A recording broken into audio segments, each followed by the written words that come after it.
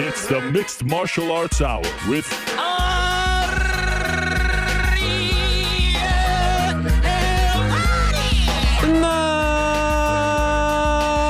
Mixed Martial Arts Hour is back in your life on this Monday, September 19th, 2022. Hello again, everyone. I sure hope you're doing well. It's a beautiful day outside. It's a magnificent. It's the final Monday in the summer of 2022. Technically, it sort of feels like fall, kids back to school. But technically, real life, I think September 22nd is the first day of fall. So this is our final shot at the summer of 2022. And my friends, what a show, what a lineup. These are the lineups. These are the shows that we dream of as hosts, as bookers, as people who are like, this is the kind of show that you wake up. Honestly, I've been looking forward to the show since I said goodbye on Wednesday. The kind of show that you're like, I am so lucky that I get to do this for a living. I am so lucky that I get to have this career, have this job, talk to these interesting people, because this is a special one, my friend. 3, count them 3, not 1, not 2, but 3 in-studio guests today from all different walks of life. Super interesting, colorful, fascinating, captivating individuals. I can't wait. I absolutely can't wait. We're coming off another interesting weekend in combat sports. Canelo, Triple G. In the end, by the way, I have the receipts. I went with Canelo via points, and that's what happened. That was an H-DAO, by the way. I'm not really counting them anymore, but you're welcome if you listen to me. Canelo wins. Trilogy's over. We can now move on with our lives.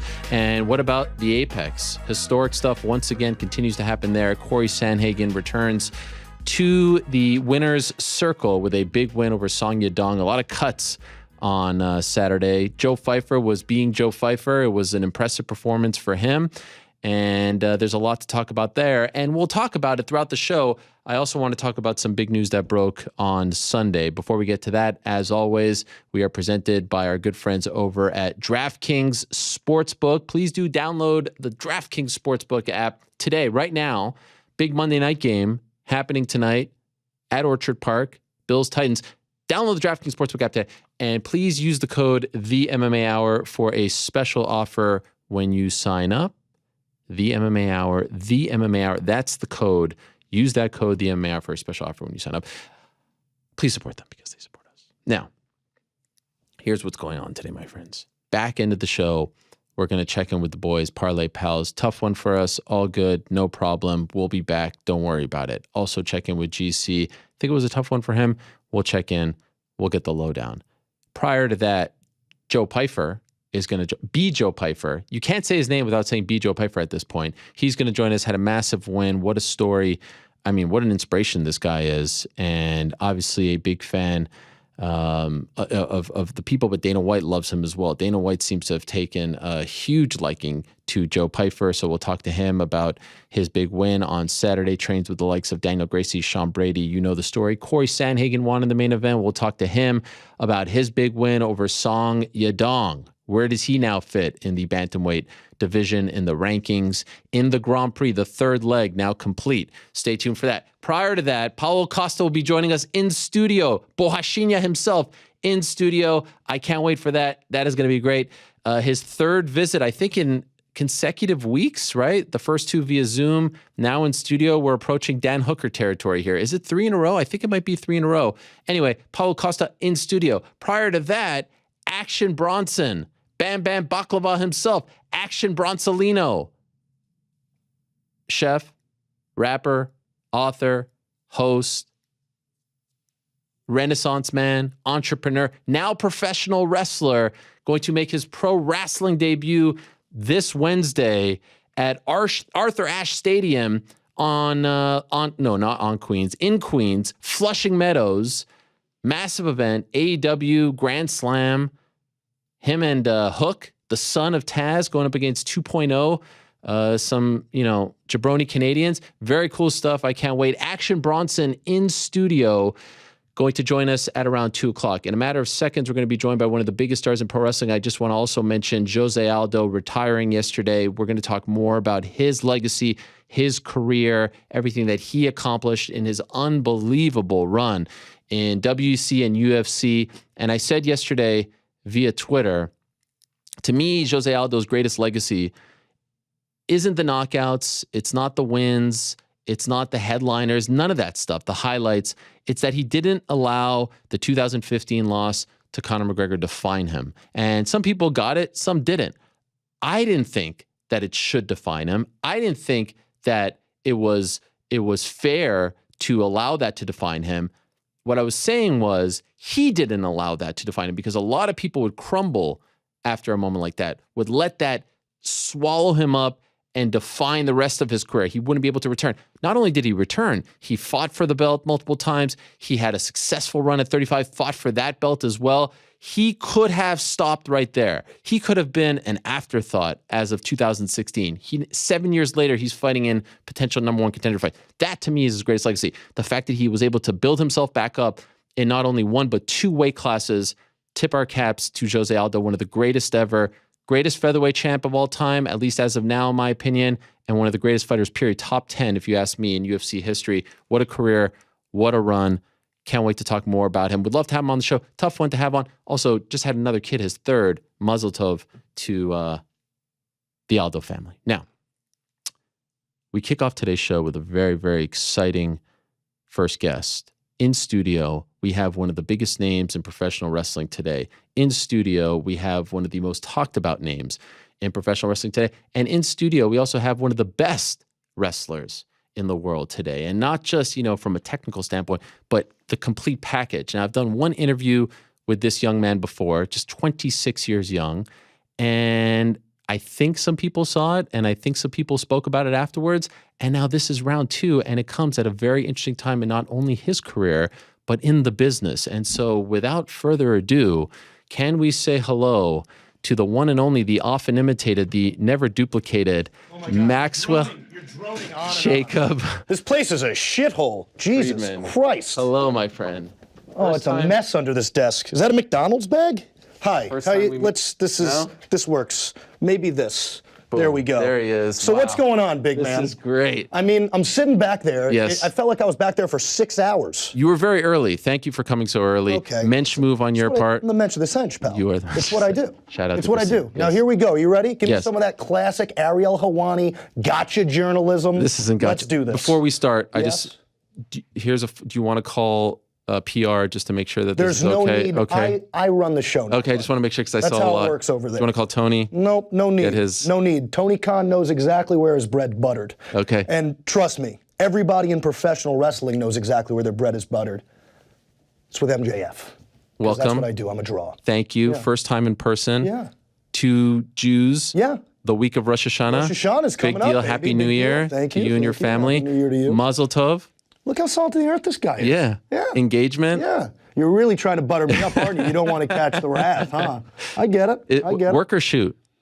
What is that supposed to mean? The engagement. Because there were some people who are like, I don't know what those two words you just used are, but yes, I got engaged to a beautiful Jewish young woman, red hair, MOT? gigantic breasts. Right. Naomi Rosenblum. She's an incredible artist. You can actually buy some of her art online on Instagram if you just type in Naomi Rosenblum art. I imagine it's going to pop up. I've seen some CM Punk drawings. Yeah, she's crazy talented. Yeah. Crazy Unbelievable. So MOT, I was wondering about that. Was that important for you? talented. MOT. What are you talking about? Member of the tribe? Remember, I see. Okay. on. I don't really. It's early? The only shortening I do is my own initials. That's it. Okay. I don't mess with other shortening of initials. Okay. I'm gonna move this gum. Yeah. Do you want to do something? Yeah, put it right there. Wow. That's a big time belt right there. You see that? Yeah, it's huge. It's massive. Speaking of belts, you know Yeah. that we're going to have a decision made between Bryan Danielson and Jon Yes. Moxley for the AEW World Title. I will be there. Will you now? First ever That is AEW. exciting. How about that? Tony didn't get me tickets. You didn't get no, me tickets. jabronis don't get free tickets, He so- doesn't reply to my text. Bronsolino got me tickets. I don't. Who? Bam Bam. Are you the rapper guy? I'm going to show up with a sign. I'm here for Bam Bam. Bam Bam. I show up for Bam Bam. I And leave. it's not Bigelow. No, it's not big. Although he does look like him. The tats on the head. I've always Yeah, I can see that. Cartwheel. I can see that. I listened to him in high school. He's a solid rapper. He's fantastic. Yeah, Jim yeah. Cornette said some really mean things about him. I'd imagine it was about his weight. No, he's like, who's this old rapper, white guy? Sure. Who cares about all that? He's definitely fat, but he's a star. He's not fat. There's been plenty. Have you seen him? Has he Solid lost as a weight? rock. Yeah. I don't watch anything on the show besides my own shit, if I'm being honest. Okay. I mean, pretty much, I'd imagine that's most people that watch AEW. You kind of just tune out after. Yeah, I saw the ratings. Well, yeah. 1.2. Yeah. Isn't it interesting how throughout the summer when I was gone, there was almost kind of a struggle. Yeah. A bit of a struggle. And then MJF's back, and all of a sudden, boom! Yeah. Funny how that works, huh? Welcome back. Oh, thank you. I actually want to go back a few months. Yep, sure. We spoke in March. We did. Was that real, all that stuff? They were mad at you because you didn't go through PR? So everything about me is real. No, but you didn't say that. See, I know you're going to tell me that. You're going to say, but people were reporting, multiple outlets reporting that you got in hot water. Now we're talking about rumor and innuendo. Yeah, so I'm coming to the source. So much like my very good personal friend Bruce Pritchard, I don't deal in rumor and innuendo. It's not my thing. Okay. I don't do it. Now, if you ask me questions about me, myself, things, I will give you flat out answers. Now, did PR get a little upset that I didn't clear it with them? Yes. Does PR now have absolutely no choice but to just salivate at the fact that MJF is leaving his house to do an interview in regards to Arthur Ashe? Yes. Okay. Because things have changed a little bit. What's changed? The ball's in my court, pal. Okay. That's what's changed. What does that mean? What does that mean? Yeah. Let's talk now. Okay. I'm one of the biggest ratings, not just in AEW, but in all professional wrestling, minute for minute. If you don't believe me, hit up Brandon Thurston. He's a great guy. He puts up a lot of great information. Yeah, postwrestling.com as well, yeah. Analytics. Shout out John Way. Yeah, I don't like the post-wrestling guys. They kind of think they're shit. But listen, so, although they love me, but everybody loves me. You know how it is. So what has changed is this. I've come back. Tony Khan had no choice but to understand and to deal with the fact that if you want MJF on your show, you got to abide by MJF rules. Okay. And it's that simple. MJF wanted to be on the Ariel Helwani show today. MJF's on the Ariel Helwani show. Did you get any resistance?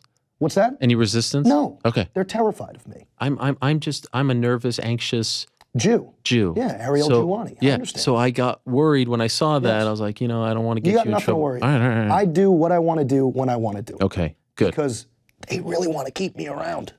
Speaking of which, sure. We spoke about your contract last time we did the interview. I believe January. No, that's not gotcha. I'm just kidding. Yeah, January I'm very 1st, open about it. 2024. Yes, sir. What did you call it? The bidding war of 2024. The bidding war of 2024. And now I just may get my hands on one of the most prestigious titles in all of professional wrestling, but also not just an incredible championship, what can be utilized as a bargaining chip. They don't want you to do the old Medusa, you show up on their network. Listen, man, what happens, happens. Here's the deal. A lot of people think that I'm leaning towards one place or the other.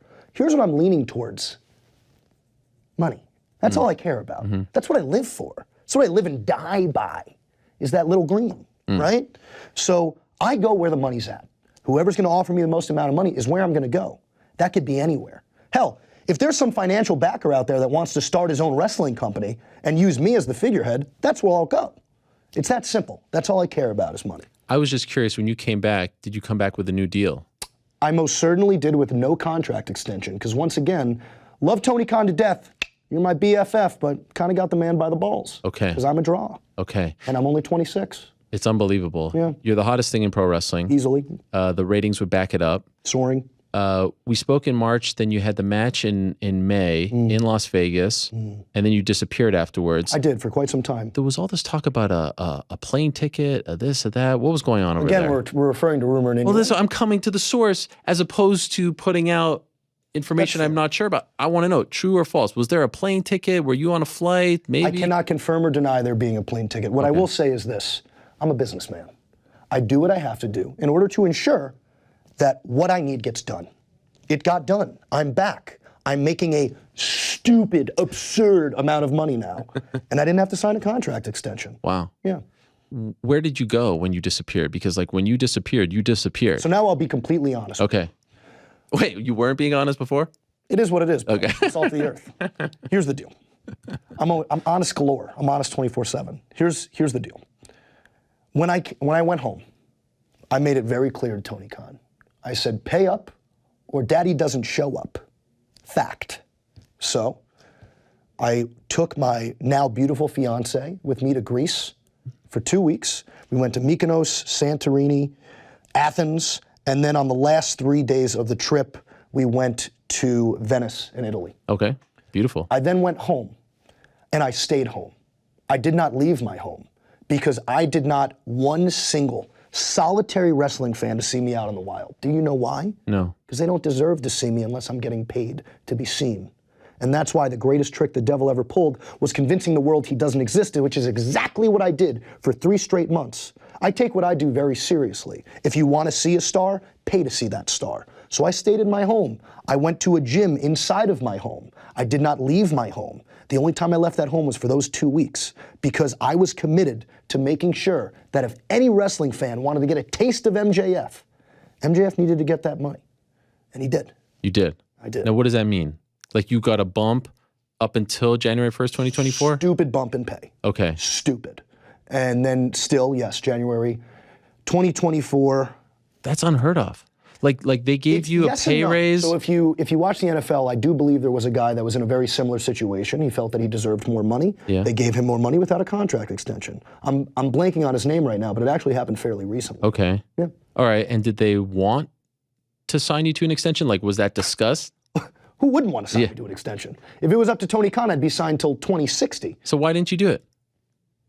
Because right now, I am the #1 contender to the AEW world title. If I win that world title, which, yeah, I will. Trust me, I will. What is more bargaining power in the world than having the most important championship in your hands? There is none. Mm-hmm. So when January 1st, 2024 rolls around, like I said, the devil goes to the highest bidder. It's that simple. Did you watch the product when you were away? I did. What'd you think of it without you? I think, and I say this with love and respect, we have a lot of great stars. We have Chris Jericho. We have Jon Moxley. We have Bryan Danielson. We have, another great guy. There's this guy, very scary, intimidating looking guy, Brody King, I believe is his name. He seems like a top tier guy. But if we're being honest with ourselves, the show felt like it had this big, fat, gigantic void. And I firmly believe that I was that void. And if you look at the numbers now since I've come back, it's very clear I was. Before, when we spoke, it was March. Cody Rhodes hadn't jumped over yet. Very true. Cody Rhodes is a good friend of mine. I respect him immensely. You respect the decision to go over? The American roller coaster did what he had to do. He's a businessman, just like MJF. Why you call him that? Why do I call him the American roller coaster? Yeah. Just a great nickname. Okay, I thought maybe because like he takes you through A lot emotions, of people call you ups and downs. Loser. I don't know. It's just people think of nicknames for people, and that's the end of it. But this guy was part of the foundation. He absolutely was. And then he left. Yes. Was it just a matter of, hey, he got a better deal, or was there more to that story? I cannot speak on Cody Rhodes' behalf, but what I will say is this. A lot of people are very into tribalism these days in the world of professional wrestling. And it's cute. I dig it. What do you mean by tribalism? It's the same as having a favorite, MMA star, or having a favorite football team or favorite baseball team. But if you look historically at our industry, I'll give you a prime example. Okay, let's talk. Terry Funk, massive, major star in the history of professional wrestling. Did Terry Funk only wrestle for one company in the entirety of his career? No, he was traveling. He traveled. He would go to a territory, he would pop the territory huge, and when he felt that it was time to hang his hat there, he went on to the next one. And he did that multiple times in his career. And he wrestled for pretty much every premier wrestling promotion in the world, because Terry Funk, like me, was a massive draw. So I do not blame Cody Rhodes for his decision. Cody Rhodes did what was best for Cody Rhodes. And MJF always does what's best for MJF. So kudos to him. How'd the locker room react to that? I think, honestly, not favorably in the sense like, yay, Cody's gone, but favorably in the sense that we're all professional wrestlers, and what happens when somebody leaves is it opens room for opportunity for another person to step up to the plate. And, that's wrestling. Wrestling is cyclical. It's like a wheel. And as somebody who has the highest wrestling IQ in the history of the business, I can tell you, when big names leave, big names step up. That's just how this business works. And that's a fact.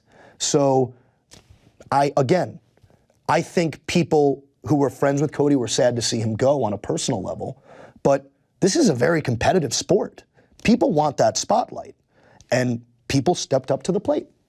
something beautiful about the fact that he almost created competition and then used that competition to as leverage. It's tremendous, isn't it? It is pretty incredible. 100%. I mean, that's a legacy right there. And you know what? You have to give Cody Rhodes full credit. He helped build the legacy of AEW, and now AEW, which is only a business. You got to think about this. We've only been around for 3 years, and we're probably the fastest growing wrestling company, like in the history of the business. Right. It's not even close, especially if you look at our pay-per-view buy rates. And if you look at the ratings even, with all the cord cutting going on, which is just a fact. Right. That's a fact of life. The fact that we're hitting the numbers that we're hitting in this day and age is pretty wild. We've been number 1 or number 2 on cable every Wednesday night for a long time. And I think that just goes to tell you again, people always step up to the plate. Now, you got your heavy hitters too. And I cannot think of anybody who's got a bigger, stronger bat than Maxwell Jacob Friedman. And that's why you're willing to pay me stupid money to swing at the plate. One last thing on Cody. What do you think of him wrestling with the pec tear? Yeah. Incredibly brave. Yeah. Incredibly brave. Would you do that? Absolutely not. No. No. Here's what would happen. I would ask for my money, right? I'd go into the ring, and then I'd lay down on my back. Right. Technically, I competed. The old Kevin Nash. There you go. 1, 2, 3. Smart guy. I believe it was in Inglewood. You cut that. I don't want to say promo because that's. I hate like that insulting. terminology. What would you call it? It was an oratory exhibition, is what I would say. You called Tony Khan a fucking mark. Well, at the time, yeah. Yeah. At the time, it felt warranted. What was the state of your relationship then, and how would you Not compare it good. to now? Now it's great. So what changed? Money. It was just money. I'm a simple man. I'm a simple man. Look, I go out there, all I do is win. I'm winning in the ring, I'm winning on the mic, I'm constantly winning. So obviously I had no problem with how I was being showcased. That wasn't the issue. The issue was money. I was looking to my left and my right and I was hearing rumblings about what guys were making when I was 2 times, 3 times the draw they were minute by minute. Again, I've seen the analytics. And I went, that doesn't work for me. I'm MJ freaking F. Right. Pay up. And it was guys in AEW, right? Like the guys who were coming over. Not just in AEW, guys in WWE, guys in Impact, guys in Ring of Honor at the time. You were making less than Impact guys. I'm not saying I was or I wasn't. Okay. I'm just saying that I saw what a lot of top guys were making all across the board, except I don't pay attention to New Japan. It's a garbage promotion. Right. But I saw what it was. Dog shit. And the fact that people still talk about it like it's a thing is hilarious to me. Whatever. But Okada #2, right? Is that what it was for PWI 500? Yeah. I don't think I've heard that guy's name since like 2014? Who gives a shit? But anyway, I digress. You know who I like though? The Khan guy, Killer Khan, I think his name is. Okay. Yeah, he seems chill. But outside of that, not a fan of anybody. You're 16. What's that? Weren't you 16th? 16? Yeah. What are you talking about? On the PWI 500. Oh, I didn't even look for my own name. I'm being completely honest. The second I didn't see me in top... You tweeted about them. Second I didn't see me in top 5, I went, But okay. you said good job, guys. They did do a good job. Yeah. Here's the deal. They did a good job. I saw the uproar. I thought they did a good job. The only thing I didn't agree with was my rating, but I also understand why I was where I was. I did not compete as much as some other people did because I work smarter, not harder, than a majority of professional wrestlers, if not every professional wrestler. Except for Sting. That guy is lazy. Don't get me started on Sting. Wrestles like once a year. The only thing I didn't agree on was some of like the New Japan guys being right. Roman Reigns, #1? Yeah. You're okay with that? Yeah, he's a stud. He is a stud? Yeah, he's a total stud. Yeah. Some might say, We the ones, baby. Yeah, He's okay. a stud. You're a fan? Who's not a fan? You watch? Yes. Again, with this tribalism thing. Well, just because wrestlers are in a different company doesn't mean that they can't watch another product. No, but there's, I talk to a lot of MMA fighters like, I don't watch anything. I don't, like when I'm home. That's silly. If you're not watching, then you're not a student of the game and you should be ashamed of yourself. I watch everything. I watch stuff that's going on right now. I watch stuff from all the way back in the past. I watch World Class. I watch Mid-South. I watch AWA. How the hell are you going to be the best version of yourself if you don't study your craft? Fair. So whoever's made eye contact with you and has proclaimed, I don't watch it, if they're telling the truth, they're an idiot. And if they're lying, they're an idiot because they're just trying to look cool and they don't look cool to me. They look very stupid for not studying. And that's my opinion on that. What's the best era, best promotion? Like, when was wrestling its best? Like, if you could tell someone who wants to get it, like, yo, you got to right watch. now, and I'll tell you why. Come on. Can I tell you why? I was looking for like 87 world class. I can't lie. I'll tell you why right now. Right now. Okay. Because MJF's on TV, and that's a fact. I am the greatest thing that's ever happened in the history of this business. By the way, we have a heart out. I know. Just letting you know. I know. And also, I'm waiting for the Venmo for this interview. So if you can get him on that. Okay, But speaking of that, yeah. a lot of people were, okay, all right, here he is, MJF. Yeah. You haven't done a lot of media since you've come back, true or false? This is literally the first interview I've First done one. since I've come Jeez back. Louise. I hope you feel honored. I am And honored. also, that's why I asked for a steep amount of money to do this. And I'm waiting for your Tony's producer to nut sending up. it to me and then. Understood. All right, Labor Day weekend, Chicago. Yes. Or outside of Chicago. They say Chicago is like really. You return, right? Yes, I did. Big deal. Yeah, massive.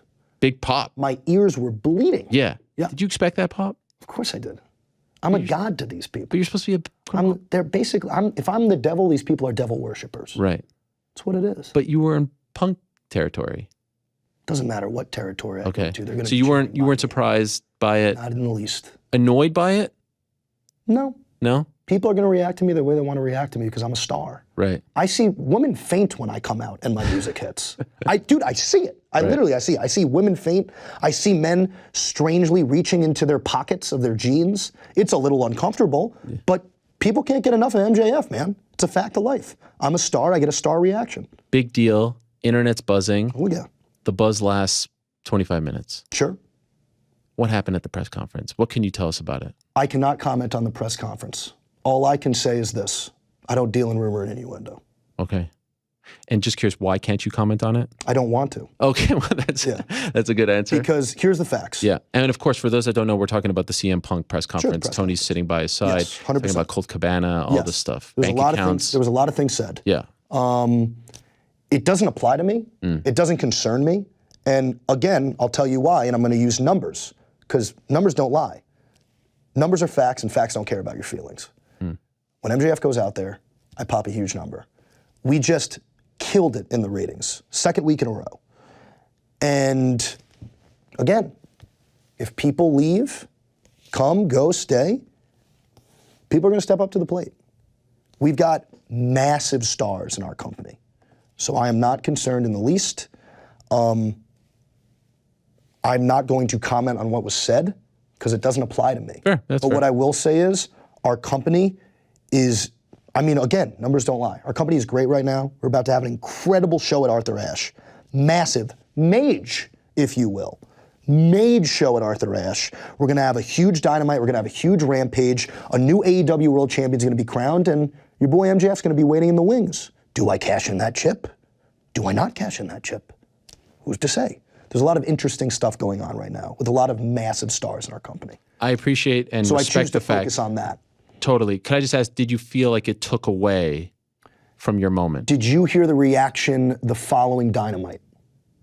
Did it sound like it took anything away from MJF? No, but that's what people were afraid of, right? Or worried on your behalf. Moronic marks, mouth-breathing moronic marks. They go on Twitter, I don't see how this is gonna work. This is absolutely ridiculous. Send, right? And then I go out there and you eat your words and there's never an apology tweet. There's never, I was wrong, MJF is right. MJF just got one of the loudest pops. I can't even hear myself think. No one's gonna tweet that. They're just gonna tweet what they think and what they deem is right and accurate. People used to think I was a bad wrestler. And once I proved I wasn't after like literally 2 to 3 matches, because I don't wrestle consistently. Right. I wrestle only when it's necessary, because much like Andre the Giant, I am an attraction. I don't wrestle often because I don't have to. But no one tweeted out, boy, was I wrong. People just left it at that. And then out of nowhere, people were just like, man, MJF can really back it up in the ring. Yeah. Right? Yeah. It's, again, my job is not to prove people right or wrong. My job is to just be me. Because when I step through that curtain, no one's comparing. There is no comparison. There can't be. So can I ask you about something that I said on this show after all that? I said that one of my concerns as a viewer, whatever you want to call me, it feels, outside looking in, and that's why I'd love to ask you your opinion on this, that the inmates, at least up until that point, were running the asylum. I don't know if I agree with that. Okay, why? So Because I you honestly, know what the thought is, right? Oh, you got these guys who are wrestlers but also VPs. It can't, there needs to be some can they separate. coexist? Is there separation between church and state? Yes, exactly. Ego, all that Sure. stuff. I think that goes out the wayside because what there is at AEW, and to be honest, I'm not a part of the team, but I watch from the sidelines. Right, I give them the little rah-rah, because what I care about is me at the end of the day. But when I watch the locker room and I watch the boys and I see how they react to certain situations, it's a team atmosphere. Everybody wants these 3 letters to be successful. The only 3 letters I care about are MJF. But everybody in AEW cares about AEW letters. And I think it's palpable when you watch our show. I think you can feel it. You can feel that when people go out there, they're giving it 110%. Because they want to not just raise themselves up, but raise this brand new baby. Because we're a baby. It's a 3-year-old company. They want to raise this baby up, like in the freaking Lion King on top of the rock. And you feel that. It's palpable. So, no. I read stuff online, I chuckle. It's ridiculous. Everybody wants this place to be successful. MJF wants MJF to be successful, but the locker room wants AEW to be successful. It's a team atmosphere. I thought there was beautiful symbolism in the fact that the first segment after all of that, it's you and John Moxley. Of course, it's me and John Moxley, the 2 biggest stars in the company. And, guys who were there from the beginning. Sure, day one. I was there before respected. day one. I was at All In. Right. I was the first match at All In. Wow. So I'm an AEW, I'm as original as it gets. I thought that was very telling that it was you 2 guys, and I thought you did a fantastic job, like both of you together. When don't I do it? It was, sometimes. And again, when my music hit, Right. the concern went out the window. And when the microphone went up to my lips, the concern went out the window. We're going to keep on chugging along. I did have one issue with what you did out there. Oh, here we go. As you can see, Yes? Buffalo Bills were proud supporters. Big Monday night game tonight. You're a great guy, Ariel. Yeah. How many Super Bowls have the Bills won? We'll talk in February. Okay. What are you, a Jets fan? We'll see. You look like a Jets fan. I'm not a Jets fan. No? I'm a Giants fan. Come on. I am. A Jew, Long Island, that's a Jet fan. Giants. Really? That was the team I was raised on by Stephen Friedman, my father. So. Most Jews that I know from Long Island are Jet fans. Jets and Mets. Jets and Mets, is the normal combo. Yeah, you? I am Giant Yankees? Giants, Mets. Weird. That now I don't even believe it. If you would have gone Giants and Yankees, I would have believed it.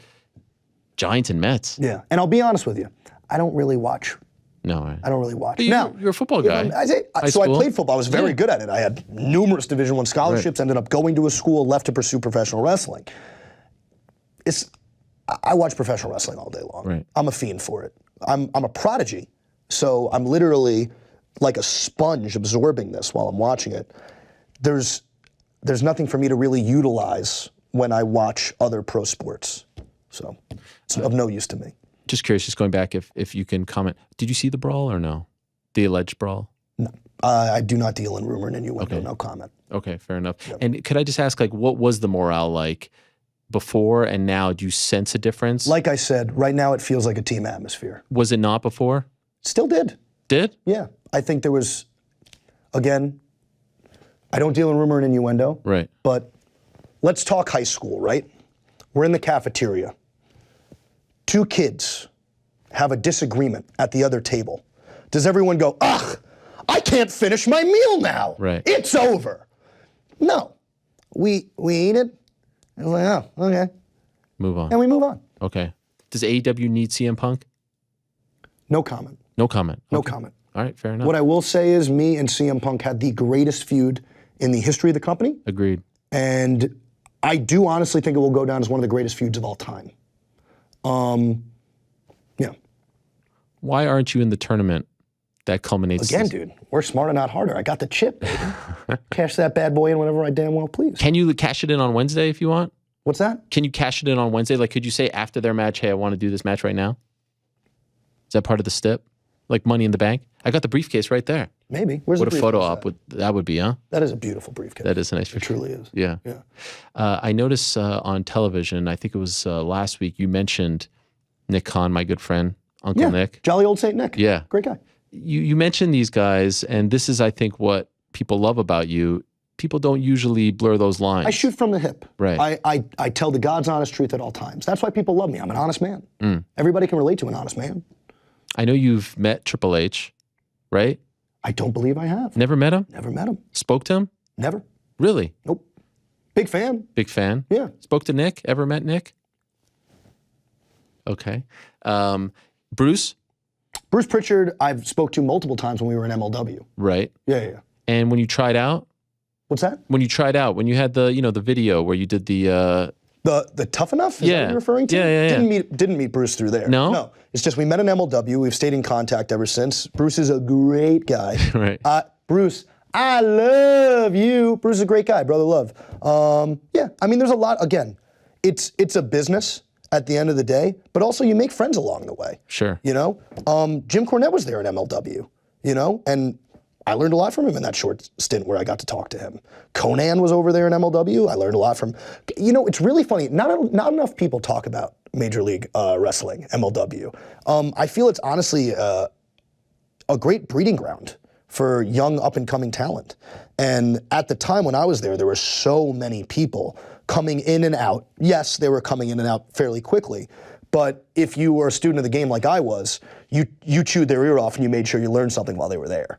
So, yeah. Speaking of being a student of the game, Vince McMahon retires. Yes. Your reaction? That's a tough one. So he's left a gigantic legacy in the history of the business. And there's a lot of stuff that came out. Yeah. We don't know what's real. We don't know what's fake. I think it's still all under investigation. Rumor, innuendo. But all I can say is, yeah, I grew up watching the guy. I thought he was tremendously talented.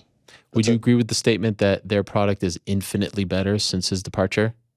I think that's kind of wild statement. Come on. I think that's a kind of wild statement. Infinitely better. I think it's better, and it's really good. And I think our product is also but that statement has nothing to do with your product. That's I'm just fair. saying it's become a lot more interesting. But I think to say that kind of spits on the legacy of what VKM created for. He was throwing 70 at this age as a 70-year-old. I'm just saying to say infinitely better. From what time period are we referring to? Literally like month to month. Oh, okay, sure. I thought you meant like they're already have done more. No. Than in I just mean like the last 6 months leading up to this point. It was getting stale. It was getting repetitive. I think it's great. 100%. See, I got confused. I was like, you're saying it's no. You can't compare 2 months to 40 years. I was like, that's a wild statement. No. Yeah, I just feel like now it feels fresh, right? Sure. And I think this is better for everyone, right? I've always believed the same way. You know, I get in trouble about. You know, when I talk about this in MMA, competition breeds success. It's better for everyone. So I wish that there were 3 or 4 AEWs out there, right? It would be better for you guys. More, you know, leverage, competition, pay, all that stuff. Same with MMA. You don't want a monopoly in any industry, unless you're in charge of the monopoly. You know, Right. I'm in charge of the MJF monopoly. There's nobody like me. But you don't want a monopoly in professional wrestling. You want a place so I can do what I'm doing, which is allow myself to get the best possible deal. If you love professional wrestling, then you want All Elite Wrestling to succeed. Sure. You do. Yeah. Because if AEW is not succeeding, then there's only one show in town. And if there's only one show in town, then the talents that you care about most aren't going to be treated properly. And they're not going to be able to get the most amount of money and the most amount of proper treatment that they could possibly get. As opposed to being able to say, hey, if you don't treat me well, I can go over here. Wait. Now you get what you deserve. Sure. That's how it works. How's Tony doing? Tony's good, man. He's good? Tony's good. I was concerned. Again, it's silly to me, the concern. Well, can I tell you why? Go right ahead. Could we shoot? Brother, shoot with me 24/7. He's like, you know, I got more money than Crockett. Sure. It's hard to get behind the underdog when you're talking about how much money you have. Now, we're still the underdog, but what you have to understand is he felt personally attacked at that point, and you can't blame him. WWE, once they find out that we're doing a pay-per-view at this time period, all of a sudden, magically, there's 2 pay-per-views. Saturday, and then there was the Sunday. Sandwich. Right? And again, totally understandable, dude. Like, if I was on the other side of the fence. UFC does the same. Dude, I would be doing 5 pay-per-views on the same day. But I'm a scumbag. Right. So why do you take it so personally? So again, his back was against a wall. Right. And he still hit a freaking home run. Right. But his back was against the wall. So yeah, dude, I've been in situations like that where I felt like I was either being belittled or talked down to. Maybe not talked down to. No, literally nobody can talk down to me. I'll slaughter someone verbally with my tongue and my tongue alone. But, you know, he felt pressured. And I think that was a result, what you're talking about, of that pressure. Now, no one should be worried about AEW. We're 1 and 2 in cable every single Wednesday night. I know for a fact Warner Brothers Discovery is over the moon that MJF is back. So you've heard from the execs? I've heard a thing or two. And so if you're an AEW fan, don't be worried about AEW. But what I'll also say is this. If you're a WWE fan and there's a part of you that's like, this AEW thing's stupid. It's stupid. Again, what you're saying then is talent doesn't matter. Because if there's only one show in town, we're all, kind of screwed. Right. Yeah. Most underrated guy in the business right now is who? Can't say yourself, obviously. Either Ethan Page or Stokely Hathaway. I think people understand Stokely Hathaway is a good linguistic expositionist. I'm not using the P word. Okay. But I don't think they understand to what degree. Stokely Hathaway has the capability, the potential, the intelligence to puppeteer a crowd at ease. And then Ethan Page is, quite frankly, that guy's just a star. He just oozes charisma. He comes through the curtain, you have no choice but to stare. I see people, they almost break their necks turning around when his music hits. I think he's going to be mage. So I would say those two names, and that's precisely why me and Stokely picked Ethan Page for the firm. The firm. Yeah. This is the new faction.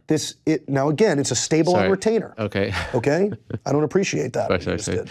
I like this. I like this now. It's different. Stable, but I also like the reemergence of stables in pro wrestling. Absolutely. And I feel that we had to watch New Japan do it for a long time, and it was a chore. Now we have an actually good wrestling company that's doing it in the proper way. Because again, let's go back to the cafeteria thing in high school. What time is it, by the way? I have to be. I'm looking at it. What are you worried about? It's honestly, 1:41. So it kind of smells in here. I'm just being honest. All right. I'm just being honest. Did you fart? No, I did. What was I talking about? Cafeteria in New Japan. We're in the cafeteria, right?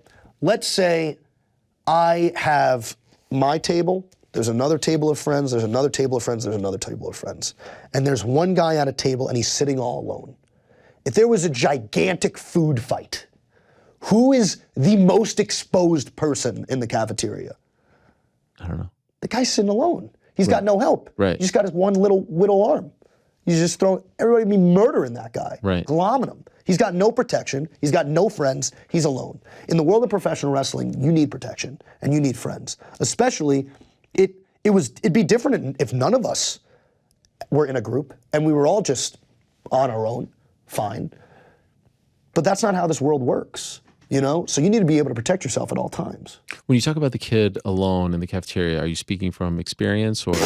Yeah, Ariel. I mean, I saw. Yeah. No. The incredibly attractive young Jewish kid who was an all-state football player, all-state in choir, theater. Dude, there wasn't one girl in school that wasn't throwing it at me, okay? It was a joke.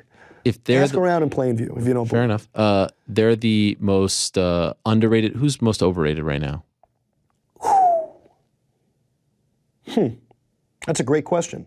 I think I'm just going to have to go... Don't give me no comment again. No. God, no. I think I'm going to say Jon Moxley. Jon Moxley's definitely a star, but he's not the guy that you think he is. I was trying to explain it on TV, but sometimes I fear because I'm so intelligent that things that I'm saying go over people's heads. Jon Moxley represents or is presenting to you a version of himself that is this big, bad, tough guy. I'll drink your blood. I'll break your bones, man. Like, it's neat, but I don't think deep down it's him. I think he's still that scared, poor little boy from the slums of Cincinnati, and he's putting on an act. When MJF steps through the curtain, I'm not portraying anybody. I'm me 24/7. And if you don't believe me, you can ask him. He's seen me out and about when there's not a camera rolling. He knows the deal. I'm always MJF, and that's a fact. So in that sense, I think he's overrated. I think people are kind of buying wolf tickets when it comes to Jon Moxley a little bit. Great professional wrestler, great on the microphone, but I don't think he's who he's proclaiming to be. Fair. And that's my issue with him. What's up with you and Sheamus? Sheamus, you took a shot at the devil, and the last thing you do is that, because I'll throw a pitchfork right at your throat. You retweeted, quote tweeted, but I didn't. His tweet was deleted. So what? I would delete my tweet too if I got ratioed. Could you tell me? Hard. Could you tell me what he said? So what happened wrote? is one of my closest friends, Baron Corbin. Yeah, do you know Baron? Of course. Great guy. Happy. Great guy. So Barron made some sort of tweet. I don't recall what he said. And then Sheamus said, "Oh, you're not a real heel, hate that word, unless you wear a scarf." So I am probably the last person you want to get into a verbal joust with, like in the world. He made a mistake. I corrected his error. He corrected his by deleting all of his responses, and we're fine now. Okay. Everything's fine. Everything's good. He realized that, just don't come for the kill. I saw that he put a gif of Jericho with the scarf. Yes, so after he got completely devoured, he tried to make it seem like he was referring to a guy that was doing a scarf gimmick back in 2016. Right. And then when I called him out on that, he posted, I believe, Elias. So I found it funny. I don't think he realized it. He defeated his own argument that he was referring to Jericho by then posting another person with a scarf. So, yeah, great guy. Deleted the tweet. I'll take that as an apology. I love what he's doing right now. He's had a gigantic resurgence. He's having a banger after banger after banger. Good guy. Ever met him? Never met him. Never met him. Never met him. Great guy, never met him. Great guy, never met him. Okay. Great guy. Okay, fair enough.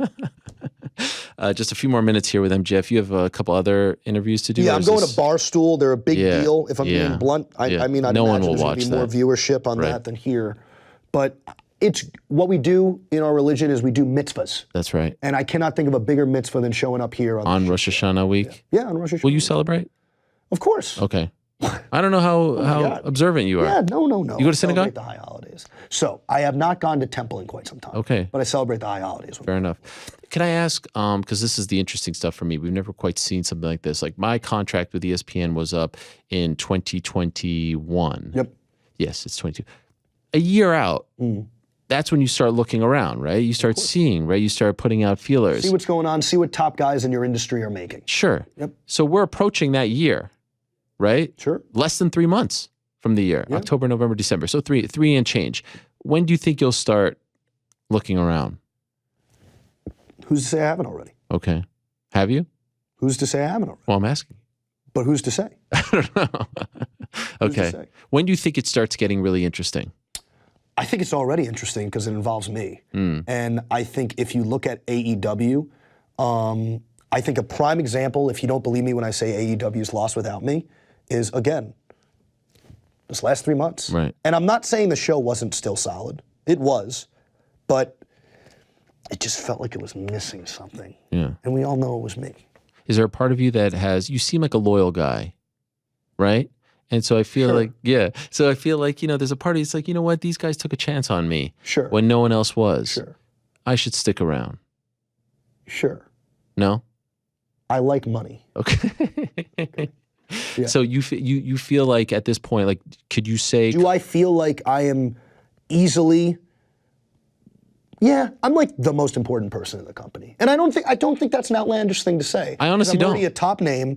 I'm 26, so not only am I a star present day, I could potentially be a star for you for decades. Right. They can't afford to lose you, is my opinion. After losing Cody, I think, and obviously everything that happened recently would be What I will say a is distant this. memory. What I will say is this: if I stay, you will know that I think the word I would use is grotesque. I was paid a grotesque amount of money because what's going to happen is there's going to be an ugly battle. And again, it could be any company. I will literally go to any company except New Japan. I'll go to any company if they're willing to pay up the most dough. Fact. Do you have a number in mind? You don't have to share the number, but you have a number. Oh yeah. Oh yeah. Now, by the way, I'm already, right now, present day, making an absurd amount of money to the point where I could retire probably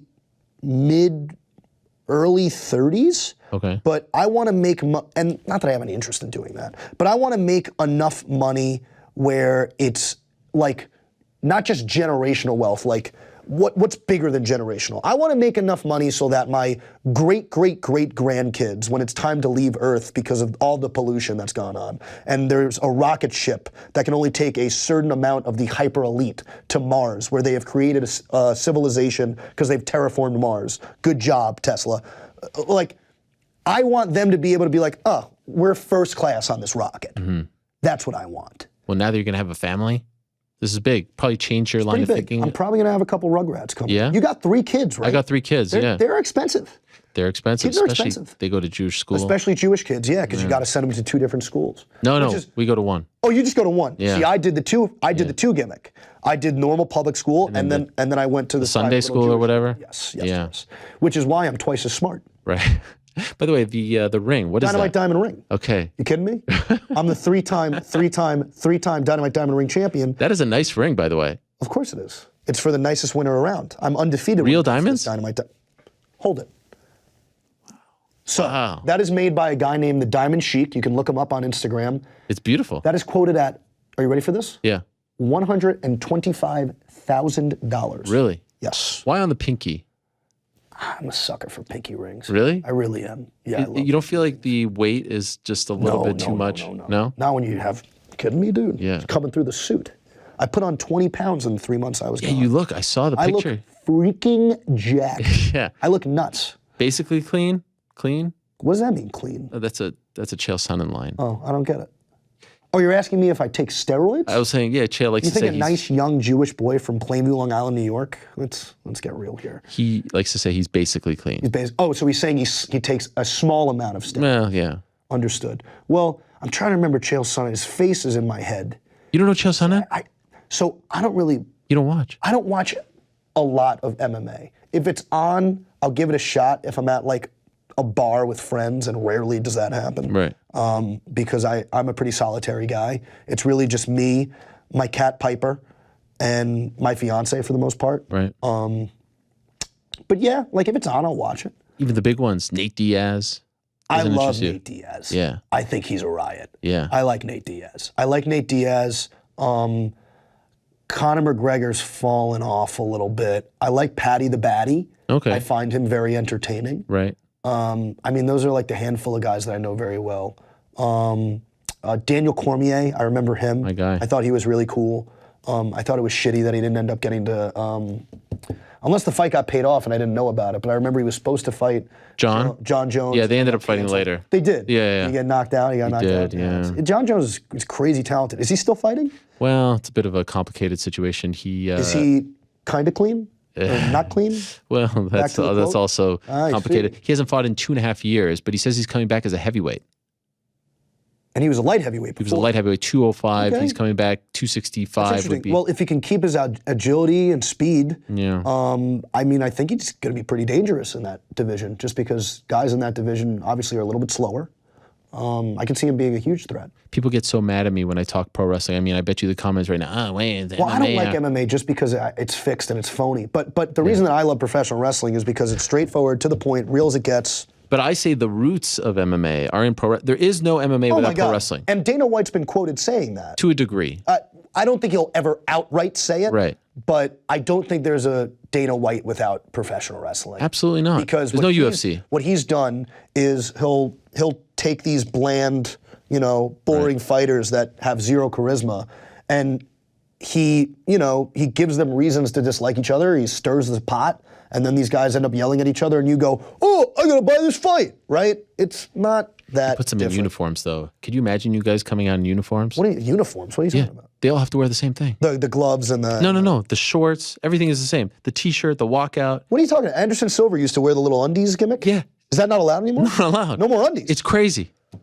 Could you imagine that? I think that's just, if you're an MMA fan and you're watching this right now, that is another huge reason why you should be tuning in this week on Wednesday. Thank you. On TBS, 8 p.m.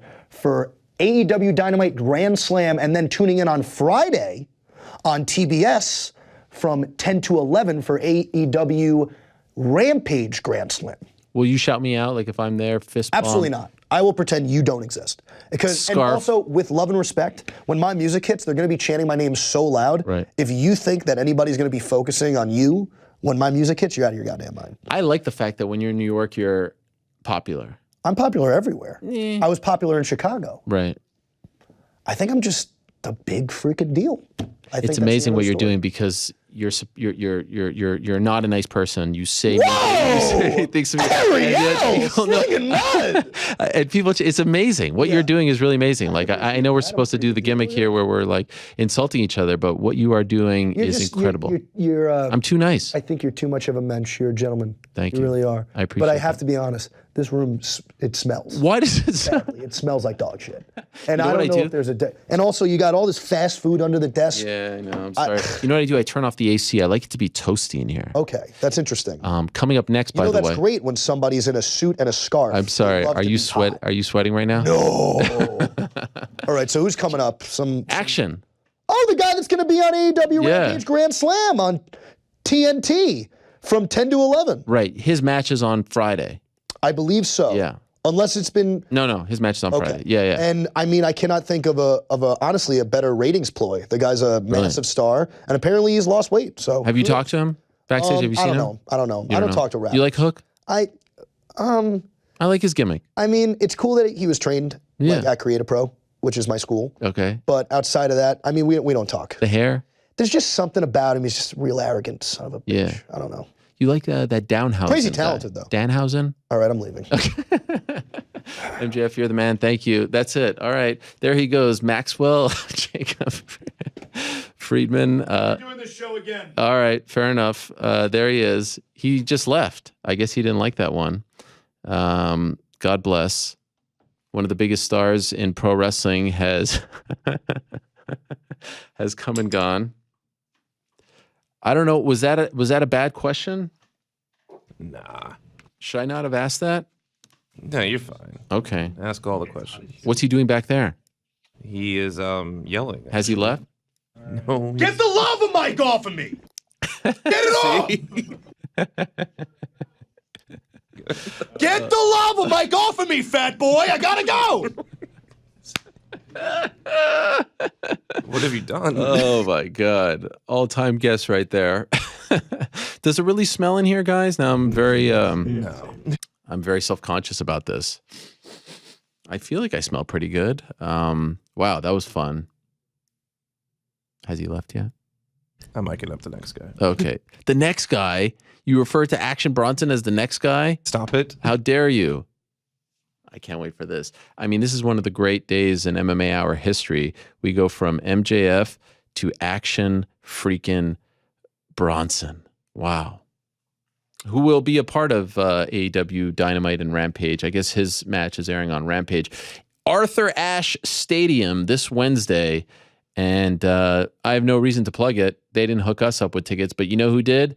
Action freaking Bronson, true mensch, true salt of the earth, fellow Jew as well. A lot of Jewish action on today's program. Gotta love it. That was a lot of fun. Did you guys enjoy that? Connor, did you enjoy that?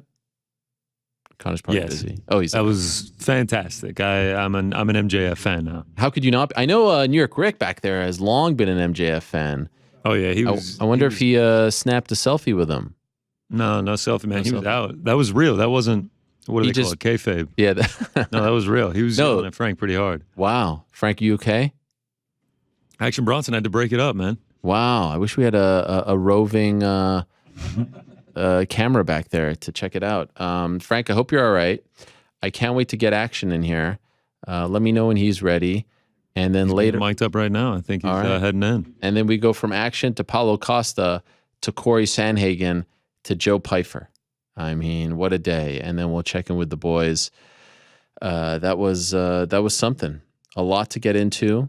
Back into the show, Cory Sandhagen with the big win on Saturday, the massive win over Song Yadong, third leg of the Bantamweight Grand Prix. And in the first leg of the Bantamweight Grand Prix, that was back in San Diego, we had Marlon Chito Vera with the big win over Dominic Cruz. And our boy Action Bronson was in attendance. He flew in for the day just to support Marlon Vera. How about that? I got some schmutz on my lips here. Is he here? Yep.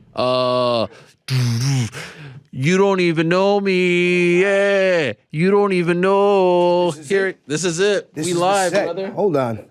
Let me put my fucking stiletto down. Can we get a hug? Are you kidding me? Oh my God, look at this guy.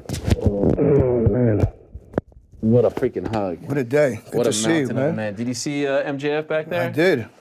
What a character. Looking good. Huh? He's looking good. Yeah. He's looking like he needs to be. You know? God, look at Shredded. this.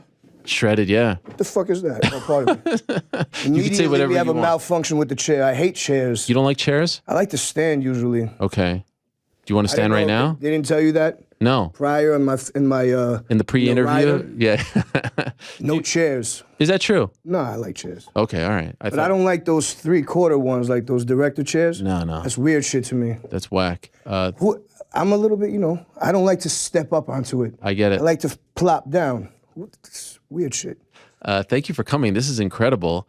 I know you're. This is phenomenal for me. I love this. This is a home set. This is like watching The Simpsons and then being on The Simpsons. I appreciate it. You don't get this at ESPN. No, you don't. Well, I'm not going to talk shit. Okay, sorry. I was hoping that you would. Whatever you want. It's okay. You can take it there. My favorite is when you're working out and I just hear us in the background. No tag, no nothing. There's no need. It's just there. It's a part of life. That's a good thing about this show. 4 hours. Some people say too long. You could just let it play. Yeah, for me, it's beautiful. I remember when I started DC and Helwani, you were like, this is great, but I need the 4 hours back. needed the You were long- one of the people that really made me realize, you know what? Maybe I had something here.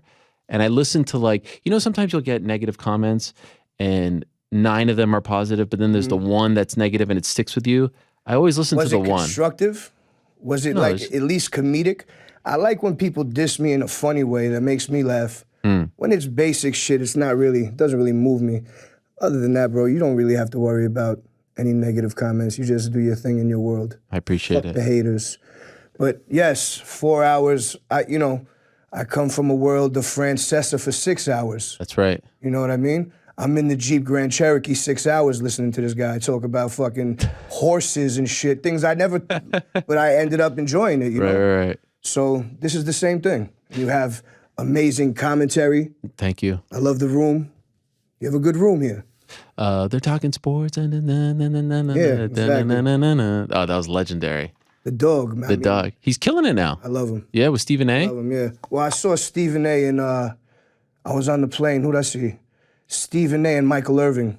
You saw them together on the plane? No, they weren't on the plane. Oh, you were I watching. would have fucking shit my Oh, pants. yeah. You would have been excited about I did that? see Michael Irving at the Garden at a Knicks game, and he was wearing a glittery sweater, but it was a grenade. Wow. There was a glitter grenade. So I was like, yo, this guy's too next level. He was wearing all white. I have to ask, you were on the plane yesterday, and then I saw on your Instagram, you were in Chicago yesterday, Yep. and I was like, shit, did he get confused with the days? Is he Never. going to... So you were performing yesterday. Was it at night? Yeah, it was around 6:30 in the evening in Chicago time. And then when did you fly back? Today, I just landed. Come on. Yeah, I got my little workout in, got the blood pumping, and then I came here. What time did you land? 11:30. Damn. Yeah, And you got the workout in. did. Golly. I did a quick 1,000 reps of mace work. What is that? Swinging the mace. Oh, is that the Bulgarian bag? Well, no, it's a thing. It's a long metal contraption with a weight at the end. Okay. It's like a pendulum thing Okay. And where'd you do this? at the studio. At the studio. you've been. Oh yeah, now it's been converted to like, It's an art studio. It's a musical studio. I do voiceover work. for who? Whoever. Okay. Whatever's necessary. Business is good? It's booming. It's booming? Feeling good. Yeah. I feel like you're indie action now. You could do a little of this. You're not tied down by one, particular network or platform. Just true. doing whatever you want to do. I'm just living my life. I'm doing this for so many people besides myself. Like who? It's my grandfather. Why grandfather? Came from fucking God knows where. Came through Ellis Island to give me whoever I am now. He introduced me to wrestling. He introduced me to boxing, baseball cards. I remember laying on his floor in Florida with the Andre Dawson card, Yeah. He would have the guy come through and bring me baseball cards to go and buy. Oh, wow. It was a good time, man. Is he alive? No, I'm God rest his soul. I'm sorry. Israel Factor. He lived a great life. He had a fucking tremendous head of hair when he died.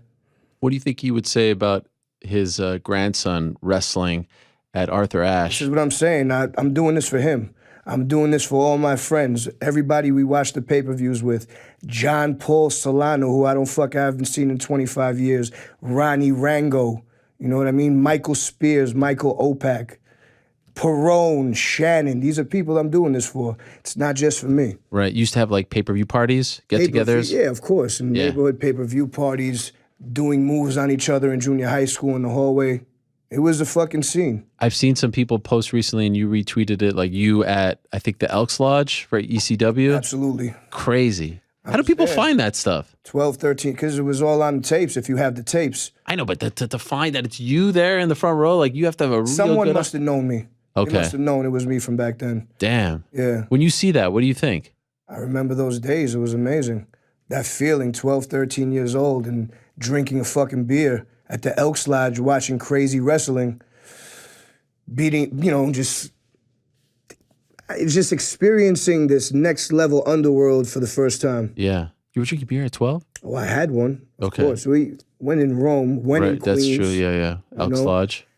All kinds of shit was going down there. Who were you there with? With John Paul Oh, okay. Solano. My mother would drive us. De Blasi Ford, you go get the tickets, or at the fucking comic book store on Bell Boulevard. These motherfuckers weren't there, man. And when you were watching that back then, or at any point, did you ever say, this is something I want to do? I always practiced. I never thought that it'd be obtainable. You know, you don't think that type of thing is obtainable. But you practice and you do moves on each other in the rooms and shit like that and in school. So it always lived through us, just not professionally. And I was a fan. I just enjoyed. Okay. Never thought that it would ever happen. So how did this come about? You're with AEW, at least for now. You're training with Taz, the legendary Taz, FTW, his son Hook. Incredible. He's walking out to your song. Last time we spoke in April, we were just talking about, he's cool. I just kind of dabble. Yep. But how did this whole thing come about? Man, they had the idea first for me to walk him down the ring. And then, I started training a little bit, and they saw my athleticism and my prowess. Where'd you train? In Long Island. Okay. At the same place MJF did. I don't know if it's known or not, but it's called Creator Pro. I like to give them a plug because they showed a lot of love. Okay. It's a great So space. it's like a school. It is a school. It's more, it's like it's a dojo. Got it. Who runs it? Pat Buck. Okay. And Taz got everything hooked up through there and just started fucking around, teaching me shit. When was that? I'd say 9, 10 weeks ago. Okay, not that long. Not that long. So we just started, things started moving from there. And was that the first time you were ever in a ring? Yeah. Taking bumps? Yeah. What is that like? Because I've heard from people, we've seen MMA fighters go over. Yeah. King Mo did it, Tito did it, and they're like, shit, this is a lot harder than I thought it was going to be. Yeah, taking a bump is not, I just fucking practice offense. Fuck that. Okay. My But I see you character going doesn't on your fall. back. I don't fall. You don't fall. Okay, fine. Fair enough. I have in the contract. Oh, I don't fall. good. Fuck that. Yeah. Any cartwheels? Nah, no cartwheels. But taking bumps is serious. It's not an easy thing. I've worked out and I've trained in different styles of training before, and this is definitely one of the toughest. I've heard running the ropes can really hurt if you don't do it the right way. I love it. You like it? Yeah, it's intense. It makes me feel good. Yeah. Makes me feel good. It makes me feel strong. But you have to hit them right. There's no doubt about it. You have to be taught these things. There's right ways and there's wrong ways. Old Action 2 years ago, could he do this? Did you have the underneath that weight? Did you have the athleticism? Not to the point where I'm at now. No fucking. I don't think I would have been able to do a Hurricane Rana. You could do that? Yeah. Come on. I could do lots of things that I'm not going to pull out of the bag. Okay. Just know that there's an arsenal of over 1,000 moves. Okay. You and Dean Malenko. Straight up. I have more than him. Fair. I believe it. I believe it. No, but in all seriousness, I forgot what you said. No, I was saying that, the Old Action 2 years ago, could you even dream of doing something? Because, we've seen big guys do. But in my mind, yes. But in my health, no, probably not. Probably wouldn't have worked out. Right. Right now, I go all fucking day, all night, anytime, anywhere. Cardio, no problem. Kidding me? Now, could you tell us, maybe you can, is this a one-off or are you a part of the roster? I'm not a part of the roster, but I'm a hired gun. Got it. I'm a fucking hitman right now for hire. These dudes were messing with your boy. I mean, I'm in Chicago watching this match. Just to support. Obviously. Right. I was there chilling. And he's beating the fucking shit out of this guy. And then his boy just jumps in the ring. No matter where we are, that's not how it's going down. So I couldn't control myself. No matter what, I'm gonna always come to the aid of my guy. And Hook, he's a young fucking man. You know, that man doesn't need any help whatsoever. But I just felt inclined, no matter what, it's a pack of dogs, I'm gonna fucking attack. So I attacked. They're lucky I didn't go crazier. It was impressive what you did. It's a freaking belly to belly. It was just a simple mat return. Yeah. He's lucky I didn't turn it into a fucking rolling Germans 7 in a row. Jesus Christ. He actually came after me. Did you see that? What do you say? The Canadian guy. He's like, hey, He's from Montreal. Yeah. He's like, oh, what's up? You're not representing us. You're not supporting us. I was like, action's my guy for life. That's right. Some things are deeper than that. And I told him, yeah, listen, this is nothing against Montreal, because one of my favorite people happened to be from there, Hugh. Respect. You know? 2.0, Matt Menard. Is Patrick Waugh from there? For real, yeah. That's what I'm saying. Yeah, number 2 people 30. that I like. Number 33. Matt Lennard, Yeah. fucking Daddy Magic, Yes. Angelo Parker. I love it. When you come in there Give with him the that. rub. Yeah. And so this is a tag match. This is, It's going down on Wednesday, but it's airing Friday. as far as I know, Okay. Because that's what I was no told. matter what. But you we're know gonna where be the there. fucking money fight is. For real. Kidding me? Where are we doing this? In Sheboygan? No. Freaking Arthur Ashe, 25,000 people. It's an I'm insane gonna scene. ride my bike there. Really? Who's riding their bike there from the crib? Nobody. Legit? Legitimately. Wow. That is amazing. Do you think you'll be nervous? No. No? For what? I don't know. You're in a freaking ring, 25,000 people, wrestling. Performed for 100,000. I know, but this is different. Nah, it's not. It's not. Why? It's wrestling. You've never done it before. Of course I have. What are you, serious? No, I mean like on a stage like this. Well, some might argue with that. I've fucking thrown people off stages That's in true. front of All right. thousands of people That's as well. fair. That's fair. How was the show last night? Tremendous. Yeah? It's a good festival. You know, Riot Fest, they do a good job over there. Nice. Played with like 9 Inch Nails and legendary rock groups. Wow. How many people? I mean, at my stage, I would say it was about 30,000. Damn. Yeah. Isn't it so much better now that you're leaner, performing? Like you must enjoy it so much bro. more. Honestly, I don't even know why I'm wearing sleeves right now. I know. I was Usually, surprised. I'm embarrassed, first off. Usually I have zero. The sleeve is like, it becomes a spaghetti shape. Yeah. up I here. saw. Yeah. Well, when you showed up in Chicago, you were wearing like one of those 100%. cutoffs. Yeah. But I see you working out before the show. It's a nonstop thing for me. This is now my drug. You know, like, I like drugs too. Don't get me wrong, but this is a good one. Do you find that you take less drugs now that you're fitter? No. No. I smoke so much hash. I'm not actually, I don't. I used to. What do you mean you used Trying to to? get life insurance. You are okay. Let's X that one out. Okay. This is live, by the way. Fuck it. Okay. They're not watching right now. They're not watching. No one's watching. They don't know I'm here. No. I didn't tell them. That's right. It is crazy, by the way. I actually applied recently for disability insurance. I guess someone told me I needed that. Disability? Yeah. What the fuck? You hurt your back? No, I don't know. They told me I You needed hurt your that. back at work? No. I don't know No, why. you're not gonna be able to play any sports. They're gonna have eyes on you. Yo, they were bringing up things from like 16 years ago. Yeah, bro. They're gonna find everything. Whatever you got in there, you better clean it out now. Yeah, they were asking me about. So I was like, how do you guys know this? Did you hire a private investigator? Yes, they do. They do. They have their own. That's whack. It was really weird. Bullshit. Maybe I shouldn't have done that. This is a nice belt. Thank you. He put his gum on it. Who? MJF. Wow. Yeah. That's heavy. Yeah, and I'm a germaphobe. I ain't taking that off.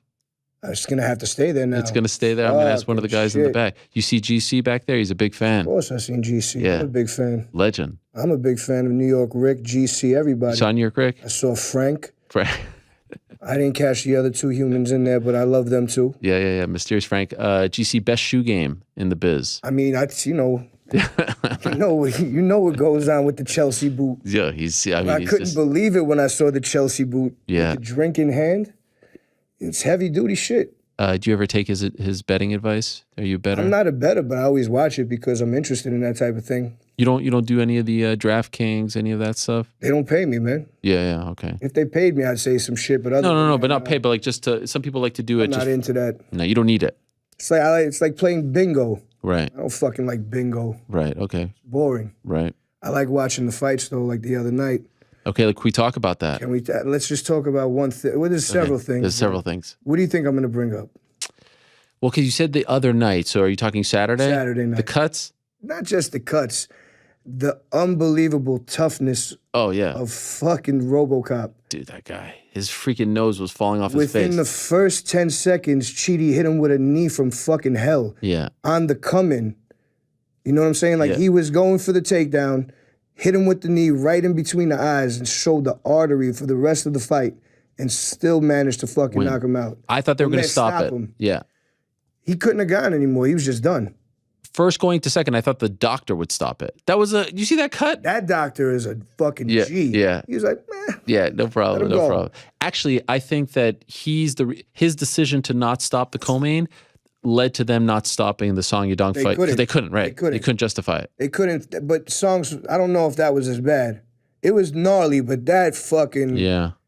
That I actually think the Song one might be Gregory worse. Hines one was nuts. Because it was going in his eye is the problem with Song. That was, so you watched these fights. Were you in Chicago performing? No. Okay, it was just one day? It was just Sunday? My question it is, was how do you Sunday. find the time to watch all this stuff? Sometimes, by the I way, got it on the phone. I got it everywhere. sometimes No you're matter- texting me about a prelim. I'm not even watching. I'm sorry. I don't mean to... No. But it's just like, it's crazy. I know you go to the events. You're there first, do. like you're there from the first fight. I love this shit. I'm Yeah. excited by it, like, I love watching the up-and-comers. I love watching it all. I'm just a big fan of it. What about Cory Sandhagen? Tremendous performance. Yeah. Tremendous. I mean, if we take away from what happened, like what everyone's saying, like he did what TJ did to him pretty much. He grinded him down on the fence, beat the shit out of him, tapped him up. Good. Cut him up. He looked really fucking good. It was the performance he needed. Yeah, it was the performance he needed, right? There's a real He had him changing of the guard. flinching everywhere. Yeah. Cutting him up. Yeah. Everything he made a big flinch for was crazy. That, I was calling it the third leg of the Bantamweight Grand Prix. Yep. First leg, you were at. I was. San Diego. Cheeto. What a scene. Left kick. What a scene, huh? Fucking explosion. I mean, first of all, they loved him there. I know he lives in Southern California, but San Diego is Dom country. If there's no, I mean, I don't know if it sounded what, but by the end of the night, it wasn't. It was Cheeto country. It was Cheeto country for sure. And you were nervous, I felt like. I saw you celebrating. You were pacing around. I'm psyched because that's my guy. Yeah. Like we chill. I've been to his house. Like, How did you guys become such close friends? I don't know, man. Just fucking, it's celestial. Right. It's like it's of the stars. We're born on the same day. For real? Yeah, we're both December 2nd. Wow. I'm just like, I don't know. Just something drew us to each other. When did you first meet? I don't know. I hit him up a while back, a couple of years ago, because me and my boy Mike Rojas were big fans. Mike is Colombian, and he's like, he loves to get behind the Latin fighters. Okay. And we've been watching Cheeto since the beginning. He's like, yo, this kid got something. I just hit him up. I saw that, that he was following me. I was like, I'll fuck with you heavy. And you flew Let's out. train. Did you train together? Yeah. Oh yeah, you rolled together, right? Yeah, not roll. He made me run. Wow. Yeah, running. He likes to run. Yeah, I seen that. 14 miles is a fucking clip. It's pretty crazy. How far can you go? I haven't tested it all the way, but the most I've done is like maybe 3.5, 4. That's not bad. No, it's not bad. How long is your mile? It's not. I wasn't going with pace. I was just trying to get there. Mm-hmm. I didn't stop. Good. Wow, you didn't stop for that I long. didn't stop. I sprint. Respect. I like sprinting better, honestly.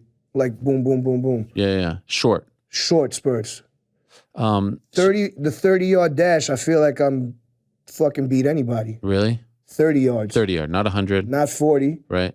30. Okay. I need a little bit. Once I get going, oof. So you flew out to San Diego just for that fight.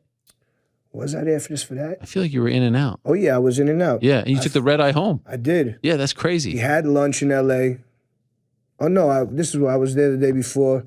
Had lunch, drove out there, got on the plane right after the fight. Crazy. Had dinner before, got on the plane. That's all you need. It's the best type of trip. If you could stomach that type of thing, Right. I'm kind of built for that. That's what I do anyway, so it's boom. It's nice and easy for me. And they let you go in the back. Locker room. This time they did. They don't usually do that. I feel like they roll out. Back for everybody. No. I don't want to, There's certain guys I feel like you would go to the back for. And Izzy. honestly, I didn't. Yeah, for sure. I mean, Volk, if they let me, whatever. But I don't need. You're that. not though. That's not what I'm looking. I'm not Right, there for that. I go. I'm just there to watch. Right. If I have to take a piss, I go to the back. I'm not going to the regular bathroom. I'm gonna go to the one over there. Yeah. But they show you mad love. Oh yeah, for sure. Yeah. Absolutely. They're always very good to me. Yeah. You ever talk to Dana? Yeah, I talked to him recently. I talked to him in San Diego, actually. Yeah, we had a couple Nice of guy. words. We exchanged some pleasantries. There's no doubt about it. Nice guy. Yeah. Salt of the earth, some might say. Some might say. Some might say no. Some might say yes. Like with me, everybody has a clean slate. I judge everybody on how we interact. I see other things, but it is what it is. You got to just... Everyone got to fucking be their own person and live. For sure. And just make their own choices, and I don't really know what else, but... So right now, would you say Cheeto is probably like your closest friend that's in the UFC, that's a fighter? I mean, I wouldn't even consider... I just consider him my friend. Yeah. Yeah, he's my friend. The reason I ask is it's hard to watch your friend fight, isn't it? I mean, yes. I watched him at the Garden, too, and he was getting held down for 2 rounds. You know what I'm saying? Until he fucking exploded one of the greatest ever's faces, So it's like... It is tough. It's hard to watch all of this shit because it's not really like I don't have a horse in the race. I'm just a fan. Right. So what do you want to see happen for him next? Do you want to see him get a title shot? Do you want to see him fight Sandhagen? Cory called him out, kinda. Yeah, kinda. Wishy-washy. I don't know if he wants Merab, man. Merab he's not a good match for Merab. No. 2 kickboxers would be good. It would be a good test for both of them, for Cheeto and for Sandhagen. That'd be a really good fight. That'd be a tremendous fight. Tremendous I'd love to see the O'Malley rematch. If O'Malley beats Jan? O'Malley deserves it just yet. If he beats Jan? If he beats, which I'm not really sure, man. You don't think it happens? I don't know. I just don't. Jan is really fucking good. He's good, but if it's a striking battle... You haven't really seen Jan getting fucking touched up. No, I know. Bad, right? I mean, he's biting off a lot. It's actually a smart idea if you ask me, because if he loses, people are like, oh, he's supposed to lose. If he wins, arguably title shot. Yeah, he has a built. Yeah, they set it up that way. It's nice and built in. He has some escape routes. If he wins, I could see them giving him a title shot. If he loses, then I would do Cheeto Sandhagen. Yeah. I think you do Cheeto Sandhagen regardless. And I think Cheeto's one away. Yeah, there's no doubt about it. Right? I don't think that there's more than one. It's just, if it's Sandhagen, then it's the next shot. You see that stuff of him back home in Ecuador? The love? It's beautiful. Crazy, right? It's beautiful. My wife has a good friend who's from Chone. Okay. Out of nowhere, she's like, oh my God, Cheeto's in town. Please tell him to come over. My mom wants to make him food. 100% Chonera. Yo, it's real shit. He's the man. He's one of the coolest human beings. Up there with you, I would say. It's a vibe. You guys. That day is a special day. It's a chill vibe day. Yeah. It was nice and sunny, a little breeze. I would love to hang out with you guys, just like... You'd have a good time. Yeah. Get you high. That'd be nice, yeah. What would you recommend? What? For me? Hash. You would recommend hash? Of course. Why? That's the only thing I'd recommend. Why? It's the best, cleanest. Is it cleaner than marijuana? Well, it's just more... It's taken more care of. You know, like when you look at the High Times magazine and you see all those little globules on the up-close piece of weed, that's all you're actually vaporizing, so you're not tasting any matter. There's no matter. Got it. It's all oil vaporized from the natural plant. Okay. It's medicinal. Yeah. I believe in that. Yeah, me too. Strongly. And how would you ingest it? Yeah. With a glass pipe. Okay. A bong? Oh, yeah, a nice handmade Japanese version of that. Wow. Yeah. Where do you get that? From a Japanese glass blower. Okay. Yeah. They have any of those in New York? Yeah. Not in New York, but in Japan. Those are the ones with the water? What do you mean? I hear like... Yeah, that, exactly. It makes a noise. Is there no water in there? No, there's water. Oh, okay, yeah. There's no microphone that does that. Yeah, I know. There's nobody in the background doing that. That's actual chug. Right. I love it. Chug. Did I ever tell you the last time I ever smoked? Mm-mm. Last time I smoked... This is a good espresso, by the way. Yeah? You have a nice machine. You want another one? No, that's too much. Okay, all right. Last time I smoked was 2003, August. I feel like you'll appreciate this. August of 2003, I'm at the Big O Olympic Stadium in Montreal. Expos are down. I believe it was 2-0 to the San Francisco Giants. I believe Sidney Ponson pitched that day, right? Old Red. Yes. And who comes up? Bottom of the ninth, bases loaded. Who comes up number 6? Brad Wilkerson. Remember him? Of course. Brad Wilkerson comes up. I turn to my friend Brandon Svark and I say, if he hits a walk-off grand slam, because my friends would always try. I was very straight, right? I was very straight-laced. Come on, smoke. So, I don't do that. My mom would get mad at me. I just couldn't do it. I said, all right, I'll smoke if he hits a walk-off grand slam. He hit the freaking walk-off grand slam, and I had to do it. I lost my mind. That's a perfect timing, though. That was beautiful. And then I said, that's it. I've not done 19 years. Well, you'll be good. But for you, yeah, we're gonna make it nice. I would think about it. By the way, that's not new, right? Yeah, it is. It is. It is. I just try to hide it. Wow. By the way, can I say something? First of all, it's fantastic. Thank you. Second of all, it looks like a kippa. It's kind of it. I was gonna put a yarmulke on and reveal it for you. Like, yeah, look it at looks this. like a yarmulke. It looks like you have. Wow. When did you get that? The other day, like 5 days ago, 6 days. Holy crap. Yeah. Yeah, I was wondering. Now, what is it? It's a spider web with a for Anderson Silva. with a butterfly entangled. Wow. What does it represent? Oh man. Please. So it's too deep to talk about. No. Why? Nah, it's just a nice design that went perfectly Is there symmetrically. a deeper A meaning? little one, but You don't want to get into it? I'll tell you off camera. Oh man, I love that shit. I love the deep stuff. All right, I'll tell you. Please. Me and my wife were in Mexico, Okay. and we were driving from Tulum down to Belize. Okay. And we were driving through the jungle, and out of nowhere, it must have been the hatching. It was in November. The hatchings of monarch butterflies that just, from the fucking jungle, from the dense jungle forest, arise and just overflow the road. And just these beautiful monarch butterflies just surround us on our trip. Wow. For like 3 miles. They all came out at that exact moment that we were driving. Holy crap. Yeah, so it was one of these phenomena that we were caught in, and that might not ever happen again. And we had no clue, so it was just, felt good. And you wanted to honor it. Well, I didn't know I wanted to honor it until 5 days ago when I saw the design. And I was like, you know what? I thought of it. I was like, yeah, okay, that's... And then I gave it a reason. Okay. So you saw this specific thing. I saw it in my mind. Wow. Yeah. You draw it? I didn't draw it, no. So my man Bert Crack did it. So you go to him and say, I want this, and he draws it out and shows it to you? Well, there's, with traditional tattoos, there's a lot of designs that have been around for many, many years. So this is a classical one that he put his own touch on. Wow. Does that hurt? Yeah. A lot? Yeah. Is that? Yeah, it fucking hurt a lot. How long does that take? It was about 45, 50 minutes. Damn. That's like right on the top of your dome. Yeah, it was fucked up. Does it matter if you have a lot of hair or not in that moment? You have to shave it. You have to shave Yeah, it. you have to shave it down. How you can't get a tattoo over hair? No, I mean like if you had like, your hair right now is shorter than mine. Yep. But I feel like he... you have to go bald? Yeah, but no, now Skin? I feel like the follicles have been exhilarated and my hair is going to grow like Fabio. Oh, sick. Fucking sick flow. Have you had sick flow recently? It's been a while. Yeah. I haven't had hair in a minute. Like I always shave it down, but yeah, it grows illustrious. Right. Like your beard? Yeah. Like you're like me. You could have hair if you wanted. It goes, but yeah. How often do you shave it? The juicy stuff. I do once a week. I let it go sometimes. I like to see myself looking silly. Yeah. You do yourself? Yeah. Okay. Yeah, me too. I used to pay $8 the Russians. Casino Boulevard. And then you stop. No more. It's like $80 now for a fucking baldy. Yeah, it's whack. I do it better myself, and I fade the side. You do it yourself, yeah. I know how to do it. So I mean, you know why I mentioned that? Because it really stands out. Thank you. It like really pops. I like it a lot. How many on your head right now? 4. Okay. Yeah. At the side, and that's why. And now I hope you don't mind. Like now you even look more like Bigelow. Yeah. Well, I mean, I was gonna get fire. You were gonna get fired? No.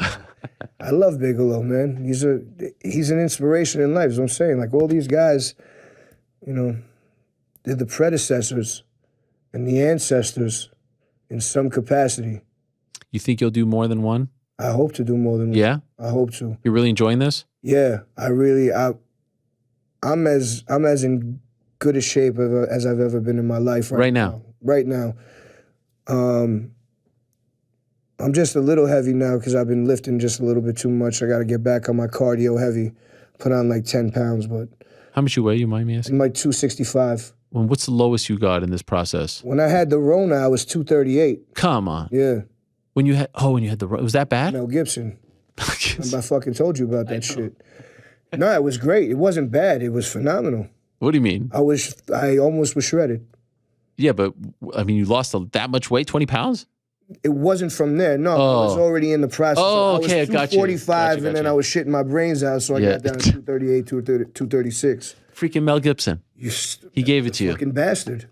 Last year's If International I see Fight him, Week. I'm going to have a word Wasn't with he him. there I wanna this year? ask him if he had it too, because I'd know. Right. If you had it, then we have fucking problems, because Cheeto got it. Cheeto got it too. We all got it. God. Everyone that was together got it.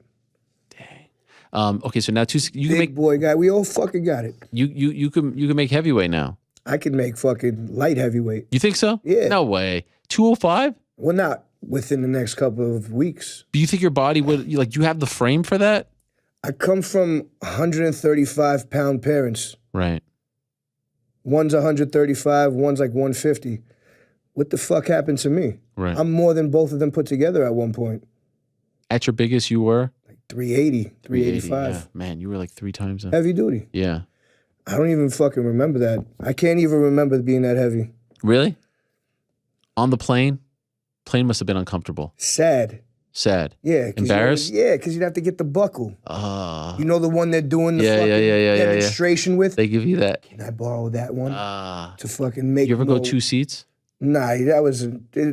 I always fly first class because... But there was a point in your life where you weren't flying first class. I guess you weren't that big at that point. Nah.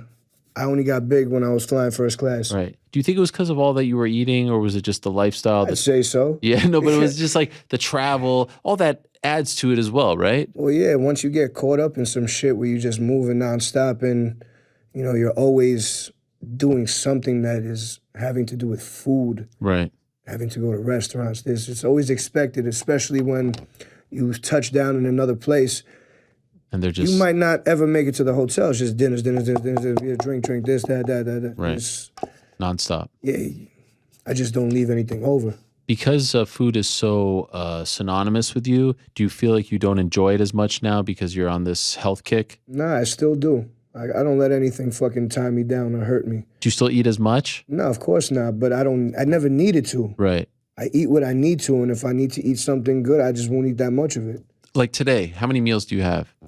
I just had an acai bowl. Oh, sick. Yeah, that was Did you make it yourself? I didn't, but I have this one place that's my go-to.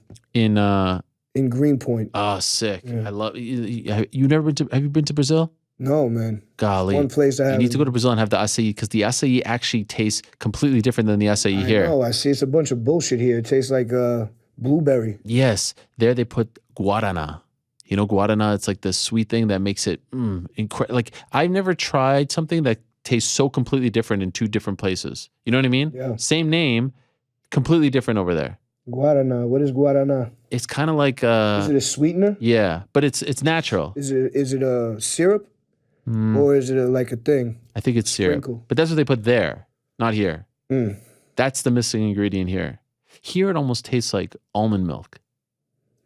I mean, you got to if you use good ingredients, like you buy really good honey, you get the good stuff, make it yourself. I think it'll be right. By the way, you like almond milk in your coffee, or oat milk? I like or whole milk. I do it all. You do it all? I don't discriminate with milks. I was talking to Sandhagen about this last week. It became a big thing. Yeah? He's a whole milk guy. Whole milk? I think that's crazy. I never liked whole milk. It tastes like fucking heavy cream, man. Right. It's nasty. And the cereal that I like doesn't go good with whole milk. Goes good with skim milk. Okay. Because you just want cold water pretty much with a little bit of like milky thing. What cereal? Crispix. Okay. Product 19. It's very old-timey. Yeah. But it's good shit. No little kid cereals.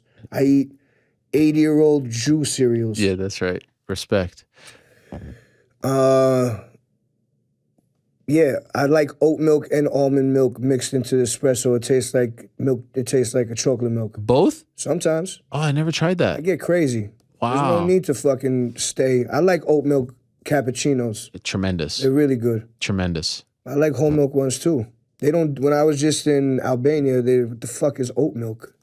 When were you in Albania? I did a show over there like 2 weeks ago. Wow, the motherland.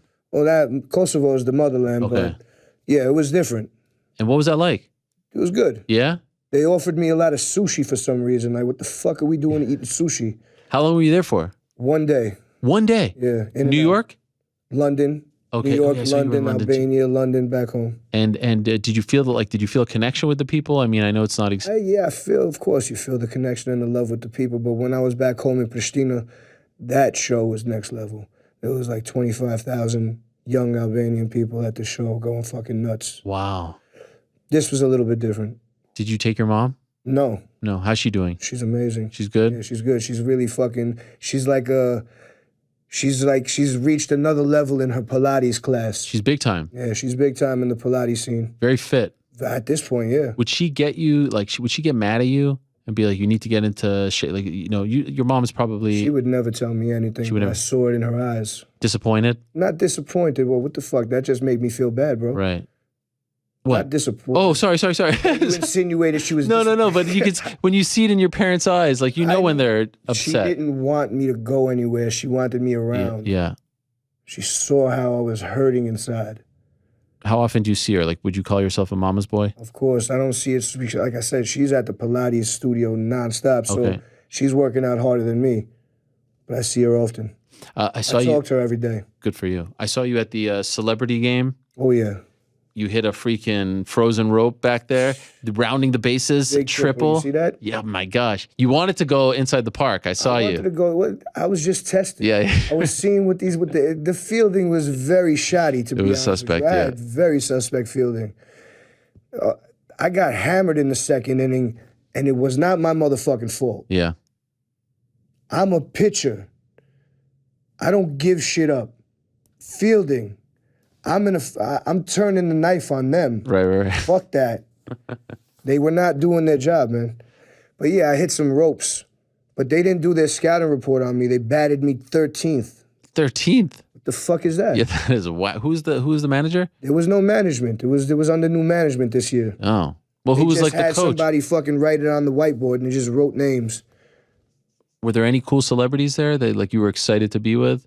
Does anyone get you excited? Yeah, Schillinger from Oz. Okay. J.K. Rawlins. Oh yeah. Fucking sick-ass dude. Bryan Cranston. Who else was there? I mean, Cece was there, of course. Your boy. CC was at the PFL when I was there. Cece's a part of it somehow. Yeah, he's like an investor. Yeah, he's a I was part of surprised you weren't there. They never invite me. That's whack. You see, I told you, they don't have me. Yeah. They don't have me, even though I love. Right. I don't need that. I'd rather watch on ESPN Plus. That's right. The best was when I came to your studio one day. You're watching on the computer that's 2 times smaller than this. Yep. Freaking PFL on a Thursday or something. Just What I do. and like it was like PFL prelims. It was like crap. Hey, listen. You love You it. never know who's going to be on those prelims. Are you going to MSG in November? Absolutely. You'll be there for Izzy. I shall. Man, Chandler Poirier. That's what I'm going for. I'm going for Chandler Poirier and Izzy Pereira. I mean, it's going to be another level. What do you think about Izzy Pereira? I think that at this point, Izzy's like, he's just, I don't know. Lost twice to him. He didn't. Oh, you're gonna be No, the Izzy no, right I'm not now. gonna get. Watch the tape. I didn't see the shit. I just saw everything else that everyone else saw, all the highlights. I'm hearing what everyone's saying, that he was winning both fights until he wasn't. But I just think in this sport, he's just too smart. He's just too good. I think in MMA right now, he got a lot of hate for the last fight. Honestly, I don't. It's not his fault. I mean, he's put on battles. He's put on wars. When it's not up to people bring him it. to bring the fight to Jared Cannonier. I'm saying Jared had to go get it. Right. And he was a little bit anxious, a little bit wishy-washy with his, it just wasn't great. And Izzy makes you do that. He's fucking scary. He'll put you to sleep. He'll fucking faint. You don't want to get kicked by him. You want to get fucking, he's scary. He's a scary individual. Did you like the walkout? Undertaker. Yeah, I like when he dances. You like when he dances? Yeah, when 'cause it's he's a lot good at more dancing. like, That's him. Yeah. All right, I respect Dancing that. is good, yeah. What about Nate Diaz? Can we talk about him? Can we talk about What a fiasco that shit was. It was phenomenal. I mean, that's what we should have gotten anyway, right? It was weird, right? That's the fight that's eluded them their entire career. Right. I'm very happy that went down. What a turn of events. Unbelievable. And he's the golden child. You must protect Nate Diaz at all costs. I know. And that's really the way it is. They were trying to kill him off. I'll say it. They were trying to give him a horrible matchup. Somehow this thing broke in his favor, as things often do for Nate Diaz. They break in his favor, rearrange the whole card. But I just don't see Nate going out like a fucking punk ever. Well, they were trying. But even against Hamzat, even if he took him down and he's not gonna fucking, I don't know, man. He's just a lot tougher than, right. You know, of course, just being ragdolled. You know, he's gonna get something off. He's gonna cut him, so something's gonna happen. It's not gonna. You think he would have beaten Hamzat? I don't know who would have won the fight, but I'm just gonna say that it wouldn't be just like, I don't know, Kevin Holland. It was just, it was crazy. It was a wrestling match, you know. Who's to say? That's a pretty fucking next level guy. Hamzat. You like him? I do like him, and you know, I love Ilir Latifi. So he trains with at the same gym. So he's been telling me forever that. How do you guys know each other? I was walking in Sweden one day in Stockholm, and Ilir pulled up on me maybe 6-7 years ago. I fight UFC Europe, and then he just flourished from there. Yeah. Just like that. Just like that. Just came up to you. Albanian shit. No, that's true. That's true. Hamzat walking up 7.5 pounds over and just laughing about it. It's crazy. That's some heel stuff right there. Wild, man. I kind of actually like it. Like if you're gonna mess up that badly, just play it up. Yeah. What are you gonna do? I mean, they changed everything for the man. Changed the whole freaking card. I mean, he kind of is fucking taking this sport by storm. There's no doubt. It's pretty nuts. What about Jake Paul versus Anderson Silva? How do we feel about this? You in? You out? It's another form of entertainment, I guess. You know, like, is that something where you're like, I need to be on my couch watching, or I need to? No. No, I'm not gonna be. I love Anderson. I just don't want to see anything happen to that man over some bullshit. You know, it's just. But at the end of the day, he's a man. This is what he wants to do. This is his legacy. Fucking, and Jake Paul is a formidable opponent in boxing realm, right? Like he's kicking everyone's fucking ass. So you don't want to see Anderson turn into a meme, is what you're saying, like a joke. You've seen him fucking get knocked out bad Woodley. Before. Like, it's tough.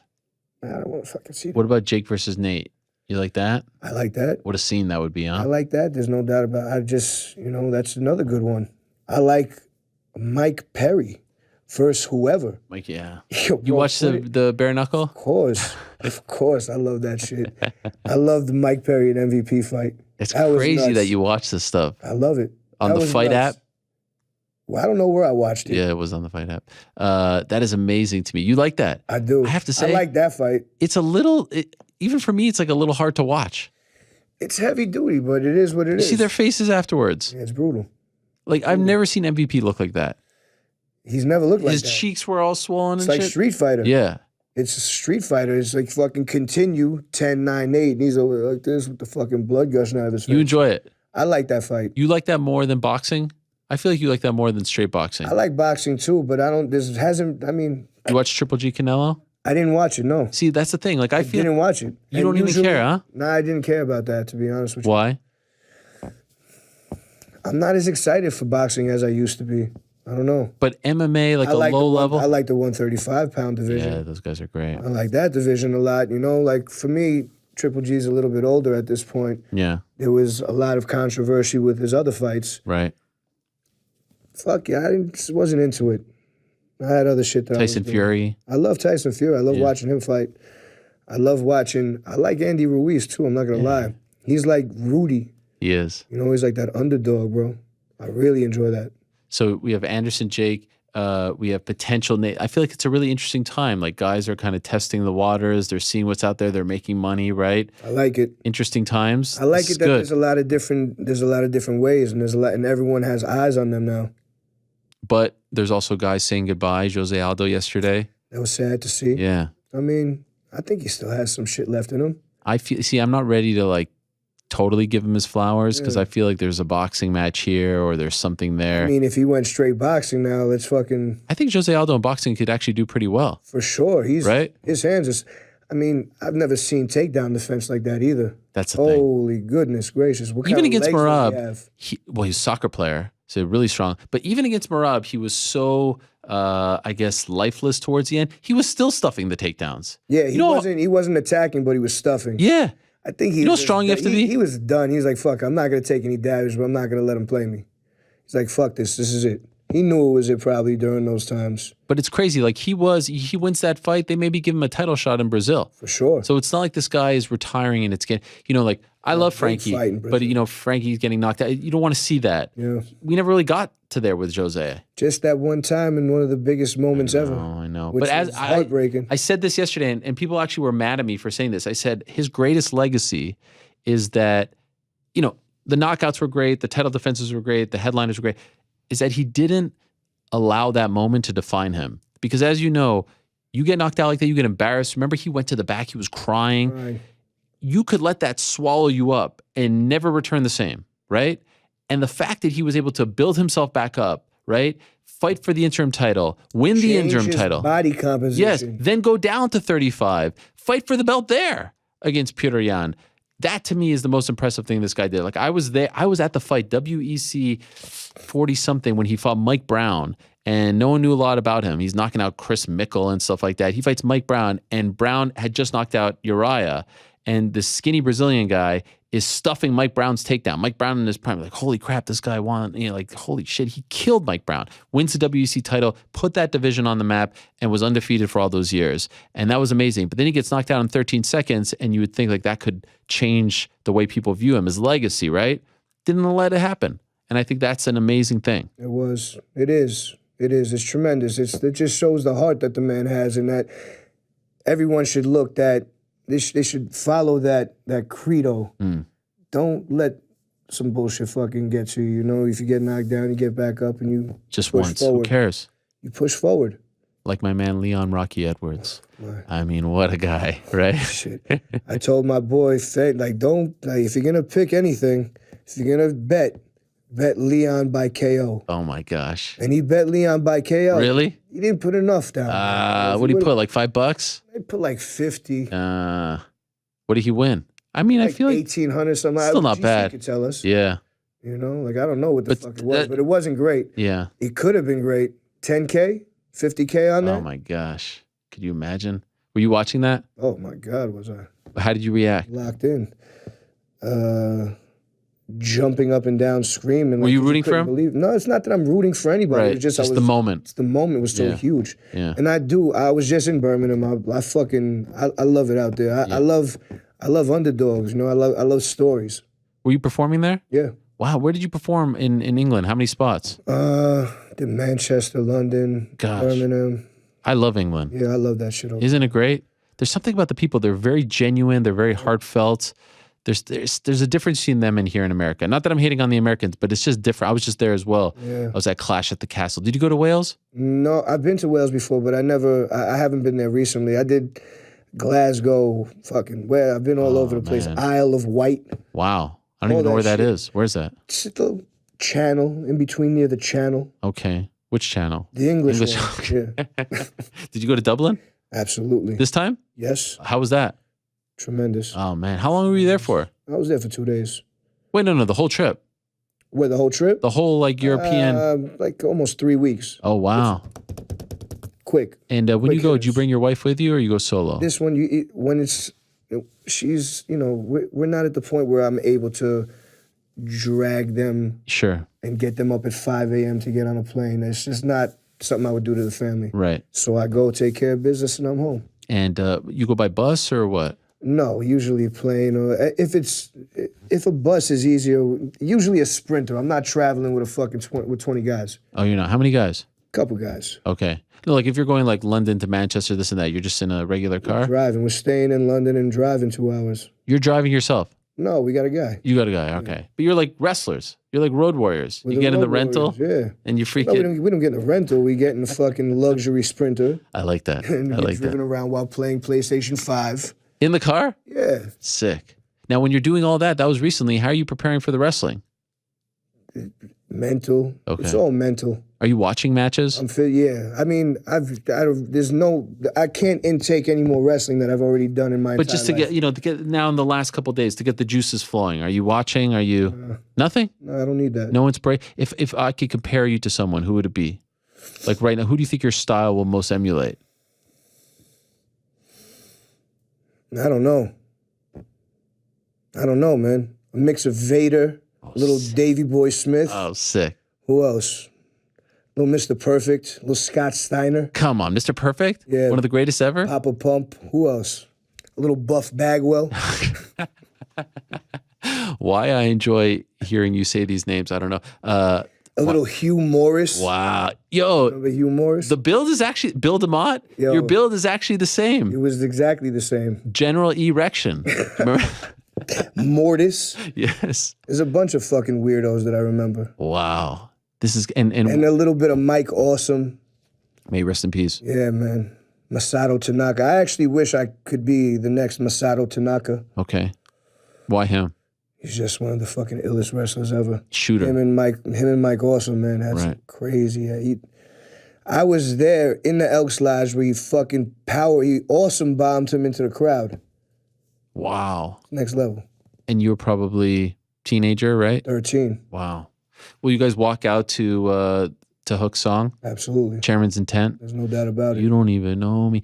Did I'll you? be performing it. Oh, sick. This is probably Wow. the first time ever someone has performed a song Yes. and wrestled in the same. Wow.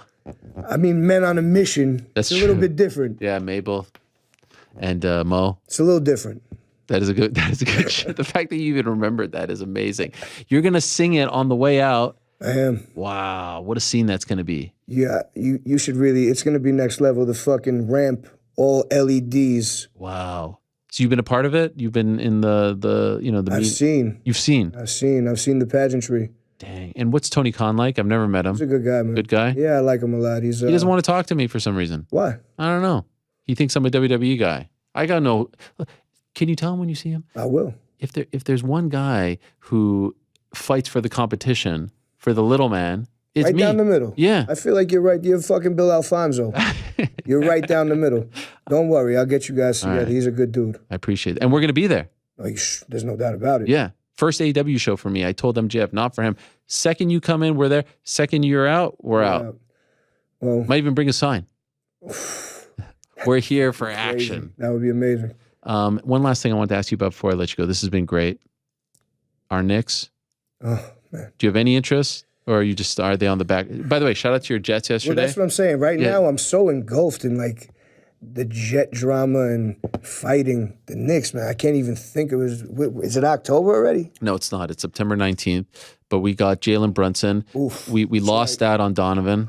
I was really looking forward to that. Disgustingly, too. Yeah. Not a good move. To the Cavs. Like, I mean, he didn't want to go there. You didn't want to go there. Who gets traded? I don't. When was the last time someone got traded to Cleveland? Like Kevin Love and Yeah. like LeBron. Yeah, that was because No LeBron one goes orchestrated. to No, Cleveland no. right now. It's not what they do. We had all the picks.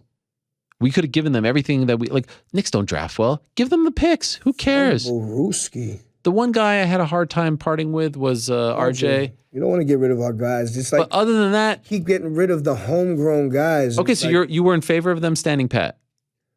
not getting rid of RJ, giving up some more draft picks, whatever you got to do. Good, fuck it. Who cares? Donovan would have been so. He wanted to be here. He's a Connecticut guy. He grew up a Knicks fan. Like when you got a guy of that stature who wants to be in New York, you got to get him.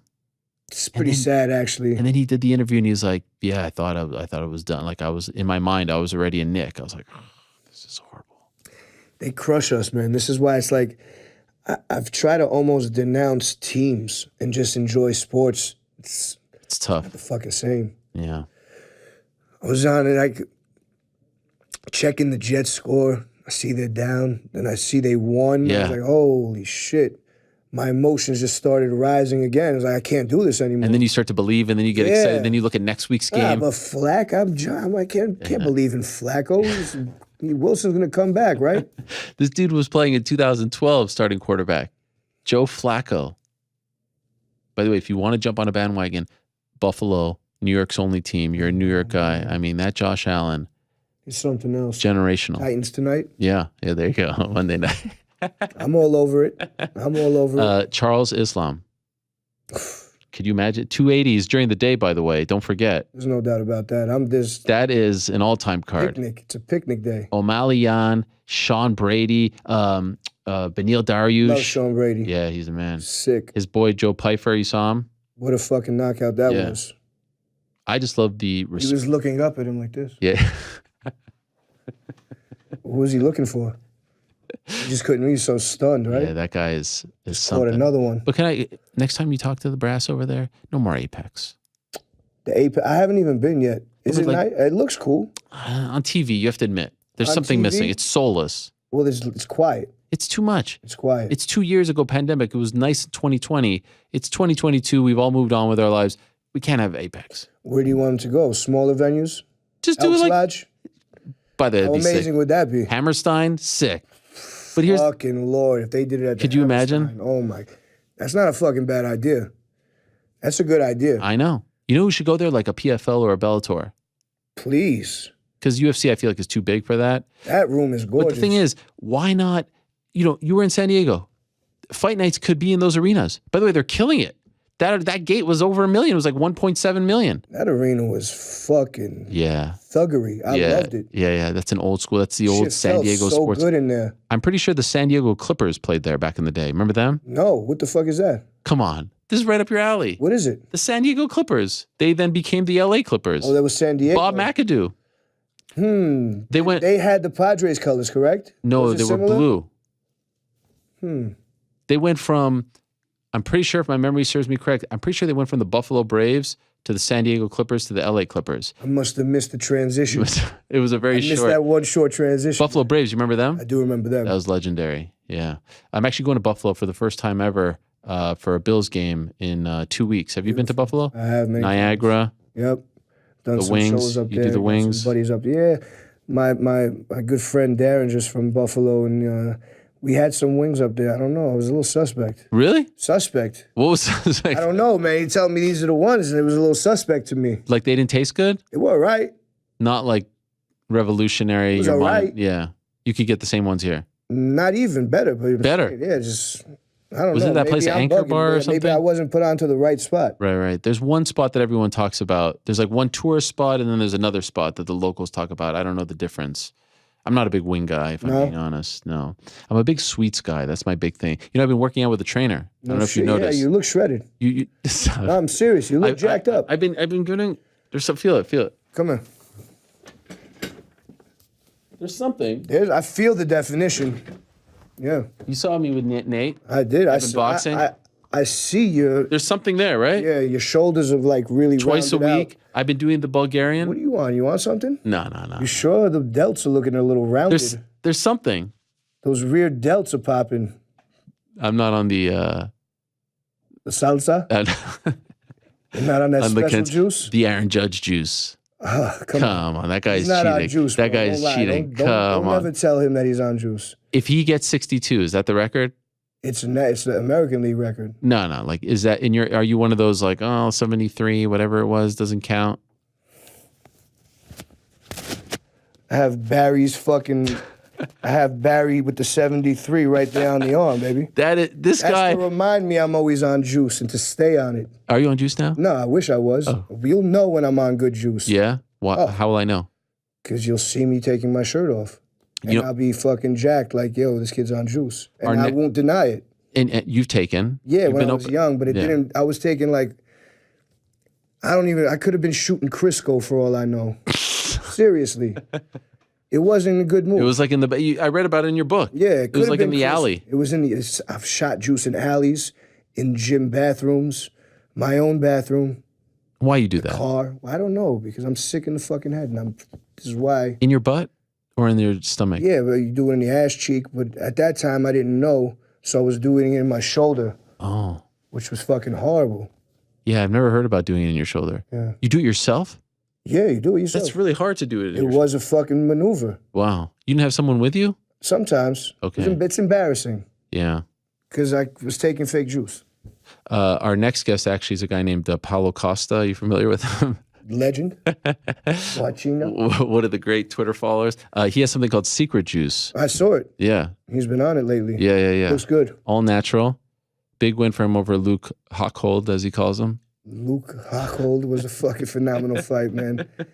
That was Luke went out like a dog. He did, man. He really did. That was a great There's fight. one flurry at the end. He's like, fuck yeah. You know? He just fucking punched him and he almost caught him on that one. Stumbled him. I know.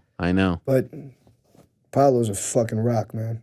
I think if Paulo gets another crack at Izzy, it's gonna be an interesting one. Right. Well, what if Pereira wins and Costa and Pereira? Jeez Louise, the two Brazilian bulls. Would they fight?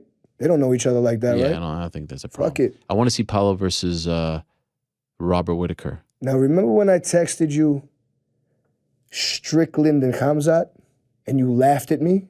Do you not like that right now? Well, here's the thing. Does that mean Khamzat goes up? Well, of course, he has to. No, I don't think he has to. No, Strickland's going to go 170? Well, no, that's why I kind of laughed at it He because I don't think he will. He's not going up. No. So he's just going to fucking keep missing weight or just... Well, that's the thing. Look, they didn't reprimand him. They didn't fine him. Catch weights only? I think it seems like he could do whatever he wants. They didn't fine him. They rearranged the whole card for him. I would love to see him versus Colby. I'd like to see that too. Could you imagine that? I'd like to see Colby fight at some point. I think he's stuck in a weird spot now because he's got this lawsuit. Well, what does that mean? Why can't he fight? Well, I think part of the lawsuit is that he suffered some damage. Oh, come the fuck on. Yeah. Seriously? Yeah. And even Dan Hooker, your boy, was talking about him at the Apex, saying that he comes in the middle of the night because he doesn't want to see anyone. They bring him in the back door when the place is closed down to work out. Ah, man. It's fucking bullshit. Sad. Yeah. What the hell is going on? He's a heel. It's not, I don't know if that's heel. That's not a heel. Right. A heel is tough. Right. Like they do tough shit. They don't fucking do, I don't know, man. He's such a great fighter. There's no need for this bullshit. What the fuck do I know? No, I mean, you're freaking competing AEW Grand Slam. There's no doubt that this Wednesday. Yeah. Arthur Ashe Stadium, home of the U.S. Open. Yeah. Roger Federer, Andre Agassi. The Williams sisters. The Williams sisters. Jim Courier.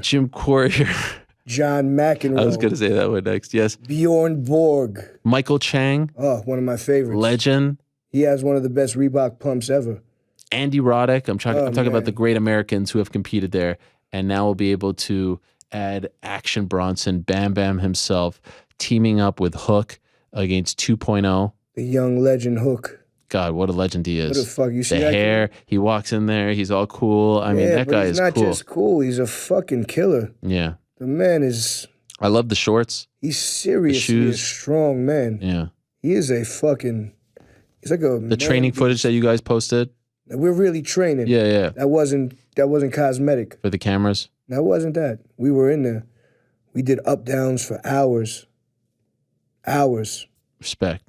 FTW champ. That's right. Action, you're the man. Ariel, this has been incredible. Yeah, man, this is beautiful. I don't know what to say. I mean, I can't even watch this back because I hate looking at myself, but I'll watch every other segment. I appreciate it. There's no doubt. This is amazing. Let's hug it out. And then we're going to take a break, but we're going to hug it out here. Oh, look at this. We're going to be there. AEW Rampage, AEW Dynamite this Wednesday on TBS, and then Friday as well. Action Bronson making his pro wrestling debut. Watch this classic clip. We'll be back in a second. The one and only Nate Diaz joining us live from the 209 from beautiful Stockton, California. Nate, how are you, my friend?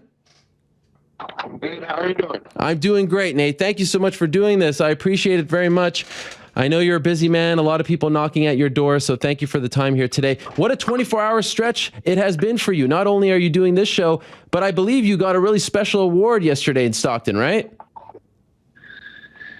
Yeah, they gave me an award for, let me see what it says. Let's see it. You got it? Yeah, I got it right here. My boy brought it to me from the Capitol. I was supposed to go. I don't know how to reverse it. Blam. Wow. Assembly resolution. What's it say? It says all kinds of shit. Did you know you were getting that? No, yeah, they called me a while back. I was supposed to go down to the Capitol in Sacramento and pick it up at the Capitol. My boy, he works there. He's like a politician and stuff, and he's like, they wanted me to award me with this thing for pretty much, it's got all kinds of credentials on there, but it's for like Negative to positive. Type of report. I like that. I went from negative to positive. That's a beautiful way of describing the last few months for you. So it's about your work in the community. It's about the big win, all that. They just wanted to honor you, right? Did they name yesterday? Like, is that Nate Diaz Day in Stockton? California. Oh, damn! Look at that. Look at you. You've come a long way. Yeah. No, I was supposed to go down. They were nominating me for something or handed to me at the Capitol, but it was the same day as that UFC 200 press conference in Las Vegas. Yeah. So I had to take a rain check, and then they ended up just bringing it down to the gym, to the academy, and hooking it up. Did you just go outside, Nate? Are you outside now? Yeah. The connection was actually better when you were inside. Do you mind going back inside? Yeah. It was pretty darn good inside. I don't know what's the difference, but want to hear everything that you're saying. All right, well, that has to be up there as far as like awards and accomplishments, accolades, right? Getting that from your state? Yeah, from the state. It was pretty cool. Yeah, it was definitely. Oh, okay. All right, so a lot going on in your life. How the last, what has it been? 2.5 months for you. Would you describe this as like the best time of your life? Are you just having like the most fun? Like this is sort of the the riches that come along with everything that you've worked for throughout your life career. Like, are you just like on top of the world still? Are you just enjoying life right now? It's just pretty much like feels like last year. Well, a little different, I guess. I don't know. And not much has changed. Not much has changed. Not much has changed. Same old, same old. Same old thing for me, yeah. So you have, I mean, I'm seeing you train with Jean-Claude Van Damme, with your brother. That wasn't, hanging out with. Oh yeah. That's changed. That's changed. Some cool things have happened. He contacted us. One of his boys contacted one of our boys, and we met up in Los Angeles or Venice, I think. We went to the Golden Gym out there, and we worked for probably a week and a half, going every day, and it was pretty cool. Getting a little Van Damme workout system, and then showing some techniques afterwards. He was putting us up on game with some of the stuff he liked to do, and then he was asking us about jiu-jitsu and all kinds of cool shit. It was pretty surreal, I guess you could say. We grew up watching his movies, and now we're in the gym working out with him and hanging out. And he just hit us up again to come out and meet with him and hang out. And he's a nice guy, a really cool guy, somebody that I've been watching for a long time. So that's pretty cool. Yeah, that's amazing. I mean, that wasn't happening before, so that's a nice byproduct of all these changes in your life. Did he like break down? Was he doing some Sensei Seagal stuff with you, like breaking down your technique, your film, and all that, giving you tips on how to fight, or was it more just you guys training together? No, we were more like hanging out and talking about life and what was what, and being for real. He's a real person. He's not like it was crazy because I hung out with him and I was thinking that too. I was like, well, what are they gonna do?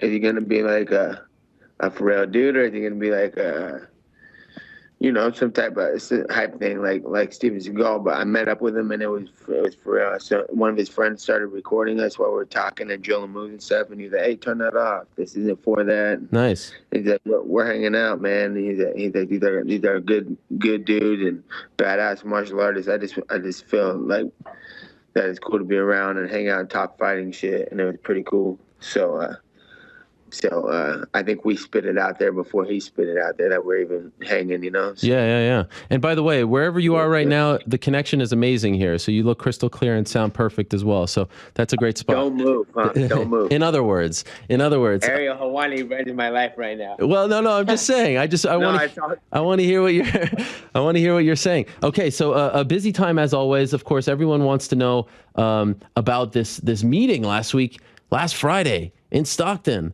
The boss men came to check you out. They came to Stockton. Was this the first time that Dana and/or Lorenzo came to Stockton to meet with you face to face? Yeah, for sure. It was the first time. They never been out here, so It was cool. How did that come about? Get the boss man in town, huh? It was pretty legit. Well, they I haven't heard nothing since that UFC 200 fight fell out, and it was like it was kind of crazy for me. The wheels never stopped clicking. You know, I fought, and the very next day they were calling me saying I was fighting Conor again after the last fight. So it was never really a recovery or hangout session. That's why I went to that UFC 200 press conference. They asked me, and I said, well, I'm going on vacation if this fight's not happening. Mm-hmm. Because it was really like fight camp started when I started training for the first fight, and it never ended. And they hit me up after that 200 a little while later, talking about UFC 202. Am I right? 202, yep. Right? August 20th, right? Yeah, they hit me up about UFC 202. And I said, I didn't even answer. I said, all right, well, I wonder what's going to happen with that, you know. And then before you know it, I was like training, and then I hear all this Mayweather McGregor shit, and I feel like that's just a big old publicity stunt to hide the fact that he got his ass whooped. So I'm sitting here like, okay. And then I see on the internet that Dana and them went to dinner the other day, right? That was all over the internet. In Beverly Hills. Yeah, and they left happy and laughing. And I was like, and I'm sitting back and I'm like, well, I guess I'm cut out of that whole deal. They're having a big old happy meeting about whatever. He must be fighting Mayweather. I didn't believe it, but that must be what's going on, right? And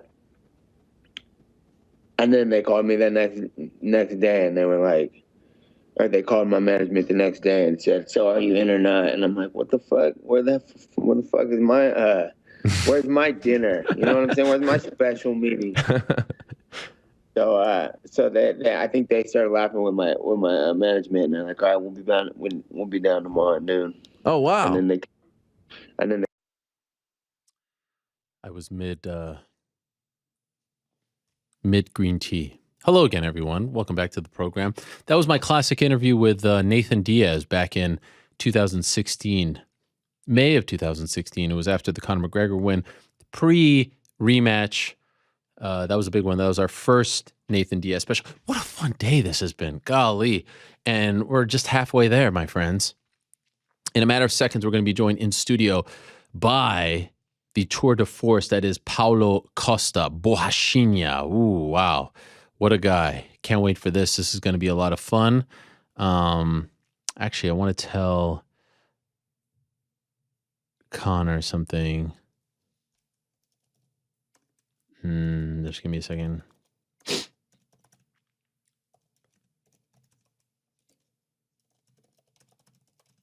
All right, so in a matter of moments, we're going to be joined by Paulo Costa in studio. We've already had MJF. He walked out when I asked him about Danhausen for some reason, and that was a lot of fun.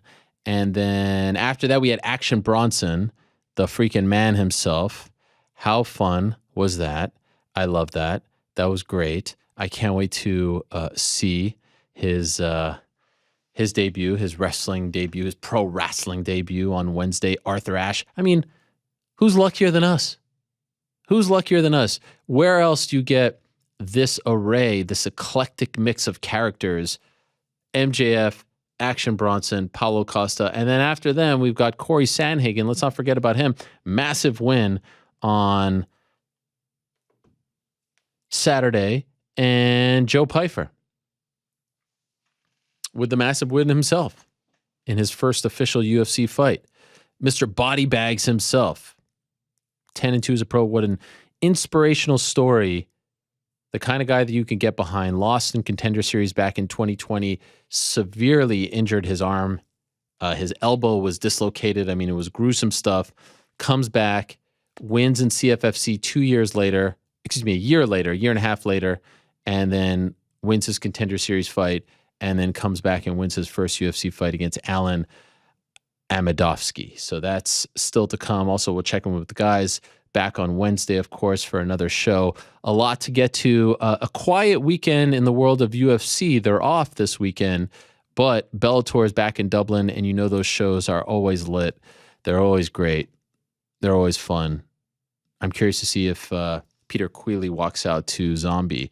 What's in my head? No, wait. What's in your head? In your head, zombie, zombie, zombie. Sean Grandy's call of his last walkout last year, one of the greatest calls of all time in a walkout, because the key to a good walkout, when you're calling it, the key is to know when to speak and know when to not speak, to lay out, as they say in the business. And he timed it perfectly. It was almost like a radio DJ. He spoke up until the voice started singing the lyrics, whatever you say. My mind is all like jumbled right now. Spoke like the music was playing.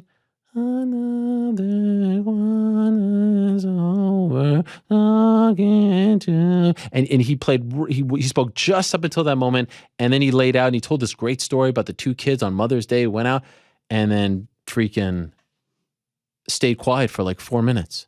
It's true. It won my walkout of the year last year, and crowd of the year, the Dublin crowd.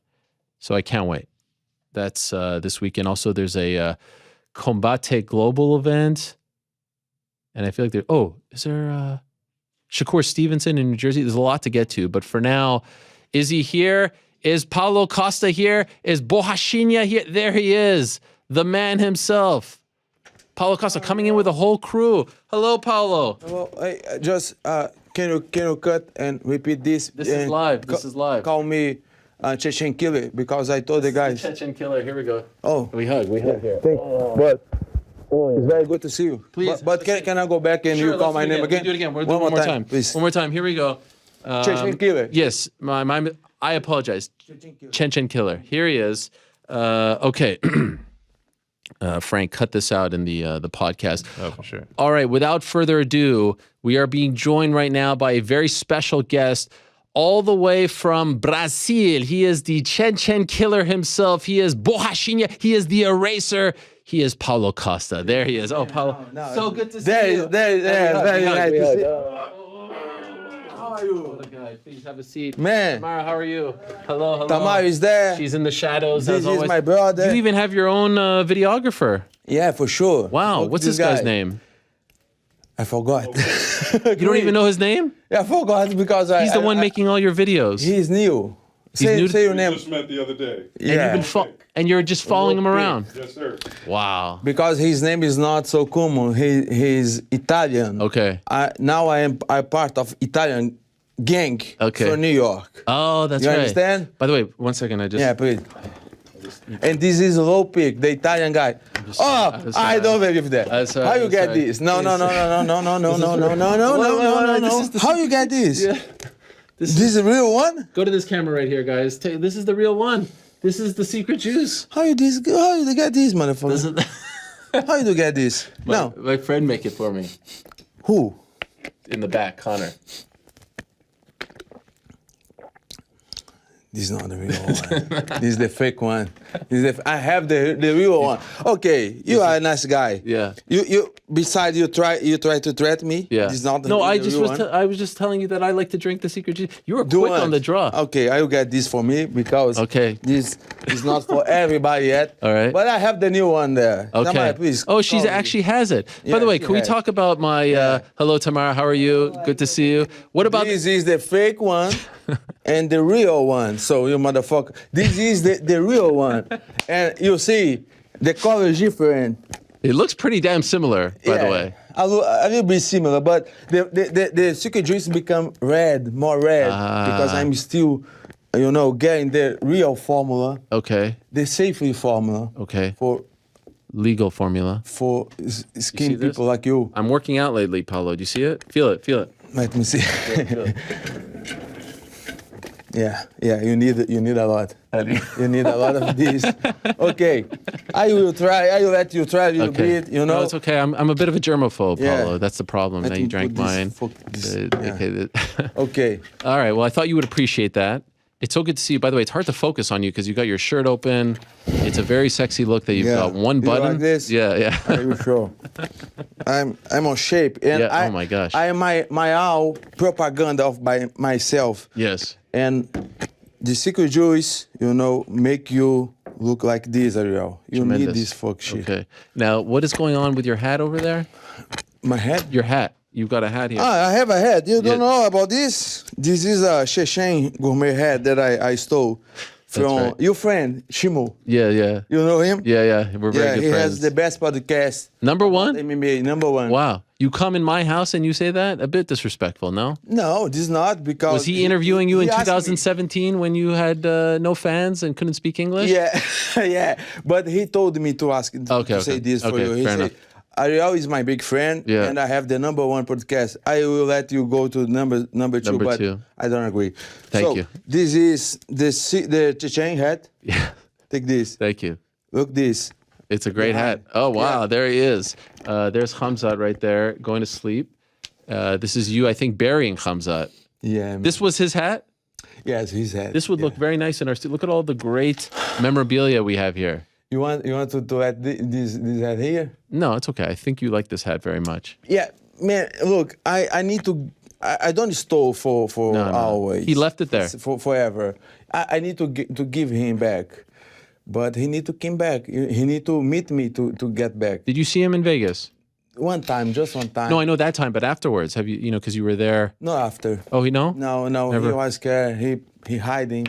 I saw you with Li Jingliang. I saw the. This guy, he's got nice style, huh? I mean, like the Nice shorts, style, the yeah. shirt. Yeah, very nice style. Very nice style. Lee is a good guy. My friend Yeah. of mine. You like him? I love him. I love. He's him one of my too. favorite guys. I Yeah. like the glasses that you were wearing at the Contender Series. It said robbed on it. Did you put that in there? No, yeah, no. That was Photoshop? Oh, okay, the lights. Yeah. Oh, I put these. Oh, it's real? It's for real. It wasn't meme? No, mammy. Okay. This is real. Yeah, I'm so happy to be here, my friend. Sorry. Why, are you leaving? No, not yet. Okay. Not yet. If you want to keep this, Yes, that would be great. yeah, maybe we need to schedule with Chechen Okay. to he come back because I don't like to steal something from Okay, somebody. fair enough. Yeah, but you can keep, keep this it? for a while. Yeah, I'm gonna just put smell before. Just smell this before because I put some fragrance. Yeah, it's My- okay. Oh, it's nice? Yeah, look, Oh, it's nice. it's nice. Yeah. I think so. This is like the Luke Huckhold fragrance. Oh yeah. Lauren. Oh, That's what it sounds- you know, so like, you know, yeah. Ariel know everything, man. This is what a sight this is. This guy is so smart. Huh? Yeah. No, I was looking at the screen. Look Oh, look how good we look. Oh, there. No, this one. Look how good we look. Who? Me and you. Oh yeah. What to think about to be? I can be part of this for I mean, this is fantastic. whole. This is a lot different. The last time you were here, you were a little bit nervous, shy. I'm nervous. You're nervous right now? I'm nervous. Come on. I am. You have fought in front of thousands of people. You are my idol. What I can do? Why are you in New York, by the way? I'm in New York to. I came Come to watch closer. Come my. closer. Here. So we can see you. Yeah. Okay. I came in New York to watch my friend Giovanni. He's a boxer fighter. Okay. And he fought in Brooklyn, Oh, Queens of Brooklyn. Brooklyn, yeah. So I came to watch him. how'd it go? He did very nice. He beat won? the guy. He won by unanimous. But So you came all the way just to see him? yeah, Wow. my friend. Where are you staying?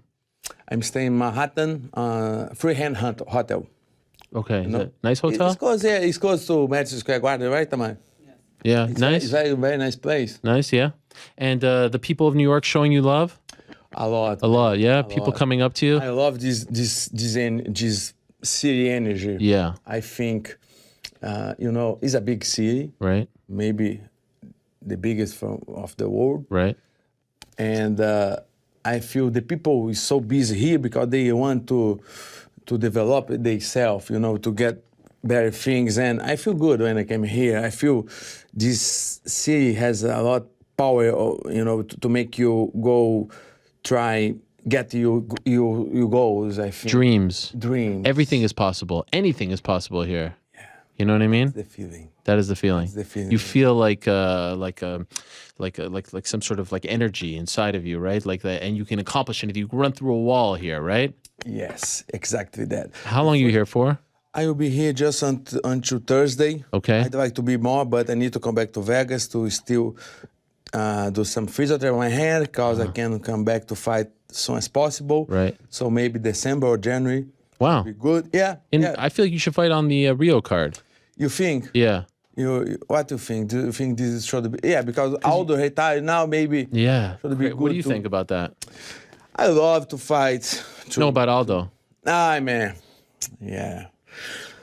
You know, I was surprised. I was a little bit shocked when I saw because he had one more fight to do, and Rio, UFC Rio is coming up.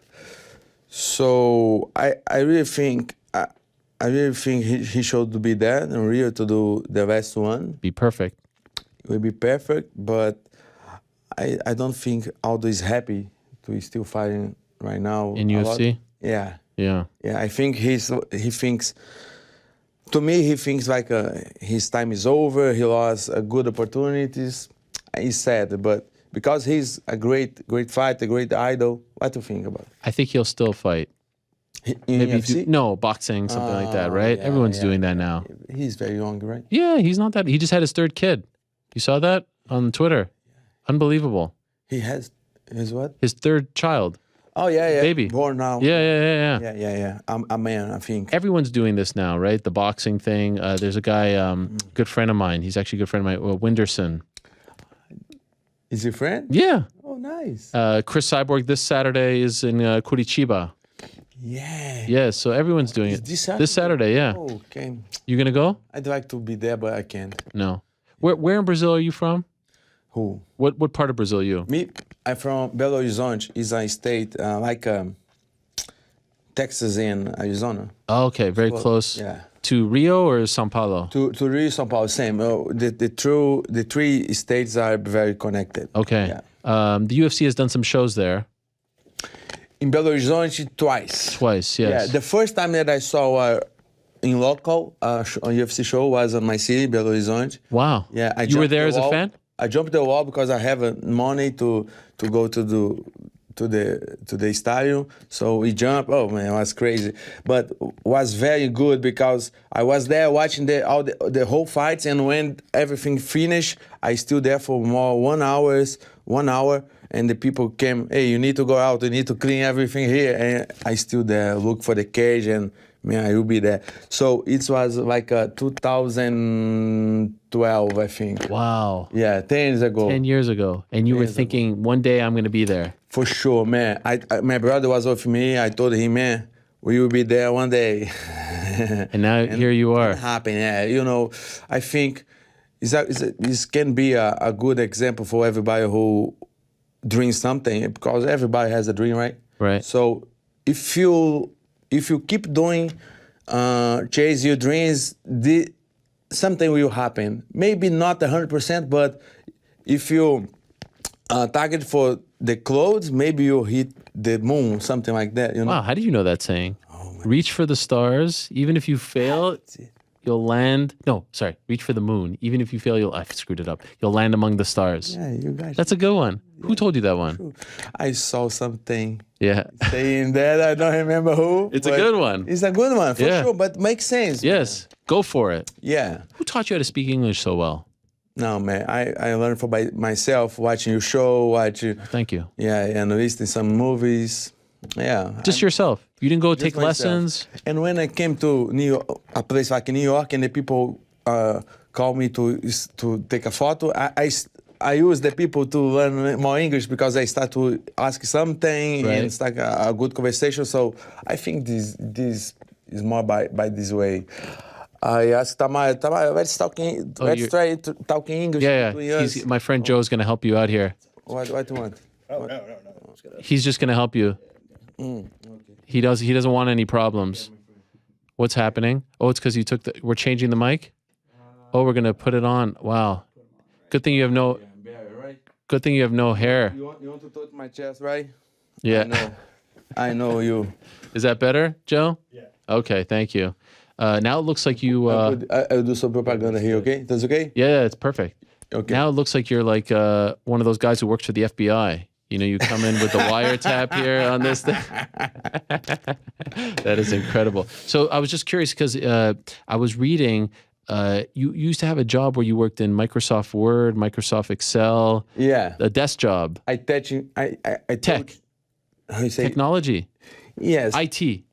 Yes, IT. Yeah. IT, yeah. How long ago was that? How long? I did this for 1 year or something. So you were a very smart guy. No, too much. How did you know to do it? Yeah, man. You know, I think I'm really smart. You know, but it's so simple. You know, every fuck stupid can do this. Really? It's a tough thing. No, it's not tough. You know how Microsoft to Excel? do No, this. I don't know how to do it. No. What were you doing? What kind of stuff? Yeah, it's just I teach people. How you say? Teach people. Teach people, yeah. I teach people how create some files and write something on Word and edit that and format that and. Why did you stop? Why did you stop doing it? Because I came to start training. Okay. For more hours of my day. When you were younger, who was your favorite fighter? Like, who did you look up to? My favorite fighter, on the very beginning, Wanderlei Silva. Really? Why? Yes. Why? He was on the Prime. Yeah, in Pride. Yeah. And he shows a lot wildness. Yeah. Will, you know. Axe murderer. Yeah. Like this. He would go like this. Yeah. Scary I used guy. to do this used to do my it? home together with him. You know, let's go Wanderlei. Let's go. Would you stay up middle of the night to watch his fights? Yeah? The night until 6 a.m. Wow, yeah. Yeah, man. Crazy. And your brother was a fan too? The same time of New York, yeah. Yeah, the same time. Brazil, my city is the same time of here. So it started around midnight and go until 6. You remember this? Yeah, of course. Yeah. And your brother's a fan also? My brother's fan also. He used to watch with me. And he fight? He fought. I think 3 times in professional MMA. He fought a couple times, many times in jiu-jitsu, gi and no gi. He's a grappler. But now he's retired for competition. Okay. He focuses his time on teach me and teach another young guys on our city. So he teaches you? Yeah, he continues. Where does he live? He lives in the same city. Okay. The same square. Belo Horizonte? Belo Horizonte. When's the last time you were there? The last time, when I came to New York, I think August 10, I was there. Wait, you were in New York in August? No, sorry. Oh, America. Before I came to America. So that's your home. Yeah, it's still my home.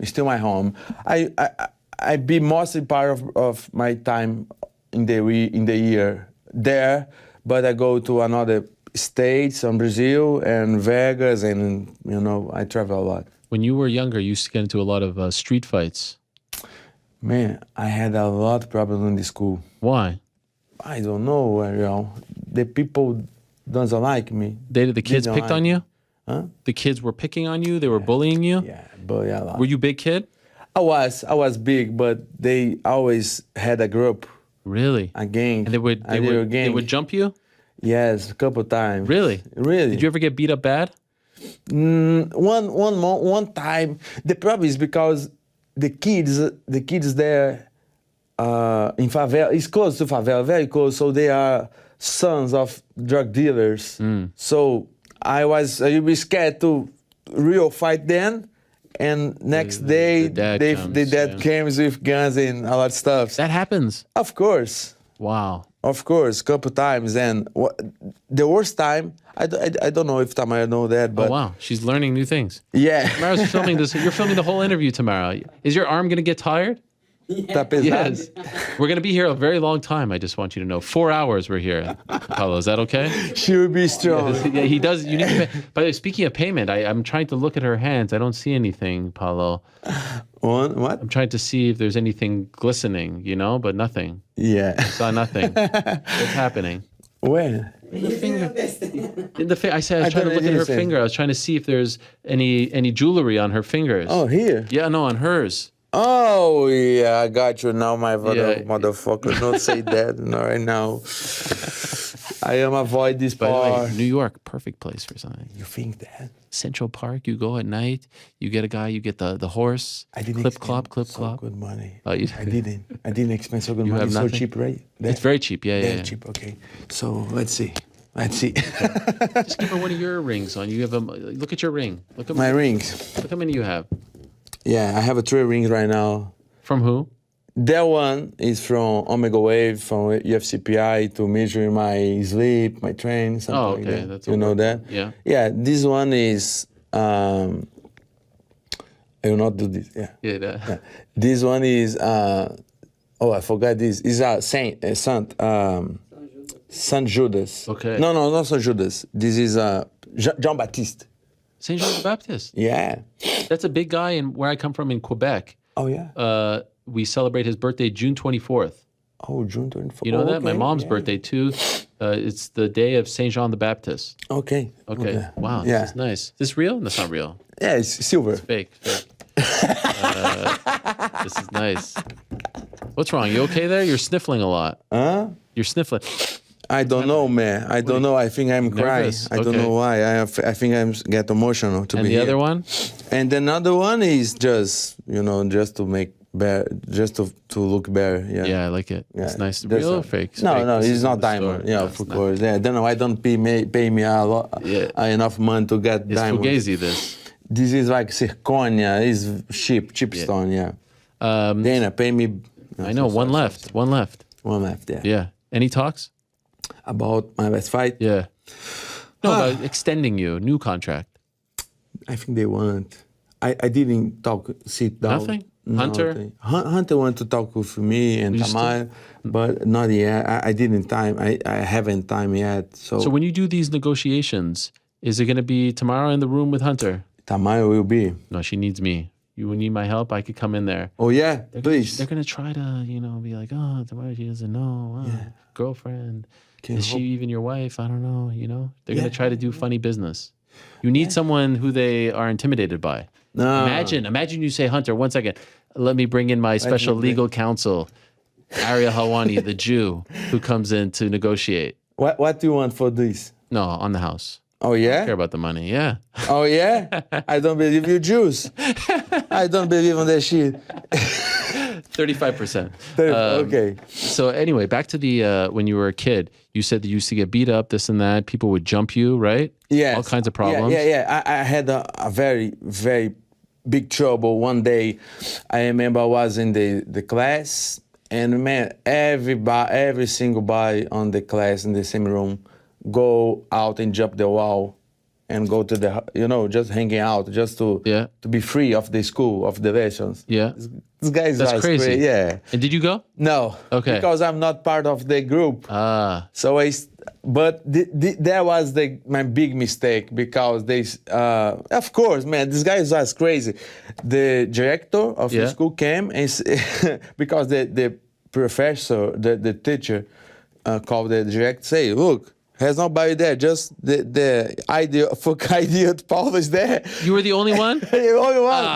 And come on. And they say, okay, give me the name of everybody. I will put here. I will give some suspension for everybody. Oh no. And the next day, the guys were so angry against me because they say, Paulo is who appoint us for director. I say, of course not. Everybody left. They blamed you. Yeah, they blame me.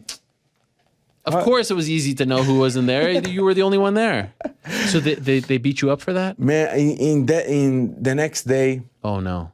When I leave for my home, because we went just walk like 20 minutes from my home, and there was everybody there on the wall wait for me, angry. No. I will, And what happened? And I thought, man, they will fuck me up. So when I go through the gate and they came, so I start running and they start chasing me, and man, I saw just kicks going through my butt and my legs, and man, I need to run more, and I jump in. You're by yourself? By myself, Wow. yeah. I always by myself, and I always have something with a group of people want to to fight me like Right. Chimaev did. So when Chimaev did that, I remember my school. But now I'm a grown man. Yeah. And Chimaev is a fuck pussy. But yeah, when and so there and that time I jump into the supermarket, and the guy there saved my life. He protected you. He protected me. He said, no, buy go the security. Not security. The guy who was working put the products into the bag. He said, okay, no, buy, because he was a grown man, and I was like 13, 14, something like that. Yeah, and he protected me there. He called the police. Do these guys know what you do now for a living? I lost the contact with most of them, but somebody know me, and somebody now is my friend. They say when I because I still my mom lives there, I live there too, and when I go to the same street, the guy, hey Paulo, come on, but are you not angry with us anymore, right? So let's take a picture. It's funny. It's all good. Now, if the UFC asked you right now, number one choice, is it Khamzat? If you are Dana White and you're asking me right now, number one choice, make that. Paulo, you're the pride of Belo Horizonte. We're going to Rio. This is a big deal. Who do you want in January? Who is your choice for your last UFC fight? For now, we're going to try to re-sign you, of course. But who do you want right now? If you have one choice, one wish, who would it be? Yeah, you know. Oh, there's some gas in there, huh? Yeah. Ah, interesting. Now we know. Yeah, so is my man. I would change for this side because so is my. I don't like this. I've never been so close to it before. Yeah, you want to steal. I want it to be the Revela juice. Nice. So I think Chimaev. Yeah. Yeah. I think because he's on hype. Yeah. I stole some his hype. Sure. I stole his hat. His night sleep. I stole his cap. Yeah. I stole his main event fight. Yeah. You know? You think I you're the stole reason? everything. Chimaev, you need to do something, motherfucker. I stole everything that you had. Everything that you had. Your hat. Where is your hat? Right here. Right there. Yeah. I stole your night sleep. I stole you weighing. I stole everything. You are disturbed. So crazy. I cannot do this. I would lie. So I think I need to fight that guy. You think you're the reason why he missed weight? For sure. For sure. You know? Why? Why? Because he became so angry, so stressed. Right. And he almost give up. He give up. He missed weight for 8 pounds, almost 9. Yeah. He gave up. He gave up for sure. So were you at the press conference? I stole everything from him. Right. Hype, Soul, night of sleep, main event, his head, do something. So that's your pick. Yes. 85 or 70? Huh? 85, 185 pounds or 170? No, I cannot do 170. What you weigh right now? Look at you, you're sweating, you're glistening. You think I can make 170? How much you weigh right now? Look at that guy. Wow. I mean, this is quite the sight. I can. 185 is the most deep that I can do. How much you weigh right now? It's about not so high. You know, I have been heavier than this. I'm now 207, 208. Wow. Yeah. What's that? Oh, Mysterious Frank is coming in. What's happening? Frank, you all right? What's happening now? So sweaty that it's just slipping right out. Oh, it's slipping right out. Wow. Just waltzing right in here, Frank. Yeah. Yeah, please don't show Frank. He's a very mysterious guy. So you're sweaty and this is coming off. Should he put his shirt back on? Would that make your life easier? It may or may not. Yeah. Good. Thank you, Frank. Okay. All right, here we go. If you need to change it, then we'll adjust. But you're not allowed to show Frank on camera, by the way. He's a mysterious guy. Oh, okay. So just so you guys know, you can't show him on camera. It's secret, like my Jewish, right? Yes. Okay. By the way, I wanted to ask you, we have, we like to show you things, your tweets. We've actually found your most liked tweets ever. Oh, okay. It's hard. We found it. Look at this behind us here. The Bohashinya Tweet Hall of Fame. How about that? Isn't that amazing? So this one you wrote, isn't that something? If you knock this kid out, we'll triple your pay, let you fight at whatever weight you want, and tell USADA to stop fucking with you, Dana White, probably. This is true? Yeah, he said that. No. He said, tell me what you have on Secret Joy's formula. But he say part of this. Part of it. You think he takes the secret juice? Huh? You think he takes the secret juice? He wants. Yeah, he wants. Because he do that a lot. Oh, here we go again, Frank. Oh, here we go, Frank. Frank, there's a lot of cameras here. Oh, it fell down. Okay, maybe put your shirt back on. Do you want to put your shirt on? Maybe that would be better. Oh, I'm sorry, Paulo. I can't speak here. Can he speak like that, Frank? Yeah. He's all right. Okay. Okay. What about the next one? What about the next one, guys? Who chose this? Oh, my friend Connor back there. Connor McGregor? No.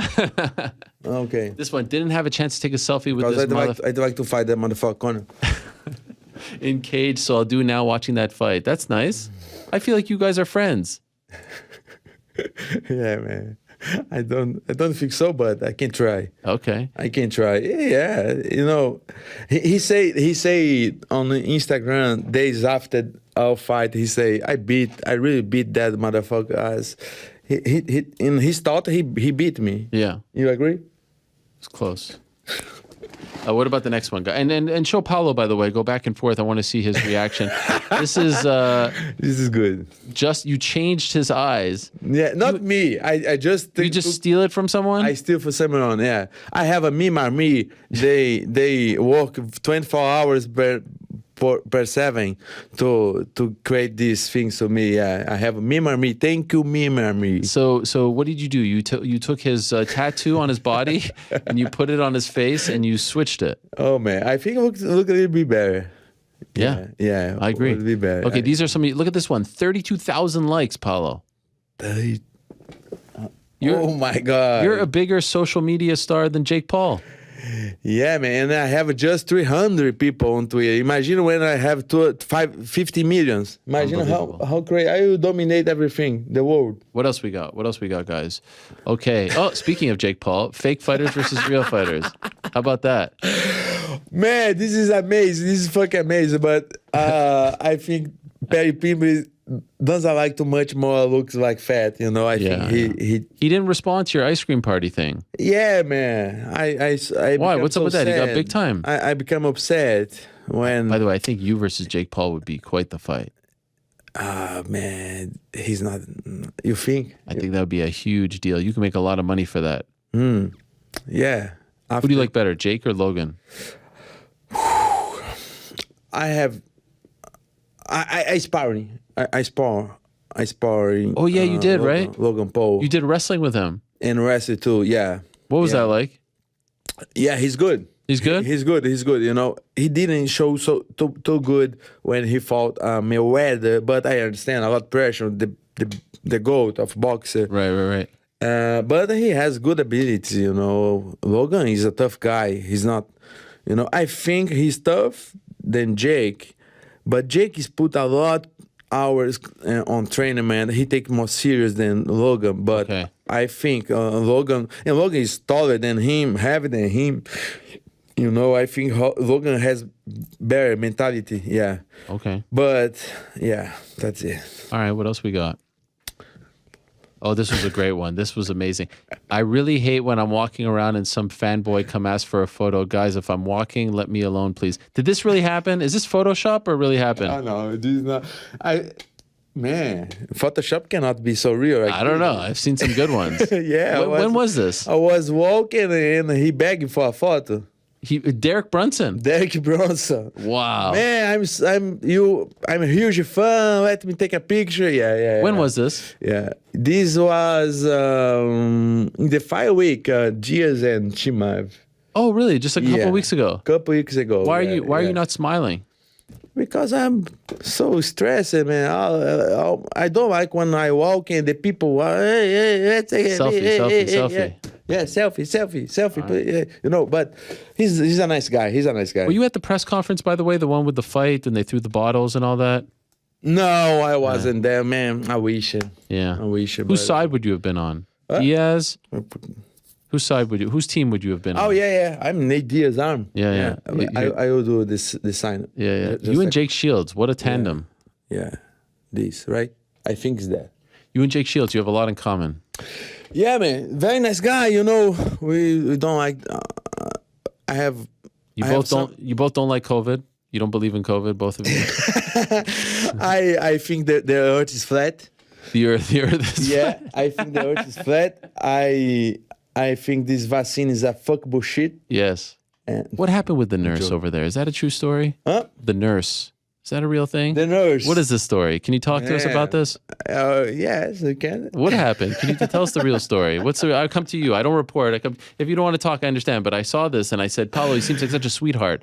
What is going on Yeah, here? man, the woman is crazy. You know, she grabbed my arm and I just bring my arm to me. You're such a big guy. I'm a big guy, but Yeah. she's so small, and she just grabbed my arms, and she say, "Oh, he elbowed my face." Oh no. Everything okay now? Everything, man. Oh, of course, yeah. When I say, "Okay, you are blaming to elbow your face, so you go to police station, and let's do everything right here." And the officer say, "Man, I took a picture of her because she's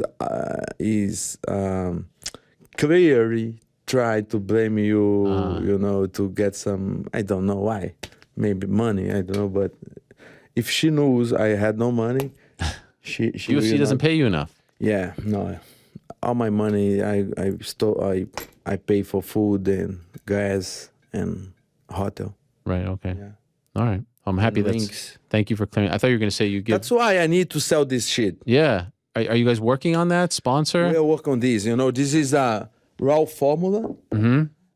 I still work on this, but I think we go do something very, very... Do you draw the Secret Juice logo by hand every time, or do you have the multiple ones and you cut it up? Let me see. Yeah. This is new one because, this is just paper and the paper go ruined so easily. So, yeah, but when the Secret Juice come, Tamay? Very soon. She looks, You don't know when? She looks away when she said that. I wish we would have had a camera on her when she said very soon. What else do we have here? We have a couple other ones here I want to show Okay. you. I wish I see this. Why I'm crying.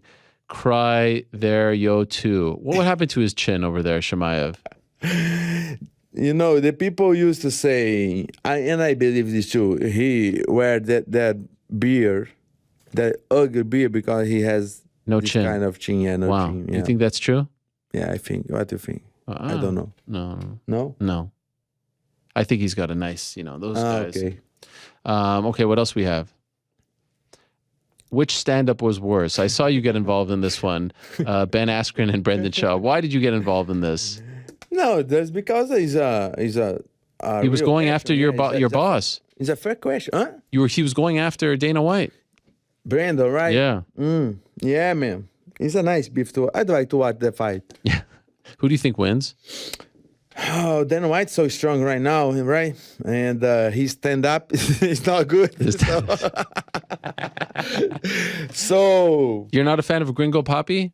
You see this show? who is Gringo Poppy? That's Brendan's show. Oh man, I don't want to see that. I don't know. Yeah, I didn't know. I don't want to see that. That is a good one. Okay, what else we have? This was a good one. I like this one. Shortly after this exchange, Ariel defeated the evil Jake Paul in a boxing match for the ages and became a hero to the MMA community. He then went on to adopt Paulo as his own son. I mean, this is amazing. You What do you think about didn't this? write this, did you? No, Come on. no, I was debating in the back with the guys if you wrote. They thought you wrote it. no. I have no capacity to write something so beautiful and deeper. It's like beautiful. this. It is amazing. Yeah, man. But I wish to watch you beating Jake Paul, the evil Jake Paul, and become our. You think I can beat him? I think so. Yeah, I think so too. Maybe. What do you think about Shimo? Me versus Shimo. Shimo. Shimo. Oh, Shimo. yeah. Shimo is tough, man. Yeah, I want nothing. I don't want to. I'm a lover. Ah, I'm not a fighter. Come on. I'm Come a on journalist. now. I'm What- at that point now. Come on. Come on. I give you some secret juice. It looks like he's on the Secret Juice. Who? Shimo? Yeah. I don't know. What else we have? I think we have a couple other ones. Yeah. Is this true? Did you really DM Nate Diaz? Yes. You did? Yeah, I did. You really think you have a chance against Shemaev? He's just going to use you as a punching bag like everyone else you fight. Wrong, Nate. What is going on? Yeah. I asked him if if he really think, but he say I'm. How much time do you spend on your phone? Man, like a couple hours a day. Yeah, like right. 4 or 5. Man, I love this. I enjoy a lot. I have a lot of fun. Like you can see, yeah. So I actually want to present you something, an idea. Oh yeah. Yeah, you into it? I think you're going to be into it. Yeah, let me know. We have a guy on our team. His name is NewYorkRic. You know NewYorkRic? No. You don't know NewYorkRic? No. I thought you watch a show sometimes. You said. I watch, but I don't remember his name. What? Anyway, NewYorkRic. Actually, I think we could put him up. Can we put NewYorkRic up on the screen? If we can do that for Paulo. NewYorkRic. Oh, there he is. There he is, NewYorkRic. Oh yeah. You know this guy? I see. Yeah, I remember this guy. Hello, NewYorkRic. Yes. He can't. We can't hear him because you're not wearing. Anyway, as you can see, needs a little help, NewYorkRic, right? He needs a little. Yeah. And he put out. Look at that. He put out a thing recently on the show a couple weeks ago, and he asked the fans of the show if anyone wants to cut his hair and donate it to charity. He's going to donate his hair to charity. Okay. Oh, yeah. And a few people reached out. Look at it. He wants a makeover. Yeah, he need to change something, right? Yeah, a lot of hair. Yeah, too much hair. Like this. Yeah, look female. Yeah, yeah, exactly. So, so we were actually thinking, and he said, we haven't found a good person to do this. Who better? Bring the scissor. We have a room. Bring the scissor. We have it. You need to go there? We're going to cut. Can we show him what the room looks like, guys? I will make a Can you make him a nice look? Here, this is the, Paulo, look at it. That's the room. We have a whole room set up for you with materials, cutting, everything. And I want you to go there and give him a makeover. Would you be willing to do that? Of course. Right now. Right now. Live on the show. Right now. Okay, Joe's going to walk you there. Okay. Paulo Costa is going to give NewYorkRic. Well, this is going to be one of the greatest moments in the history of the show. NewYorkRic's been on this show since 2012. You are going to give him a haircut. He wants it like this. Like you? Yeah. No, I have better. You have a better idea? I have something better. But okay, I will try. Is this okay tomorrow? We have to ask. Ask the boss. Yeah, for sure. I have some good plans for his. And I could talk to you from there. Okay. So you go there right now. I'll go right now. Guys, grab Paulo, and then I'm going to talk to you from that room. Okay, I go You're the right man. now. Yeah, okay. you go right now. See you. Well, I'll talk. I'm going to talk to you right now. Are you bringing my secret juice because I don't believe in you? Okay, this is going to happen, guys. Paulo Costa is going to give NewYorkRic a haircut right now. Get a shot of Paulo. Okay. There he is. Yeah, look at that guy. I mean, okay, Joe, you're going to walk him over. Okay, he's going to walk him over, and I believe we're going to do this live on the air right now. That's right. This is going to be incredible. We've got NewYorkRic in the room. We've been searching for someone. We've been searching for an able body to cut NewYorkRic's hair, and we have found the man. We have found the candidate. GC, is this happening? Yes. Okay. It is going to happen. Frank needs to mic them up, though. Okay. So can they hear me? This is all happening. Guys, this is happening on the fly. This is happening live. One of the greatest moments. And you've told our other guests that we need a little more time. We're all good there? Yeah, we're all good there. We're all set with Cory. Okay. And Joe. Here's NewYorkRic. There. I can't believe this is happening. I cannot believe this is happening. Go full screen on them. We can get them full screen or no? Oh, yeah. Oh, yeah. I think the world needs to see it. So NewYorkRic is in the chair. Oh my God, this is unbelievable. He's got a whole setup. Can they hear me or no? No. Oh, there. Okay. Well, don't show that guy. Don't show that. Go to me. Go to me. No, you don't go black, but go to me. Right? There's a guy on camera. There we go. Okay. Working out the kinks here, just vamping It's for all time. good. It's all good. No face was exposed there, right? No face. Didn't like the secret juice.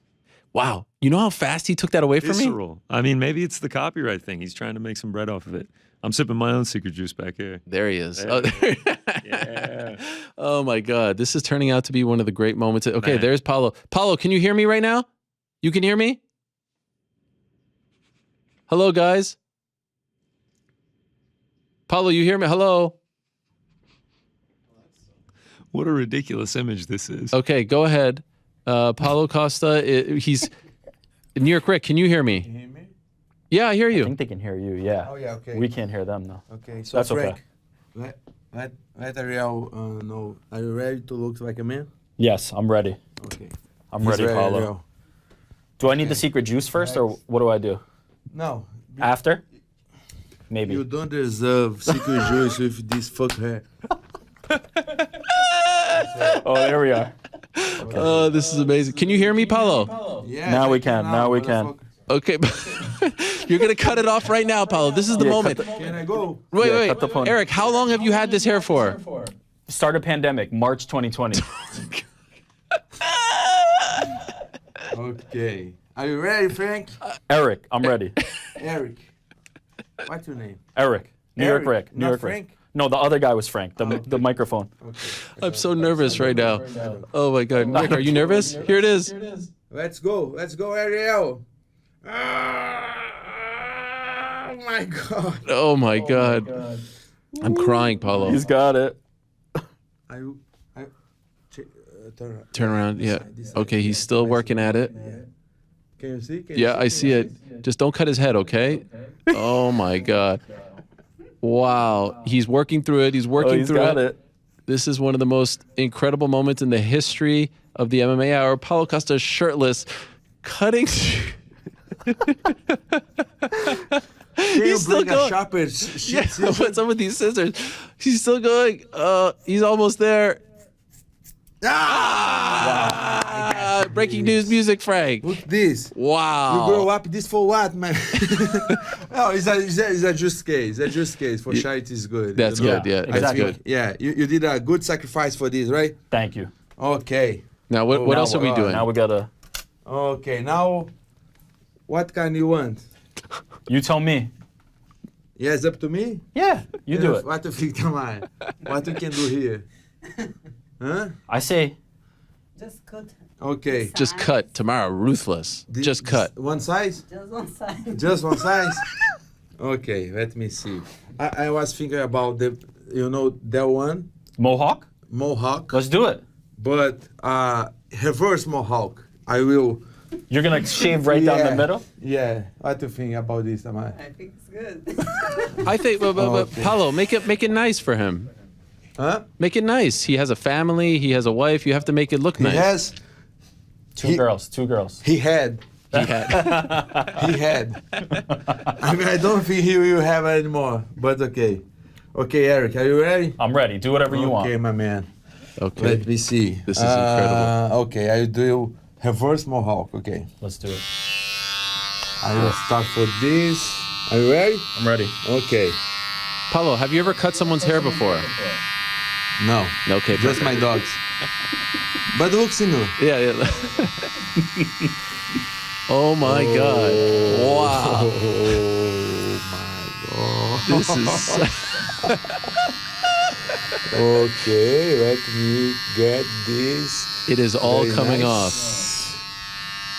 Okay. I think it looks great so far. No, it's real good, real good.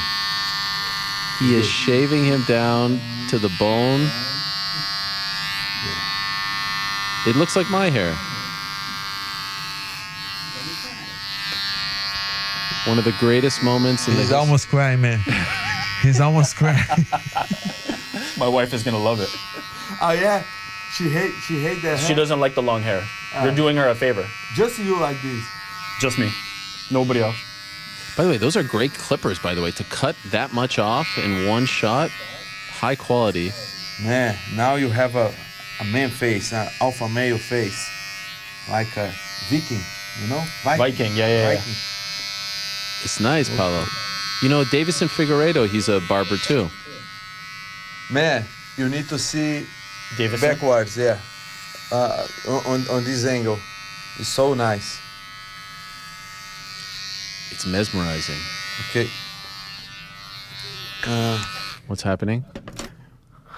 It's nice. This is the final product. No, this can't be the final product. Just Let's curious put what here, Paulo's doing and here. here. Oh, behind the ears? Okay. Just take, go around. Turn around? Yeah, turn around. They gotta see the back. Go there. Stop it, Paulo. You can't do this to him. What? What do you guys think? I'm thinking about to let this. Like It's like the this. parting of Like the a Red poodle. Sea. Oh my god. You know poodle, Ariel Helwani? I don't know. What is poodle? Poodle, Oh, dog. poodle. Oh my god. It's A like cocker, you know? yeah, a cocker spaniel. Let me see. You can we are like this, I think. All right, let's do it. No, No, I think you clean up a little what bit do you more. think? You want to shave everything? I think What do so. you think, Eric? You're the barber. To me, this is good. Oh, this is great. Just We're getting the back angle here. Fix Just a little this. clean up here. okay. Oh my gosh. Oh, just a little bit. These are really good clippers. What do you call this look, Paulo? Wow, I can't believe this is it. What's that? Ask him again. Paulo, what does this look like? What do you call this look? Huh? What do you call this look?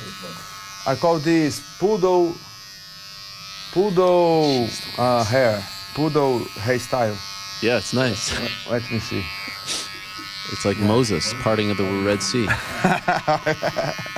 Oh my God. Like a prophet. Yes. Wow, look at it just come down like that. Yeah.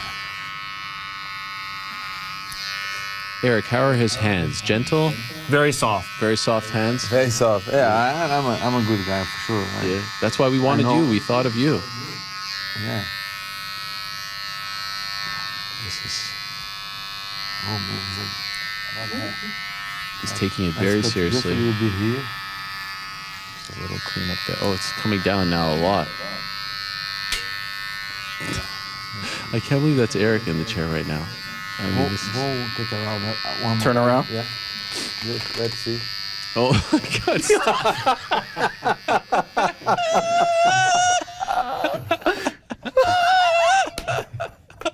What is going Wow. Incredible. This is amazing. incredible. Paulo, this is amazing what you've done. He's never looked better. What a job he's done here. What do you think, Paulo? What do you think? Keep this? What do you think, Ariel? I think this is nice. Actually, you know what? I didn't believe it at first. Now I actually believe in it. In what? I think In it this actually look. looks nice. Yeah. It's different. It's different. It's different. Yeah. You want to be same like everybody? No. You need to Want be- to stand out, right? Well, there's one woman in the room. Could we ask the woman what she thinks? What does Tamara think? I think it's very nice. Oh, I there we don't go. believe you, She Perez. signed off on it. Okay. Okay. Let's finish this, right, Ariel? Okay. Let's finish this. What? Everything? Oh, let's everything. do it. Not the beer, right? No. Oh, you're actually gonna do it? Oh, he say not the beer. Yeah, not the beard. Don't mess. The beard, you got to work on that. Yeah, okay. Yeah. Yeah, everything. Everything good up top. You're gonna do all of Let's it. finish this. Okay, there it is. I will finish this, Ariel. This is something. Okay. Paulo, you're a mensch. You know what a mensch is? Huh? A mensch. Mensch. You're a good guy. Like good guy. Good guy. Oh, I am for sure. I know. He's clean. Okay, now it's coming together. The old NewYorkRic is coming back. You see me like this. Yeah, of course. That's what I'm saying. This is the Ariel. original. Like this? Yeah. Yeah, I used to have this This is How the long? original. How long? 10 years ago. 10 years ago? Oh my God. Look at this. I mean, he had this at the beginning of the pandemic. And what you do now, Eric? You let the hair come grow. Yeah, since the pandemic. I think. Okay, but you keep this bald or? Oh, what am I going to do? Yeah. I don't know. You're my barber now, so I'll have to ask you after. Yeah, man. I think same. I think this is a universal symbol that the pandemic is coming to an end. This is going to be it.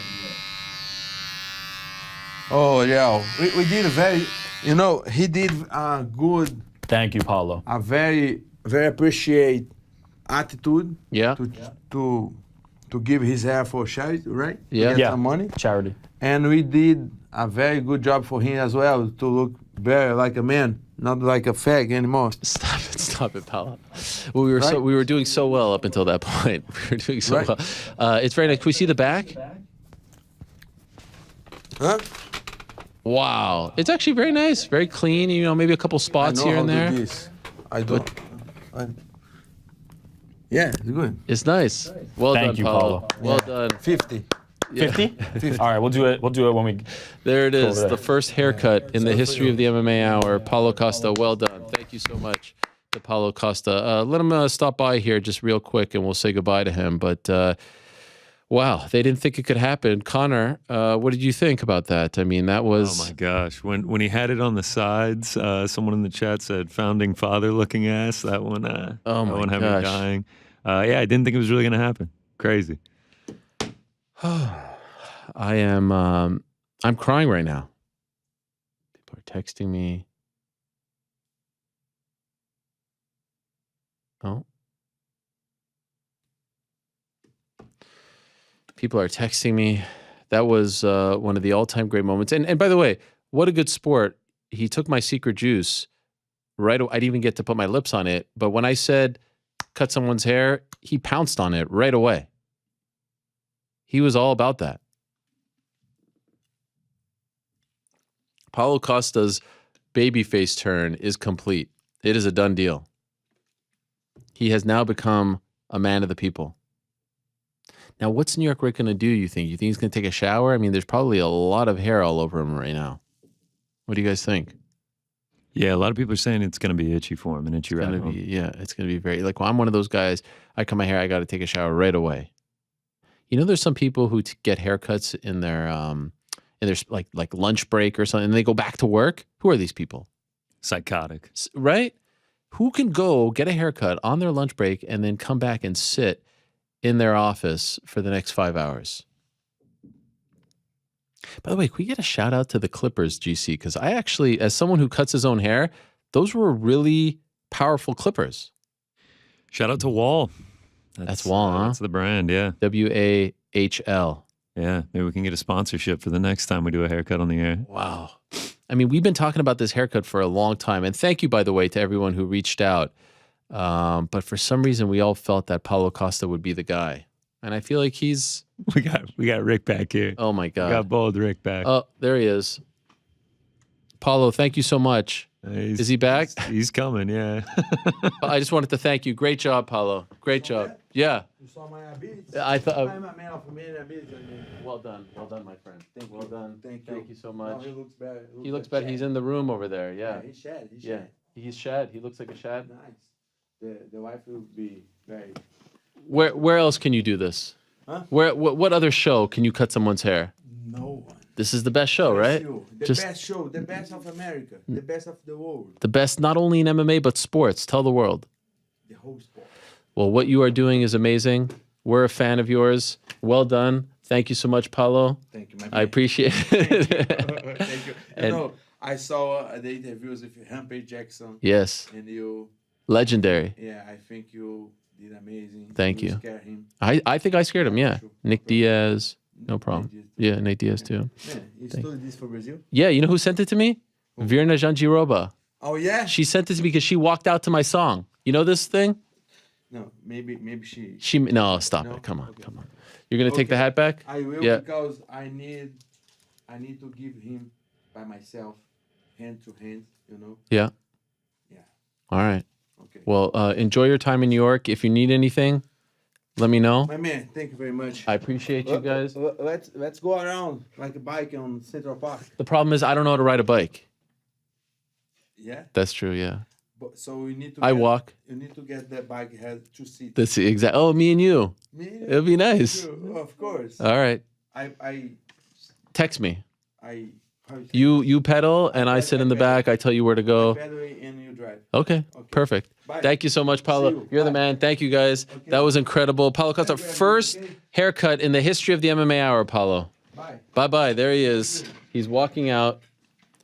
Unbelievable. Thank you so much, guys. Tamara, thank you. Unbelievable. Video guy, whoever you are, unbelievable.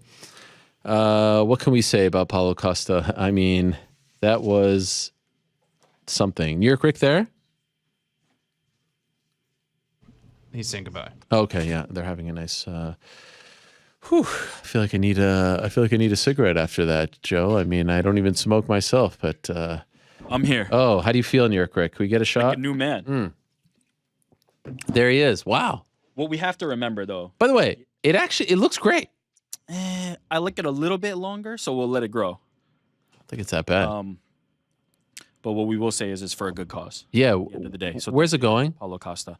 I'll reveal all that next week. Okay. Also, obviously we put out a call for some barbers, but had to pivot a little bit when you get the opportunity. There's some hair on my hands. By the way. I will shout out some of the people who sent me messages next week. I think this was the play. Or Wednesday, rather. Right. So Wednesday we'll have some more info on where the hair is going. And where is the hair? Oh my God! It's on the ponytail. You couldn't leave it on the thing over there. Oh no! Come on.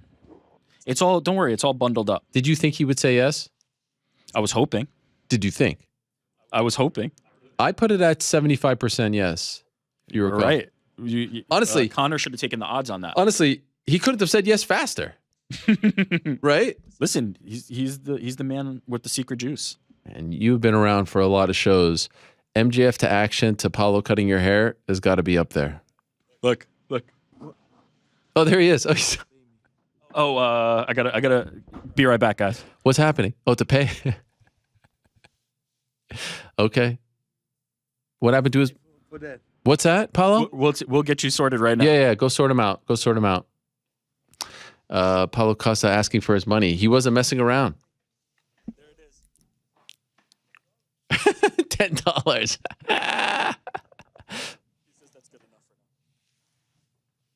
Thank you, Paulo. Paulo Costa. Wow. Oh my gosh. What a moment in time. Frank, you just wrote something in the chat. 317. Oh, that's sorry, what? Wrong chat. Oh. Don't worry about it. All right. Oh my God, this is amazing. By the way, your identity was almost revealed. Yeah. It got a little. Yeah, it's bound to happen. Well, yeah, I mean, no, it was only from the back though. That's all you need. Yeah. All right. So we go from that to the man who won in the main event. I mean, what I mean, where else? Where else? Tell me, Frank, where else do you get this kind of entertainment? From MJF to Action Bronson to Paulo Costa cutting NewYorkRic's hair down to the skin after 2+ years of letting it grow, to the man who won in the main event on Saturday against Song Yadong, the great Cory Sandhagen joining us right now. Hello, Cory. How are you? What's up, Ariel? I'm good. How are you? Oh my gosh, we've had quite the day here, Cory. I don't know if you heard, we had haircuts. Paulo Costa was in here, shaved one of our guys' head. I mean, it's been quite the day. Not as great as your Saturday, but up there. Yeah, up there. My day's been pretty boring, so that's good. Do you go to the coffee shop on the Monday after a big win, or do you take it easy? Do you stay at home? No, I stay at home. I thought about it. I actually went to the hot tub, cold tub today to try to flush out some of this swelling that I got going on, but no, a coffee shop will happen this week, though. Where's the hot tub, cold tub? I go to this place called Rock Solid Physical Therapy. It's in like Castle Rock. It's like 30 minutes from here. Okay. And what kind of swelling do we got? Just like, feels like I got hit by a truck. Like whole body is just tired and swollen. My leg's pretty swollen. My eye hurts a little bit. So I usually do that afterwards. So I'll sit in the cold tub for a while, and that usually takes out a lot of the soreness. Was he tougher than you thought he would be?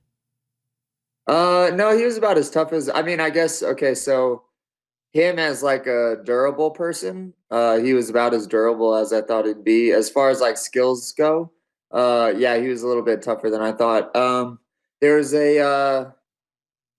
like definitely a pretty obvious like athleticness that he had that was, I knew that he had, but I had never really like experienced fighting before. And like Song is just like a phenomenal athlete, like super explosive.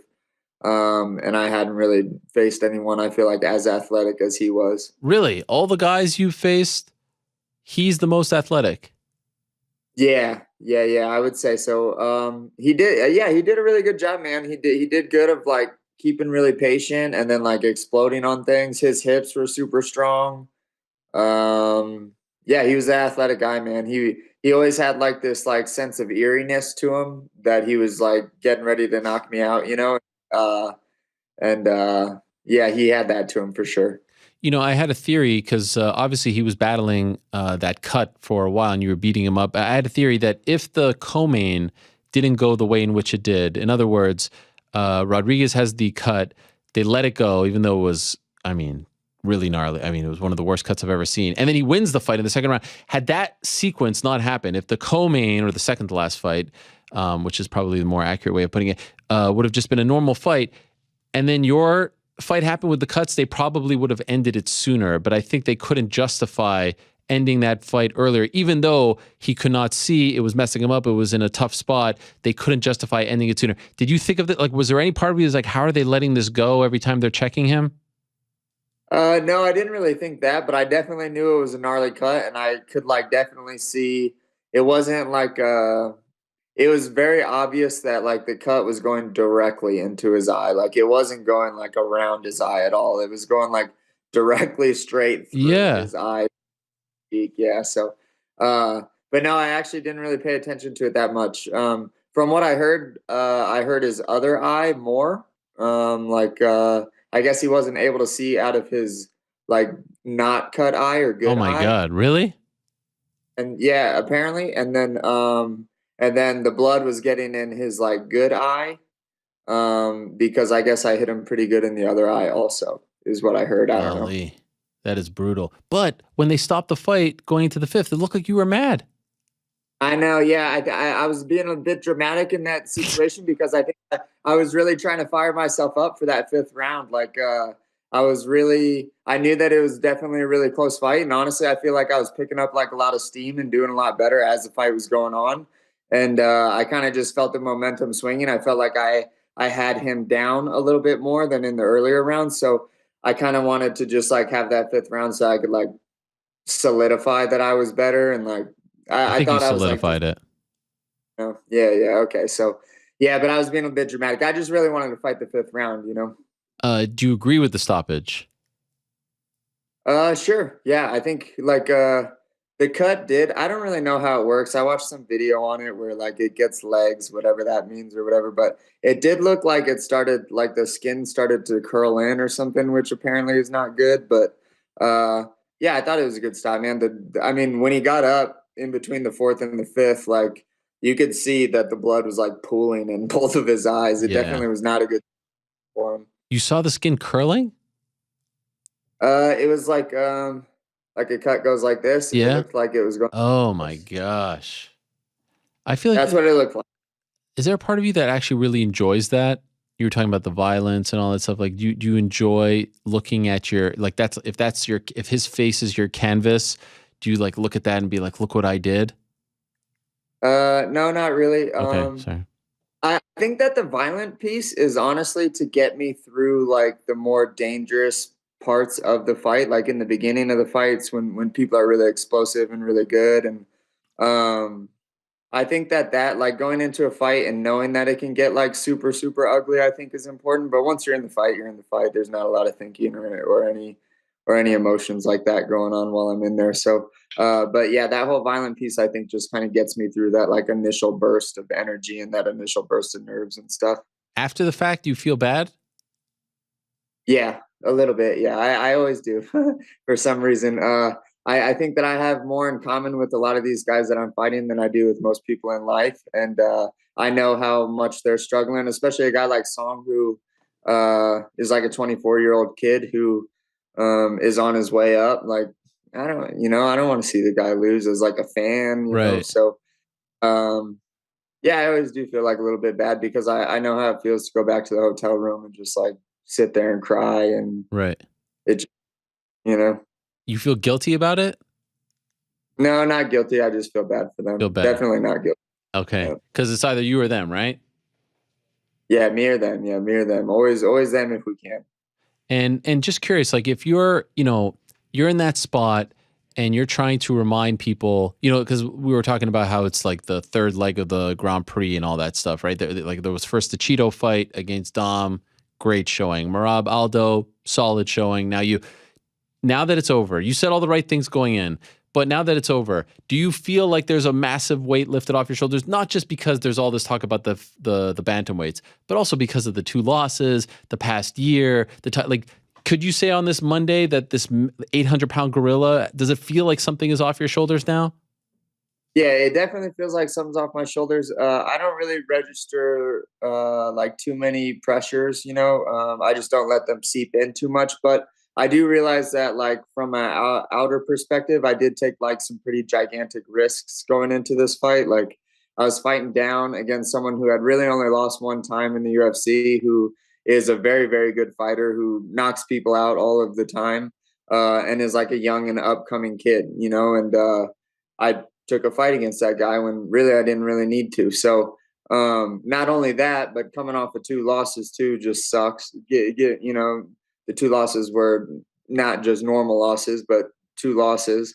And then I'm going against like this like killer up and coming kid who like hits like a truck, you know, who's way down in the rankings compared to where I am. So I definitely felt like when I sat and registered it, yeah, I definitely had a lot of pressure on me. I don't really think about it too much, but yeah, I think that that's like more and more for me to be proud of, especially because it wasn't an easy fight. I had to fight through some adversity for sure in that one. I got hit good in my eye, and like things were a little blurry in the beginning, and then I got rocked in that second, which wasn't very fun. And then so I just had to fight through some stuff, man. And I was really proud of how I did through all of it, because I really feel like that fight against Jan when I got dropped for the first time really helped me deal with it in this fight, where I had experienced that and I had experience with it, and I could just mosey through it a lot easier than I was able to the first time. So, Do you feel the layoff affected you at all?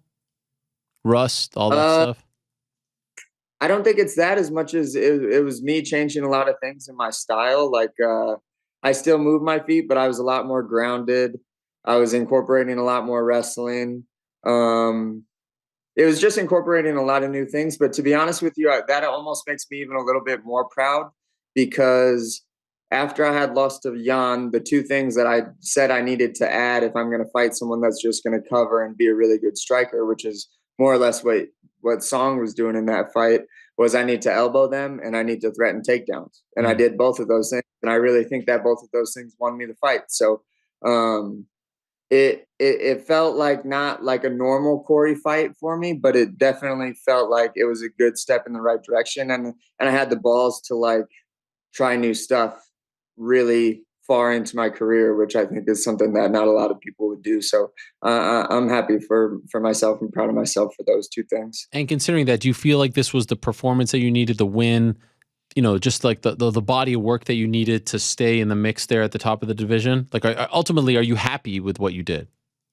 Yeah, I'm definitely happy. I would definitely say I don't think that it was my best performance ever, but not everyone is going to be my best performance. And not every night is going to be my best night. And I think that I won on a night that wasn't my best night. And it was against a super tough guy who's definitely going places in the division, especially as the years come forward. And no, I'm really happy about that. I needed to get a win.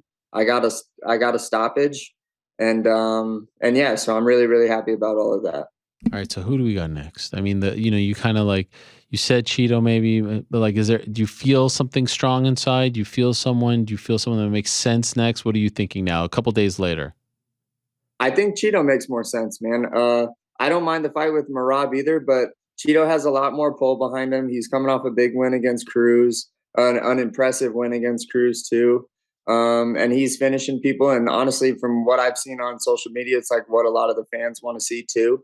After Cheeto beat Font, he called out guys in the top 5 and then went and fought backwards. So I think that I also heard from someone too that he was like potentially in talks for getting a title shot and stuff. And I was like, that guy can't get a title shot already. You know what I mean? So I definitely don't think that should be the case. Cheeto should definitely have one more.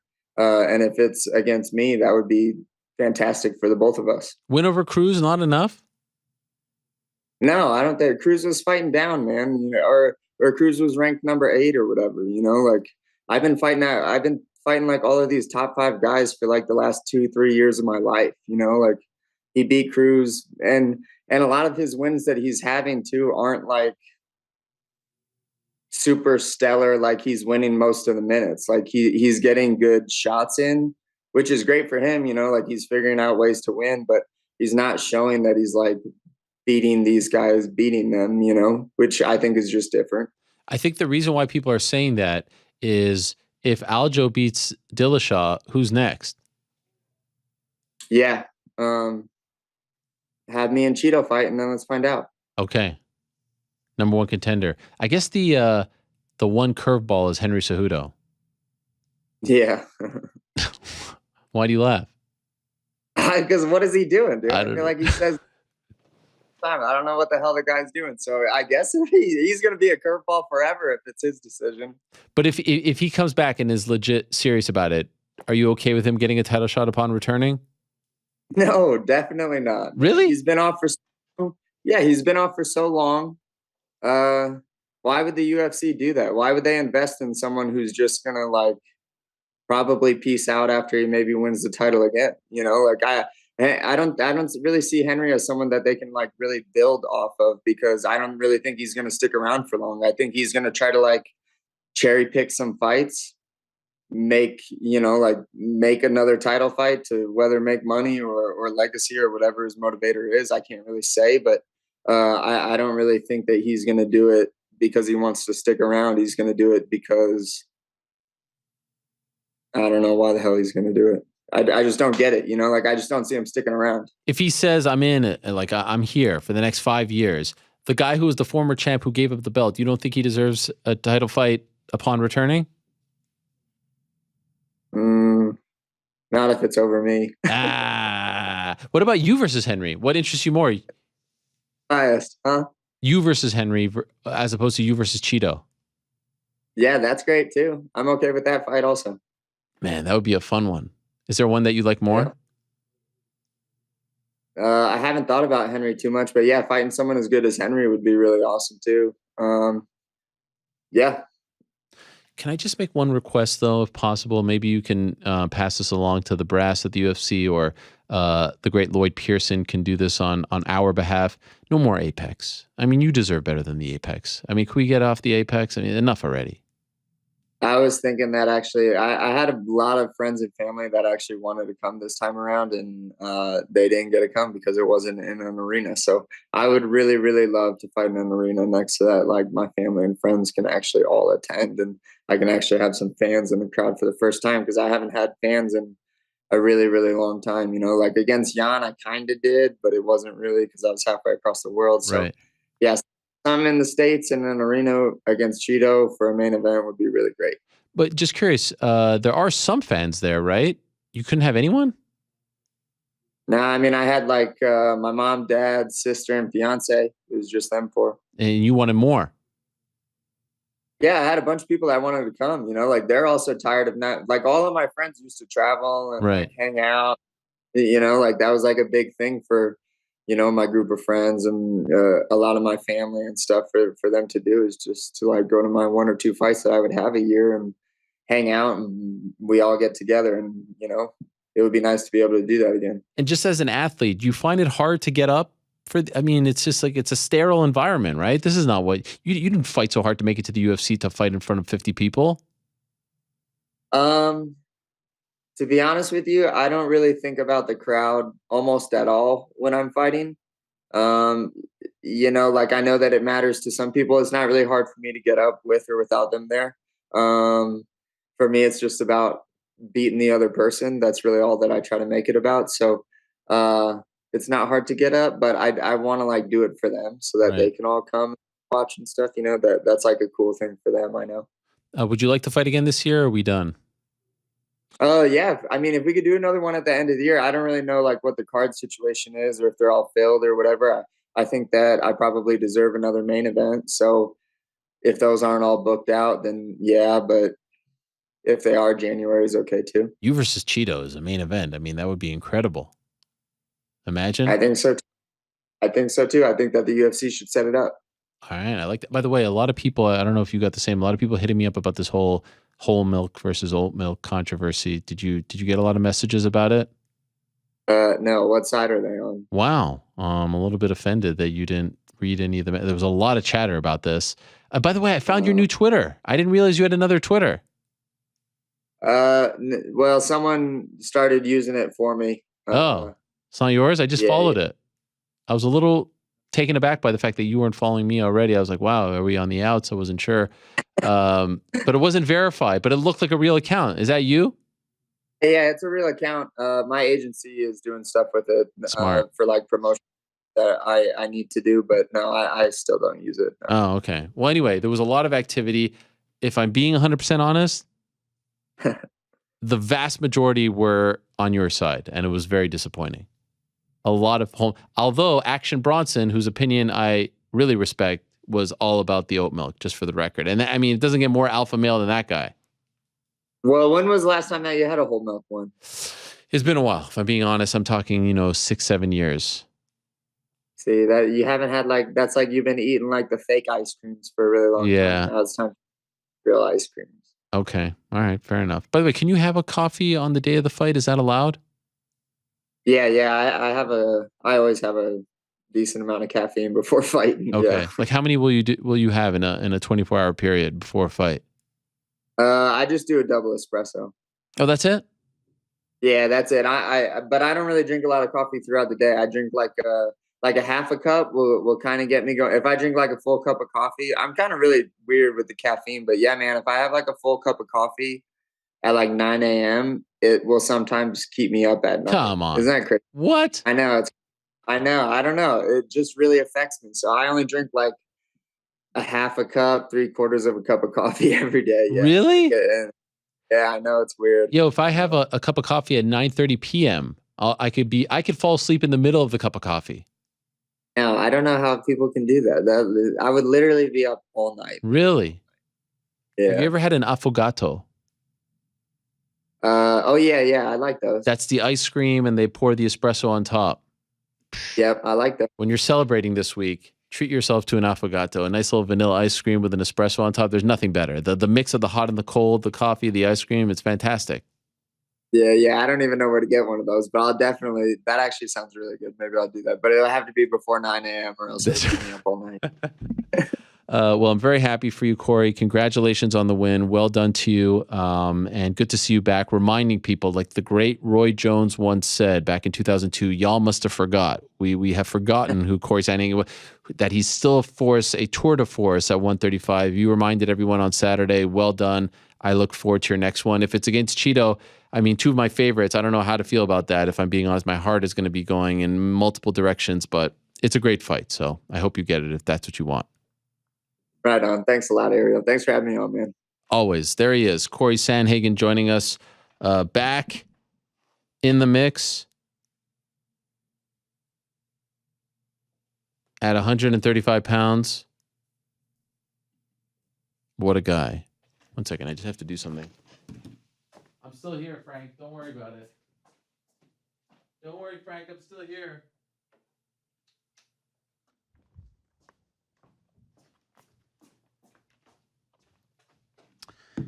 Someone sent me a video of. Where did you go? I went to get the hand sanitizer because I saw a video of Costa putting the hat in the family jewels area. Oh. I can't stop thinking about it if I'm being honest. Well, don't let that distract you. But this thing isn't working, so I have to go like straight the bottle. Oh! Now there's too much. Look what we did. Oh, now it's on the carpet, Frank. I'm just pouring it. What a mess.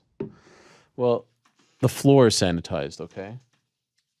It's good to know. How's NewYorkRic feeling back there? He says that his head feels a lot cooler now. Oh, there's nothing better. I mean, I feel great after, letting my hair grow for a week and shaving it. I can't imagine what it must feel like. Last haircut 2.5 years ago? And he was asking, like, that looks painful. I'm like, it actually feels really nice. What looks painful? When you get, like, a buzz cut. Nah, it's great. She has long hair. She doesn't know. Wait, who was asking? Andy. Oh, I thought you said and you. No. No, it's fantastic. Have you ever had a buzz cut? Yes. The best, right? I mean, I was a child. But the fades that I get. Fades, do yeah. the Skin same. fade. Oh, it's feels fantastic. really nice. Have we located Joe? Yep, he's... Oh, okay, because I got a message that they couldn't find him, all this stuff. Can we get a shot of Eric? Is he back there? Oh, yes. How do you feel? Hi. No, I can't hear him. Well, we saw him. Hello. Oh, yeah. How you feel? Oh, yeah, wrong one. Oh, wrong headphones. How do you I love feel? it. New man. Yeah, you feel great? And he gave me a swig of that secret juice. I feel like You- $1 million. You drank some of the secret juice? Listen, I don't want to reveal secrets. Oh, my Can't gosh. talk too much about it. Go get tested right now. Wow. Did you clean it up, by the way? No. Oh. This is all Paulo's. Are you going to clean it up? What's there to clean up? There's a couple patches in the back. Nah, you know what? We'll leave. Does your wife have any idea this happened? I told her, and I've been pretty secretive about this. I told her at some point very soon the hair is gone. Because, we've been planning this for a while. I mentioned it to you guys. She's elated. She hates the long hair. Okay. I don't know if she would have preferred I go this short, but we'll grow it out. We'll get it, an undercut. I'll go back to Paulo. He'll get me. I think this cleaned is a great look. Yeah. You're keeping the beard? I don't know. We'll see when I get home. All right. We'll see how the wife feels. But you used to know me when I had. I mean, this is hair. used to have it all lined up and everything. I mean, this is the closest we've ever looked to each other because you didn't have a beard back then. That's right. And you don't have it lined up, and I never get it lined up. I will. For now, I will get it. And the hairline is looking great. Listen, strong. That's why I was able to grow this bad boy right here. Unbelievable. And when was the last haircut? March 2020, pandemic. Right before? Right before. Like that had to have been the first week, right? It was as it started. I was like, let's keep this rolling. Yeah. Let's just let it go and see how far we get. No trim, no nothing. No. Wow. Not even a snipping of the ends. That was it. It was all building toward this moment when I could be in the presence of Bo Hashin himself, and he could cut my hair. Who'd have thought? And by the way, are you not itchy right now? No. You don't feel like you have hair all over you, your neck, your ears? Because the hair was so long, it wasn't a lot of like little pieces, yeah. He just straight went. Is he gone, by the way? He might be hanging around because we kind of skimped him a little bit on the payment. Like we okay. His usual. I'll give him. We didn't give him his usual rate, so he might be still here. All right, let's go to our last guest of the day. What a night for him on Saturday. Everyone buzzing about what Joe Pyfer did. Be Joe Pyfer, they say. Be Joe Pyfer. And what an incredible story. I mean, the resilience of the past 2 years, but the resilience of his entire life to make it to this point. Dana White, clearly a fan, pushing him, promoting him, giving him opportunities. It was a wonderful thing, a great win on Saturday. He is now officially a UFC fighter, a successful UFC fighter. He had that first round knockout win over Alan Amadovsky. He is the one and only Mr. Body Bags himself, Joe Pyfer. Joe, how are you, my friend? How you doing, Ariel? Thanks for having me on here, brother. It's a pleasure to have you. A lot of people were worried. I think you just landed. Did you just get home? I just got home. I just got home like 3-4 hours ago. Oh. I asked out in the bed, man. I was asleep. I was out. Oh, okay. Because they were telling me I had my alarm though. They were telling me they couldn't find you. They were worried, this and that. I was like, oh man, this is getting a little worrisome. But you're here. You're here. You're all good. Pretty good trip to Vegas, I would say. Yeah, another successful trip to Vegas for you. Yeah, man, a good overall experience. I had a blast out there with the team, and I got to drive a couple really nice sports cars, so I was pretty hyped about that because I'm a big car enthusiast. So yeah, man. I mean, I went out there, I did my thing, and I got to enjoy a little bit of Vegas this time when last time I didn't get to. I don't know, you kind of glossed over that sports car reference. I heard about the sports cars. Can you tell us more about whose cars they were? Yeah, so I went to Royalty Exotics, and my management set that up, and they were going to give me a big discount. I walked in, and I started talking to the guy. We were talking about cars, turbos, downpipes, intercooler, all that crap. Just some geek stuff about cars, and he wound up giving them to me for free. Guy was super, super generous, and we got the cars for the full day. And then I still didn't get my fill. I had hit Dana up earlier, and I was like, "Hey, man, like, anywhere that I can get like an exotic car or anything like that?" He was, "You can come take my Ferrari." So I did. So you went, where'd you go? It was great. To Dana's house? No, I went to the Apex. He had it at the Apex. So, oh my God. I went to the headquarters. And you drove around Dana's car around town? You were just driving Dana's car? Yeah, absolutely. For how long? Videos of it. So how long? I took it out for about 3-4 hours. What? And were you not nervous? Yeah. Nah, man. No, I drive a lot of fast cars. Like I personally have a Mitsubishi Evo 8. It makes about 812 to the wheels, so I'm used to putting the rubber down, brother. Oh my gosh. How fast did you go in Dana's car? About 160. Oh my gosh. And you weren't worried about scratching it or anything Yeah. like that? I mean, that's the boss's car right there.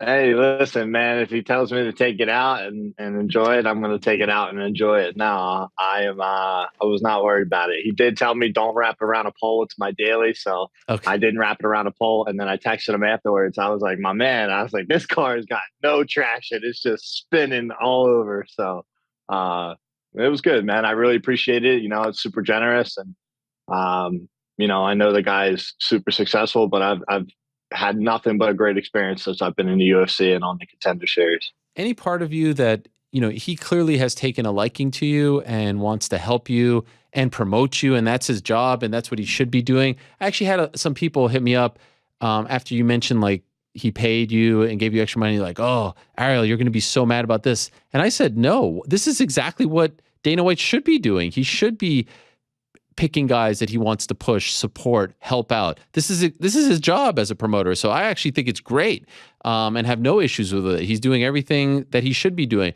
But is there any part of you that's like, why me? Why does he like me so much? Why is he giving me all these? There's 500 guys on the roster. You think like that, or are you just letting the good times roll?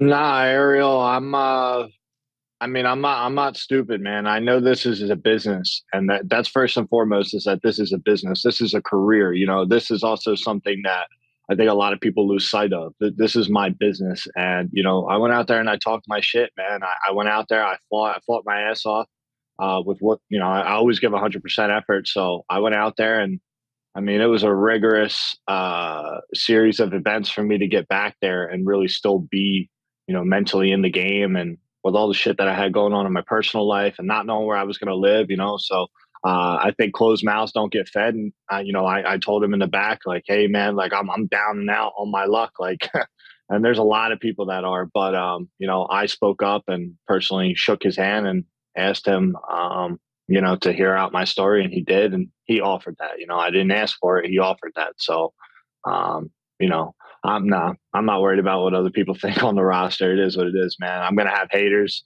I'm already getting hate as it is, you know. And what are you getting hate about? I've actually been, man, like maybe I shouldn't say haters, but, you know, it just, like, you win in this game and immediately somebody calls you out, you know what I mean? And that's the name of the game. But, you know, let me enjoy this. You know, this is my first fight in the UFC. You know, I got people calling me out, and it's like, dude, come on, bro. Like, let me enjoy this a little bit. I just came back from an injury. You know, I'm not rushing this process. For sure, I'm not rushing this process. I'm not going to be one of them guys that leads with his ego and not his brain. So I'm a developing fighter. I have skills. I have knockout power, and I'm going to put it together, but I'm going to put it together on my time. So, you know, here's the thing, Ariel. You go and you win, man. You get a good win, and then it's already tainted because everybody's what's next, what's next, what's next. You know, I already did that. I fought in a Contender, and I jumped right in immediately. So, you know, I want to get better as a fighter, and I want to enjoy a holiday for once. Ariel, it's been a long, almost 3 years to try and get back in that cage, man. So, and I'm just thankful to be here, brother. I really am. It's an unbelievable story. The last 2 years are unbelievable, but your entire life is unbelievable. I'm just curious, you know, when you first had that Contender Series fight and there's hype about it, I remember Lloyd Pearson, your manager, sending me a video about you. I think it was like 5 or 6 years ago. Like, you were shadow boxing in an alley. You remember that they put together this video, I think when you guys were with Ballingy, and he's like, you need to remember this name. And he told me that, you know, the Philly guy and Eddie Alvarez connection, all that stuff. And I think at that point, you only had a couple fights on your resume. So you've been someone that at least I've been hearing about for a long time. You get to the Contender Series and you suffer this gruesome elbow injury. Mentally, you have to go through 2 surgeries. You're right there. Everyone has high hopes for you. You make it to the boss is watching you, Dana's watching you, the matchmakers are watching you. You're essentially in the orbit. You just have to win this one fight. Mentally, how did you not let that break you?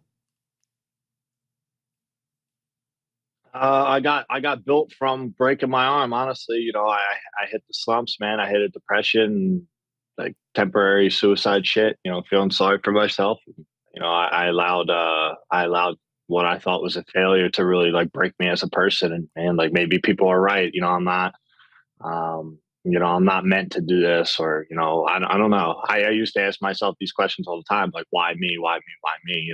The self-pity, it's really what it is. And, it was, you explained it really well. Like, it was very, I've been in the game for 21 years or whatever it's been. I started jiu-jitsu at 4.5 years old, ran away from home, that whole nine yards with that. And, I get a second shot back. I have my friend who's trying to kill himself in my house, 2 different times, 1 week before, 3 weeks before, and a whole lot of other stuff going on, man. And it was like, it was super hard mentally to keep it together. But what I did learn is I would never take a fight unless I was mentally prepared. And I was mentally prepared, man. I chose myself for once. And that's something I hadn't done in the past. I would let everybody else's shit get in the way. But I know how bad I wanted this. I know how hard I worked for this. And I also had a team for the first time in my life that I trained with a bunch of killers, you know what I mean? So they kept reinstating, like, Joey, all you got to do is show up and be there. Show up and be there. If you're there and you want it, you're going to get it. So, I was scared for my life, Ariel. I'm not going to lie. Like, I couldn't afford to lose. And that's why I love that when I got the knockout, my back was against the wall. So I went out there and I was myself, man. I let the fight play out how it did. I stuck to a game plan, take him down early, wear him out a little bit, and then start piecing him up on the feet. So I thought it was a shitty performance, but we got the job done and we impressed Dana, and that's what it's all about, man. You got to make an impression that night. And I'm a killer when I'm in there. I try to finish these guys. So if so you're talking about the second Contender Series fight, you have to make it all the way back from the multiple surgeries. You get another shot, you win that fight, all's well. You tell the story that you were about to be evicted in 2 days. You didn't know where you were going to live. You ever stop and think about what happens if you would have lost that fight? What would have happened to you? Yeah, man. Yeah, absolutely, Ariel. I mean, look, man, this game, like, I don't want to say it's fake love, but it's like a lot of people care about me because I'm winning. You know what I mean? But I know what it's like that when I lost the first Contender, man. I lost sponsorships. People stopped talking to me, and they really. I don't want to say they wrote me off, but you just don't hear from people anymore. And this is a very forgetful. This is a very forgetful career. That when you're the man, you're the man. Everybody loves you, but when you lose, you're written off. It is what it is. Except for the people that you developed close friendships and relationships with. And at the end of the day, man, I learned that the hard way the first time around. And I was even upset with Dana for a little bit because the illusion was that I was getting my ass whooped or getting my leg chopped off by Dustin. And I was like, man, I just started getting going. I took him down. We were kind of even on the feet as far as like strikes, but I started slow on purpose. And I made an impulsive decision, Ariel, and I got mat returned and I broke my arm. And the reason I was fucking fuming about it was because I didn't tap. I didn't get submitted. I didn't get beat. That's not a loss to me. I don't give a fuck if it's on my record or not. That's not a loss. I didn't get bested. You know what I mean? I had a freak accident. I dislocated. So I was really salty about it for a while, brother. I really was. And I dusted myself off. I went and joined Daniel Gracie's and got some new coaching, trained with Sean Brady every day. And here I am, man. I returned. I refused to accept what I think a lot of people thought was my fate in the sport. It's really unbelievable, especially when you hear that you were that close to being essentially homeless. And that's when you told Dana your story and he helped you out, which I think is tremendous. By the way, when you got back home, like how you had to find a new place to live in 2 days, that's stressful in its own right? Yeah, man. I was, dude, I was scary. I first of all, this is the first time I can say that I'm a full adult. I had to go. I lived with me and my friend lived together, and at the time, a girlfriend, and it was tough, man. Like I had no idea where I was going to go, and he was in the hospital when I got back from the fight. So from trying to commit suicide, and my whole team helped me move. And so here's the thing. So Tuesday I fought. Wednesday I got home. I signed to fight Alan Almadovsky in the airport as I got off the plane. Thursday I go, my strength coach hits me up. He said, hey, I know my landlord has another condo unit. It fell through. Go check it out. It might work out. So I go and I check it out. I met her at 2:00 on a Thursday. That front like moved all my shit out of the house on that Thursday because I had to be out of the house on Friday. And then I saw her that Friday morning, gave her cash, and that's where I live. I got a condo. So Jeez, Thursday I moved out. Friday I moved in. Saturday I flew to Texas because of the fights with Dana. And yeah, man, that was a long week. Yeah, they did this great documentary, or they followed you around, called Next Level. It's on the UFC YouTube channel. It's really good, and it gets us even deeper into your story. And then you're invited to go to 277, and you're going in the back and hanging with Dana. Like, there's got to be a moment where your head is spinning. Like, how the hell? Like, one wrong turn here, you're that close again. One wrong turn, none of this is happening. On that Saturday, you're not in Dallas at 277 in the back with Dana. You're probably looking for a couch to sleep on. That's mind-numbing stuff, right? It is. It's exactly what it is. It's mind-numbing, and that's why I'm taking my time in this, because when it's all thrown at you so fast, I'm built for it, Ariel. I can handle this. I truly can handle it. You know, I think a lot of people, even this weekend, and this just goes to referring to mind-numbing. You know, I think DC really thought that I was going to feel pressure, and I didn't feel pressure. I've wanted to do this since I was a child, and I'm here, you know, and I've seen a lot of people make it. Eddie Alvarez, I've seen Zach McCoskey used to be in the UFC. I grew up around these people, and you know, they kind of paved the way on what to do, you know, back then. And now it's like a little bit more clear cut that, you know, you have managers that really get involved. You know, MMA was still relatively new when I was a child, so. But yeah, man, one wrong move and this all wouldn't be here. So I don't want to go so fast at a rate that it's like, oh, I don't get to enjoy this process, this journey. I don't want to get to the top and then be like, man, I lost my motivation. I'm enjoying this. You know, I'm a dog right now. So I want to stay a dog, and I want to appreciate everything. And yeah, man, what an experience. I got to see Mike Tyson, Ariel, of all people. I'm not a shell-shocked person, but when I sat down, I see Mike Tyson, dude, that was, for what it's worth, you know, me and my dad don't get along. We don't talk, but that was my dad's hero, and that was my idol growing up. And man, it was so cool. Of all people to meet, Mike Tyson was probably the best of that event. It was amazing. How old were you when you ran away? 16 years old.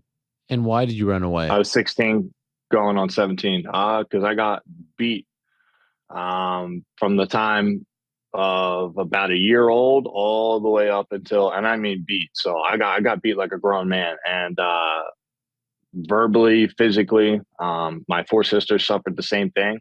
And one time I got beat up really bad. And yeah, man, I shoved him over a table because he did something and said he was going to kill me. And I'm not going to go into detail of that to that extent, but, you know, basically shoved them, ran out of the house, never went back.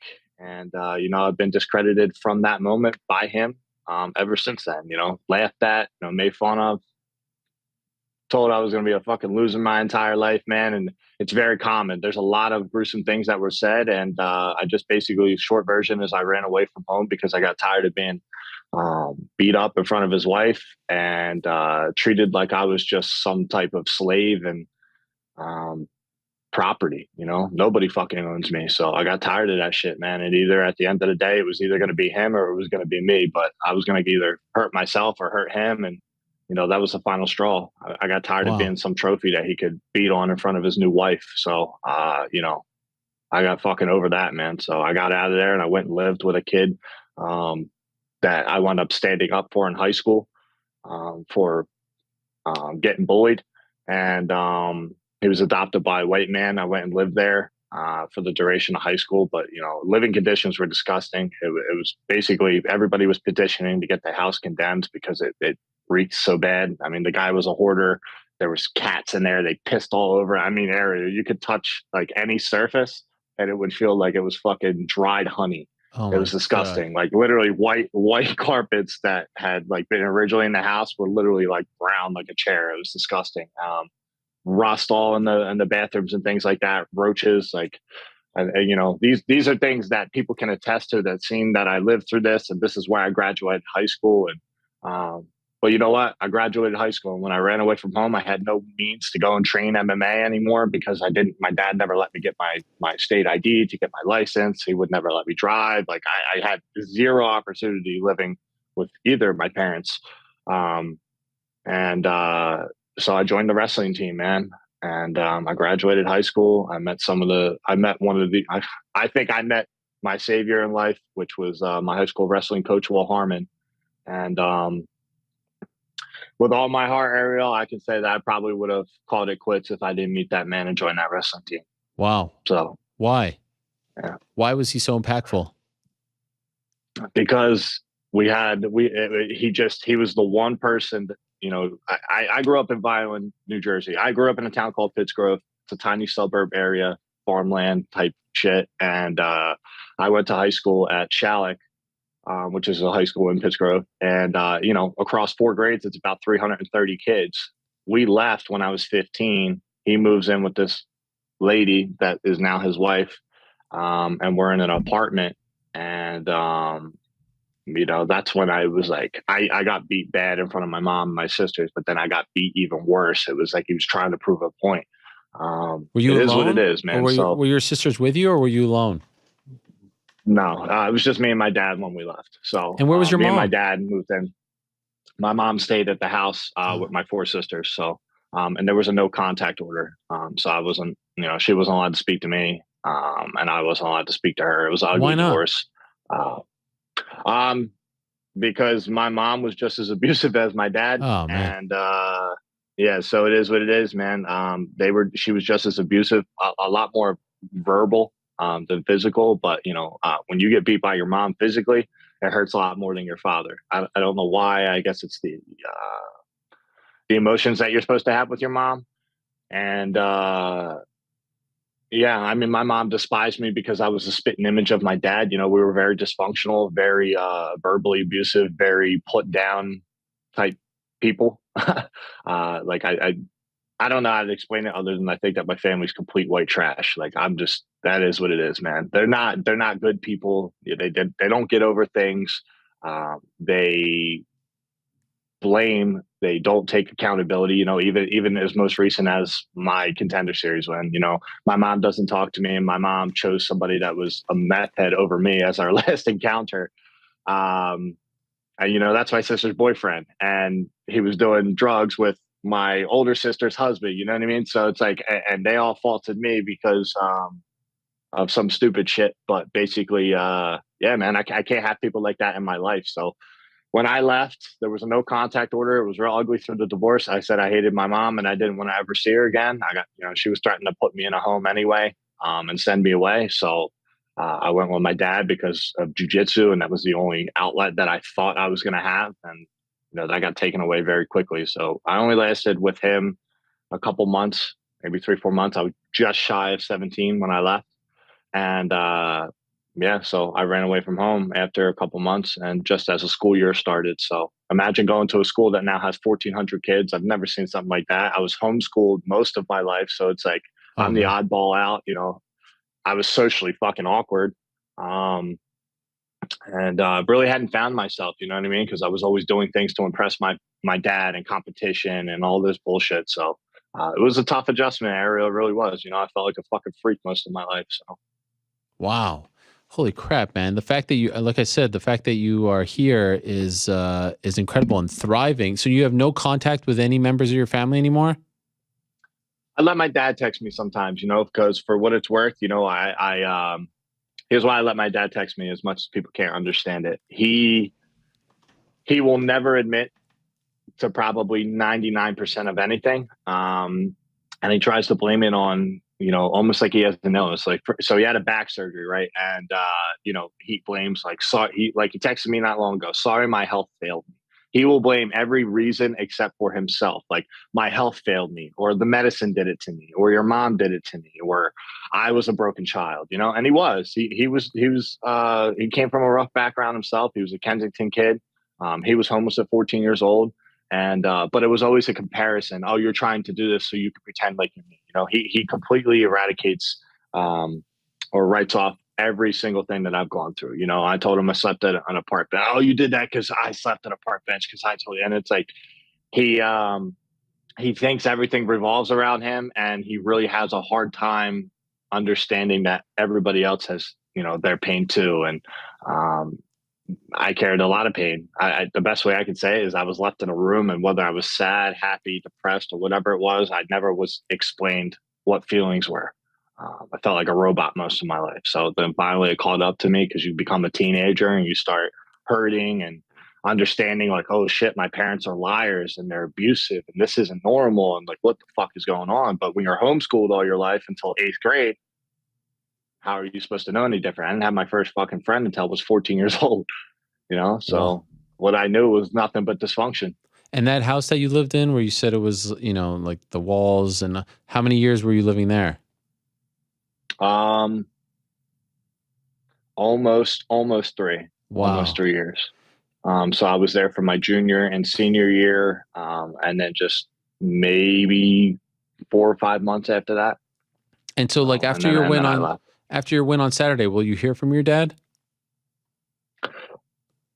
It's up in the air, brother. He texts me all the time, you know. No, I have not. No. Wow. No, I have not. I let him text me, though. My point was that I let him text me because the way I see it, whether he meant to do something right or not, he gave me tools, right? And I went and I built a fucking house with it. And you know, maybe he didn't intend to give me that tool that could help me go build a foundation.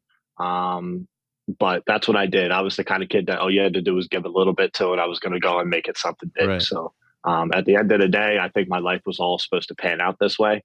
And it's something I've had to come to terms with, peace with. I forgive him. I don't hate him. I love the guy, but I know he's somebody that I got to keep at an arm's distance, as well as my mother. You know, you talked to her? She came out and nope. Okay. Nope. I haven't talked to her in almost 3 years. And, you know, she's completely discredited the same exact way. You know, they were perfect for each other at a point for a reason. So, yeah, man, you know, it's toxic. It's very toxic. It's very dysfunctional. It's very sad because it's like, you know, I don't have that close relationship with any family member. And, you know, I don't feel empty from it. It's just, how can you long for something you never had? Right. So, right now, though, you're in a house, an apartment, right? You're thriving, you're making money, you're building a resume. Have you ever been happier than you are right this moment? Have you ever been more comfortable than you are right this moment? No, never. I'm tired from traveling. Yeah. I hate flying. Yeah. It was an awful flight back. I've been up for over 24 hours, but I'm super happy. Like, I love cars. I got to drive in a Lamborghini Aventador yesterday. I got to drive a Porsche GT3 RS, and I got to drive a Ferrari 812 Superfast, which was Dana White. So, man, I just drove like $1.5 million worth of cars. I'm so hyped. I love it. Yeah. I love it. And I send to Ariel. I'm a full send kind of guy, bro. Imagine like 3 years ago, someone telling you, yeah, you'd be driving Dana White's car. You'd be doing this, that. Like that probably felt unimaginable, right? At one point? No, man. That's the thing. Like I believed I was going to be here. Maybe not driving Dana White's car, right. Sure. But, you know, I'm not shell shocked by it, man. I really believed those are the things that kept me going. I really believed I was going to be here. I really believed I was going to be in the UFC. I knew in my heart, for whatever weird reason, that was why I had to keep going. And, you know, Ariel, I've been saying this shit since I was a fucking kid, man. Right. Like 8, 9 years old. I'm going to fight. And I always said UFC. And now I'm here, man. And, you know, and now I'm not just here. I did something. You know, I didn't just get a contract and pull on people's emotional strings with my story. Because at the end of the day, you know, this sport, I could have the saddest story in the world, but if I don't go out there and win, it doesn't mean shit. Right. So, fortunately for me, I've put a lot of hard work in, and I was able to string together 2 wins in a row that were on a big platform, being the UFC, social media wise. And that's why, you know, I get to talk to you, because if I didn't make this impact, I wouldn't even be here. I wouldn't even be on your show. And that's, you know, I'm just thankful, man. Like I'm afraid to die. And I've convinced myself that like this life is very short. And, you know, I don't want to fight with people, man. I don't want to I don't want to walk around and be upset. I've been upset most of my fucking life, and I didn't get to enjoy my childhood, which, you know, saddens me a lot. But it is what it is, man. I'm here and I'm trying to live right now, and that's what matters. Yeah. And all the cameras in my face and everything, I'm cool with it because I'm enjoying the moment. I enjoyed the moment. I enjoyed the walkout. I enjoyed the fight. I enjoyed, you know, I enjoyed every part of this process because what would I rather be doing? If during that process I didn't want to do that shit, then I'm in the wrong sport, man. By the way, do you have anyone, like, you know, one of the best parts about winning a fight is, I would imagine, like, celebrating, right? That feeling afterwards. You have friends. You can't do it, unfortunately, with your family members. I think you have a girlfriend, right? I saw her on the thing. So, like, do you have people that you could celebrate with tonight? Do you have people, like, are you able to be loved and showered with praise? Do you feel comfortable doing that? Yeah. Absolutely. Like what I did for the fight is I literally went back, we ate, and then I went to the arcade. And I went, like everybody else, most of my team went out to a club, but I'm not a party guy, man. I don't like alcohol like that. I've never been a party guy. I don't feel comfortable in that environment. Yeah, man, I don't want to taint my victory with going and getting fucked up and smashed with alcohol and then feeling like shit. I did it one time with Andre Petrowski after his win, and I woke up in a tub naked, bro. So I'm good. Yeah. I'm from throwing up, okay, not any other reason, throwing up. But dude, I was like, oh my God, I can't handle alcohol for anything, man. I think I had 3 drinks and I was on my ass. So, and I even woke up freaking drunk still to get on the plane. It was awful. Oh man, that is the worst. But yes, so I had my best friend from high school come out there. I also, my videographer that you were talking about that did the video, I had him come out there. Nice. He actually works for Ballinger, and you know, he got a career by doing my documentary that you were talking about. So, you know, he helped me and I helped him, and it was really cool to have him out there for my first UFC fight. So just staying close, man. You know, I wish Sean Brady was out there, but I got my coach John and Jonathan Webb, and a couple of my friends. Randy Brown came out, man. So, you know, where was Sean? Because he's preparing for Abu Dhabi. He couldn't come out. Yeah. So look, Sean's a freaking tank, man. He's like a military style training guy. So he has his schedule, and he believes that when you travel, it takes a couple of days to recover, and he's in camp, man. You know, this is about him right now. This is not about me. Would I have loved to have had him there for my own selfish reasons? Absolutely. You know, he's a big impact in my life. I don't know what you've heard, but I praise Sean Brady a lot because I take inspiration from how hard that kid works. And you know, funny stories that we've known each other for quite some time, since I was like 11, 12 years old. Oh, really? Were you friends? Yeah. So, no, we were cordial. I mean, I can't say that we were friends. Like, we weren't friends because we didn't hang out, but we were very cordial. We knew who we were. He was maybe 15, somewhere around there, 16 years old when I was, what am I? I'm 26. So yeah, I would have been like 11, 12 years old. He would have been 16. So, we just always stayed in touch, very cordial. And then when the time came after I broke my arm, I wasn't training with a full-time boxing coach, full-time anything. And, you know, now I have all those things, and I'm in a place where everybody's chasing the same dream. You know what I mean? For a long time, I felt like I was chasing this on my own. Unbelievable. It's so easy to root for you. Your story is like, have you thought about talking to kids about this? About, you know, like, I'm sure there are kids who have been through. Have you thought about that sort of thing? Being a motivational speaker, speaking at schools, or to troubled youth, anyone like that? I would love to. Yeah, absolutely. You know, that's crazy that you asked that. So I hit up the hell is what is his position? He's I don't know. At the UFC? But my high school where I graduated. Okay. No. At my high school, I hit up his name's Chip. He runs something. I can't remember what it is, like a sports director or something like that. I don't know. And I hit him up and I was like, yo, like, I want to come in there and talk to the kids and, you know, get me in there. Like, I want to be a part of my high school. You know, that was a good memory for me. You know, it's why I met, you know, one of the most important people in my life, and, you know, my best friend. And I want to go back in, man. So I'm going to go to one of the pep rallies and be the judge for who has the loudest and stuff like that. I know this is like a weird day and age right now, so a lot of things have to get approved before you can just go and speak. Right. I'm sure I can do that. I just, you know, I won't do it unless it's the message that I want to deliver that makes sense. You know, I'm not a layered person, Ariel. I want to go and I'm myself. Be Joe Pyfer, right? I'm just gonna be me. So I'm not the most formal person, and that's why I like fighting. I'm not a formal person. I don't have filters. I don't want people to have to dig to figure out the character I am. I'm me. I'm dumb as shit. I'm funny as shit, and I say some funny things sometimes, but yeah, man, I actually have, and I want to talk about those things because it's very common. My specific situation is very common among a lot of kids, and it's not anything unique. But what makes it special is that I was chasing a career that gives me a voice of, a social media platform that's huge.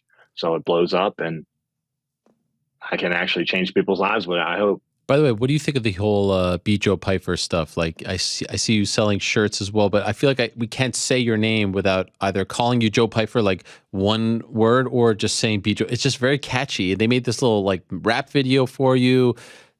All this. I didn't see that. Oh, they did like some sort of like remix thing with the Be Joe Pyfer, Be Joe Pyfer. What do you think of all of that? You get a laugh out of it? You like it? I think it's corny. I think it's corny, bro, but I like it. You know what I mean? Like I'm here for it. Yeah, I mean the shirts. I like the shirts. Honestly, it's great. You know what I mean? Ariel, I was a kid that fucking had no confidence, and now I have all the confidence. And it's not because I just got here. I had all the confidence leading into it. Right. Make no mistake. I had all the confidence. I fixed all the shit that I needed to fix. And I had all the confidence leading into this. So I love it, man. I mean, look, I was a kid that didn't have a name. Now I got a name. So my name hasn't been known for a single thing. That's good. And Be Joe Pyfer, I'm here, brother. I'm here. You know what I mean? So I'm here for it. Make the memes, make the jokes. A lot of the jokes, the shit that cracks me up is, I guess they're calling me fucking ugly, but I mean, I'm not the best looking guy. But like, they're like, bro, they're like taller Justin Gaethje, less douchey Justin Gaethje, and then they're like Dominic Reyes, probably because of our hairline. And Justin Gaethje had a kid, and that's me. Forget that. I didn't notice the Justin Gaethje resemblance, but forget that. Two last things, if I can. Have you ever talked to a therapist? Did therapy help you at all? Yeah. So you know what? I talked to a couple people. My former coach, Sam Orpiza, was trying to run for Senate in Philadelphia. Respect. He's the man. So help him because Philly is terrible. Please help him.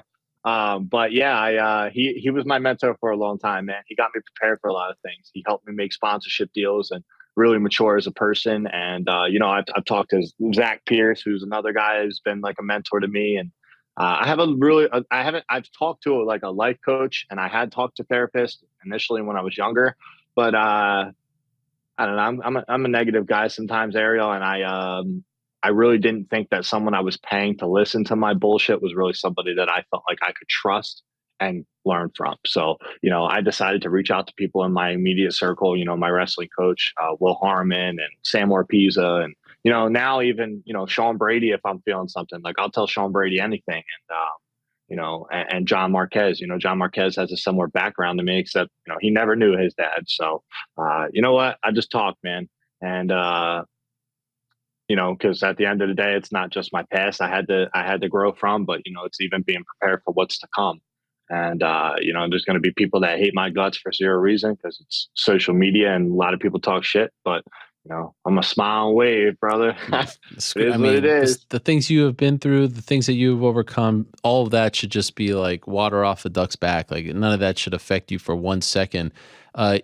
You're an inspiration, man. But you know how it goes though, because it applies to anybody. I'm in a position where I'm judged because it's put out there for people to judge. Yeah. Same thing for you. It does. Another reporter. I've seen some of the stuff, and sometimes it gets to you because it's one thing to be, called something or made fun of, but then it's another thing to be disrespected of what your point is, of what your journey is, of what your message is. And that's one thing I never want to misconstrued. I'm not a perfect person. I'm not a role model for kids. I'm someone that's trying to show you that through hard work, through commitment, through being a fuck up, for believing that you were, Ariel, I literally believed I was mentally fucking retarded.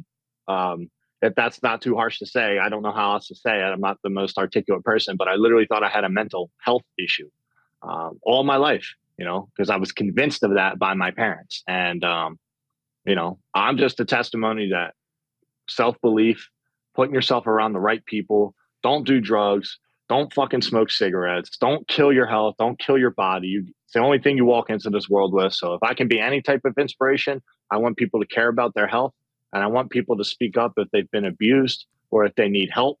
But don't go out there pulling the sympathy card. I never pulled the sympathy card. As much as my parents and everybody wants to fucking discredit me, I never pulled the sympathy card. I told my story, and that was it. And I kept working. I kept training. And I wasn't asking for no handouts. I went and I earned this shit. That's one thing I want to make clear. I don't give a fuck if every fighter on this roster hates me. I earned this shit. I paid my dues. I train every fucking day, I cried through fucking countless nights and not knowing where I was going to live, putting shit back on the shelf, not having fucking money. And, to have somebody of Dana's stature say, be Joe Pyfer, that doesn't change who I am. It feels good, but it doesn't change who I am. You know what I mean? It just reassures the people that didn't know that I'm somebody that changed his life because I didn't give up. And that's all that matters. You can't give up. If you really believe you're going to be fucking something successful, you can't give up. I mean, look at where you're at, man. You started you started just where I'm at. Like, come on, man. Like, we all start from nowhere. It's just, you got to talk your shit. You got to tell your story. And, I'm going to get paid because I'm going to fucking talk my shit in there. And I'm going to be a mean motherfucker when I get in there. So. Respect, my man. Massive respect. I was going to ask you, final thing was like, if I could ask you for a message to anyone who's feeling down, but you just gave the message. You just answered my question. Don't feel sorry for yourself. Keep fighting, keep pushing. And I really think the not licking your wounds, the sympathy card stuff is very important, because there's shit that's thrown to us every single day. If you sit in the corner and lick your wounds, of course you could feel bad for a moment. Of course you could feel down, but you got to get up the next day and freaking, punch the world back in the face and fight back, because no one feels sorry for you, right? So you are a walking inspiration. I'm a huge fan. I wish you nothing but the best. Congrats on getting to this point. Congrats on the win on Saturday. Congrats on the contract. Congrats on all your success. And I wish you nothing but the best in the future, my friend. Let's go, Ariel. Thank you so much for interviewing me. I've been watching your show for fucking years. I always come on here. I want you to know, I bet every fucking weekend like a degenerate. And I've watched UFC since I was a fucking kid. I've watched your show. I'm very familiar with who you are and all the people you have on here. And to all the rest of the people in the middleweight division, I don't want no problems. I don't want to talk shit. If we're going to fight, we're going to fight. Then we can talk shit. You can do whatever. But leave me the fuck alone for a week. Let me enjoy my. That's why I didn't ask you. Let me take a vacation. Yeah. Look, man, I'm gonna call somebody out at some point, but I'm not ready to fight right now. So I'm not gonna, ugly man Joe, sit down, bro. So, you know what I mean? I can't fucking stand that douchebaggery. I fuck off. Let me have my fucking birthday. Enjoy. Oh yes, that's right. I'm 26. That's right. Happy birthday! Woo. Wow, unbelievable. What a night. Literally never thought I would live this fucking long, but I'm still living it. I'm smiling, and I drove cars. I love cars, and if I pass you on the highway, I'm sorry. Well done, Joe. Enjoy it, my friend. Happy birthday. Enjoy the win. Talk to you soon. Thanks for doing it. See you, Ariel. Thank you. Wow, Joe Pyfer, what a guy. How do you not root for that guy? How do you not love that guy? That guy is unbelievable. What an inspiration. What a story. Man, what a day. I'm exhausted, emotionally, physically. What a day. I dropped some avocado on my ad read thing here, so let's run through this. It doesn't look great at the moment. Avocado when it's like left out, it looks... You don't want to just scrape that off and... Nah, I just left it here. I was like, a lot going on. Well, when you get to that line, don't say avocado. Avocado? Yeah. MJF, was that today's show or last week's show? I don't even remember. Quick word from our good friends over at DraftKings Sportsbook. As you guys know, the NFL action... You know what? I'm not reading this. I don't want to read this, Frank. But you have to. This is what you need to know. Tonight, in less than 2 hours' time, the eventual Super Bowl champions are hosting Monday Night Football. No, this is part of the ad read. No, I understand that. The music's not playing. Oh, okay. I thought you were trying to get dramatic. No. Tonight, in less than 2 hours' time. You're going to have to read this one without music because I don't know what happened. I hear music. Oh, that's good. It's very upbeat. Keep going. Tonight, in less than 2 hours' time, this year's Super Bowl champions. I mean, it's totally the wrong music, by the way. Like this should have been the other music, the more dramatic music, but this is way too upbeat. Anyway, they are hosting the jabroni Tennessee Titans. Michael Chandler's a fan of theirs. Monday Night Football, doubleheader, by the way. Orchard Park, Highmark Stadium. It's killing my vibe. Like you've no idea, Frank. I love it. Josh Allen and the boys, 1-0. Oh, everyone's, Miami Dolphins, Tua, they're going to be a real threat. Very funny. We all had a nice little laugh. Tonight, we remind the world who's who. Tonight, as we, what are the, what's the line right now, GC? Do you have a line for us? Bills -10. Bills -10. I mean, are you kidding me? So, this is what you need to do. As we remind the world who is the class of the National Football League, not the AFC, the National Football League, under the bright lights in Orchard Park, where I will be in less than 3 weeks' time for the very first time. Can't wait for that. The world will be watching once again in prime time, Josh and the boys slinging and slanging, yinning and yanging. Von Miller and the boys on defense just absolutely crushing it. Reminiscent of the Steel Curtain, reminiscent of the 85 Bears. And what you need to do is go to DraftKings Sportsbook, an official sports betting partner of the NFL, and you need to slam the Bills. Trust me, slam everything on them. Talking touchdowns, big plays, even bigger wins. Forget about it. New customers can bet just $5 on any NFL team to win and get $200 in free bets if they do. If that's not enough, everyone can boost their winnings with stepped up same game parlays. Right now, every leg, you can add a boost to your winnings up to 100% with payouts bigger than ever. Why bet on football anywhere else? To make things even sweeter, you can throw down on stepped up same game parlays once per game all season long. Now, download the DraftKings Sportsbook app right now. Use promo code TheMMAHour. Slam the Bills. Every parlay, every prop, every pick. Bills, Bills, Bills, Bills, Bills. Get $200 in free bets if your team wins when you place a $5 bet on any football game. That's code TheMMAHour, only at DraftKings Sportsbook, unofficial sports betting partner of the NFL. Minimum age and eligibility restrictions apply. See show notes for details. Let's go, Buffalo. I had something, you took the music away, you put weird music. I mean, the whole thing was a mess. Well, I appreciate you. I worked through it. Let's go to the guys. Wow, look at that. Hello. Hi, guys. All right. I screwed up. I was supposed to be drinking my secret juice. He took my secret juice. It's actually out there if you want. Oh, is it? After having the secret juice, that ain't the secret juice. You don't even know. Did you really taste it?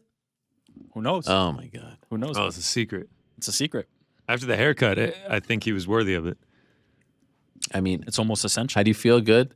Can you believe that really happened? No, I can't. I actually can't believe that Rick is bald now and that Paulo Costa cut his hair.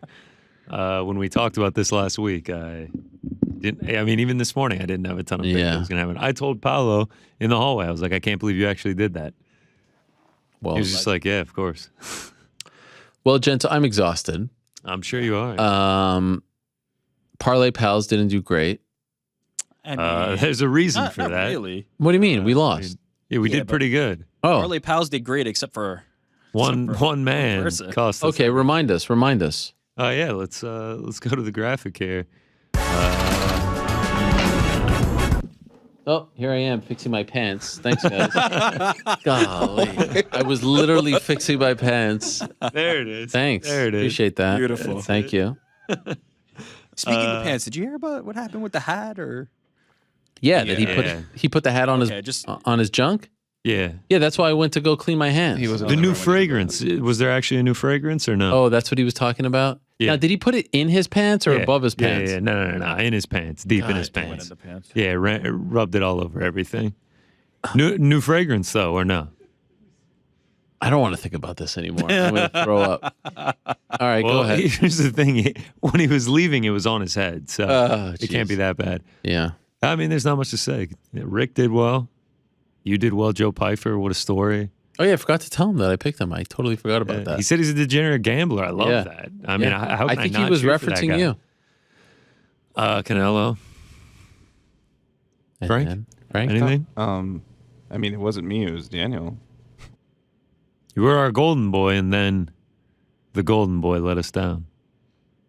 Yeah, I feel pretty bad about it. Daniel Zellhuber is the golden boy. I told you, suspect pick. Did you? I said did, Zellhuber. I thought you said Canelo was the suspect one. It was very underwhelming. But that doesn't, just because it's underwhelming doesn't mean it wasn't a good pick. Jillian Robertson was the pick, for being honest.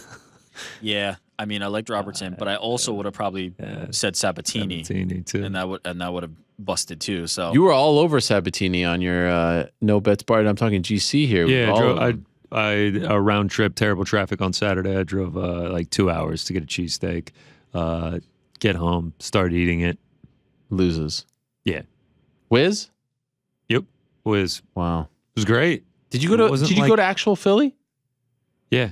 You did? No. Oh. The Fedorovs. That's what I was talking about with Bronson earlier. Oh, you and Bronson just chopping it up after. Yeah. Me and AB. Little jelly there, Ariel? No, I was chopping it up too. Yeah, so we lost the parlay. All right. It's all right. We'll bounce back. It's all in good fun, Frank. I'm sure you got a lot of Just messing tweets about around. it, people calling us curses and all this nonsense, right? It was still a good pick. I mean, dude, Sabatini lost and everyone was like, it's the cuisine curse. It's the cooking curse. GTFO. What about the rest of your night? Yeah. It all fell to the hand of Daniel Zellhuber. I mean, I did 4-4 on singles. It was all right. The parlays, though. I don't know if you can see that there. We go 2-3 on the parlays. All 3 losses. Thanks to Daniel Zellhuber. Oh, I overexposed myself way too much to that man, and I paid for it. Yeah. So probably won't be trusting debutantes moving forward. That's a nice lesson learned, especially when we're in the apex. Although Joe a lot of Pyfer pressure was... on him. Joe Pyfer made it look easy. I mean, but we knew that was coming. Yeah. He's the man. Golden boy, not so much. Shouldn't have gotten that exposed to him. So yeah, end up down 3.28 units. First losing week since July. Zellhuber wins. It's much of the same. It's a winning week. We would have been up like 4 units, but we're still up 63 on the year, over 50 on the year, 63 all time. After this weekend, we'll be a year into this. Wow. So yeah, first losing week in how long? Since July 16th, that Long Island fight card. Yeah. So it's gonna happen. It wasn't gonna last forever. I mean, 2 months. 2 months. I'm not gonna complain about it. No. I'm not gonna play it. Pretty legendary run. DraftKings, Mark Amp, looks great. Yeah. Congratulations to him. Yeah, and then we had some big hitters like we go over every week. We played the video earlier, but we can dive in now. Too. Yeah. Just make sure I'm fixing my pants. Yeah. Do you? By the way, when I said great guy, never met him to MJF, do you think he knew what I was talking? Because he gave me a smirk. I don't know. He knew. He knew? Oh, I love it. I love it. He gave me a smirk. No, I think he also kind of like did the correct. We have to go back and listen. Yeah. But I think he did great guy never met. Like I think he picked up on it and gave it. MJF homeless cat confirmed. I mean, not confirmed, but would you be surprised if this man? I mean, knew he's not a big MMA guy. Maybe that. But MJF being a homeless cat and Paulo being a homeless cat with the stand-up reference. Yeah, that was good. That feels like maybe a gimmick. I think MJF knows more than he. Oh, you think so? Yeah. Oh, okay. All right. I like this music.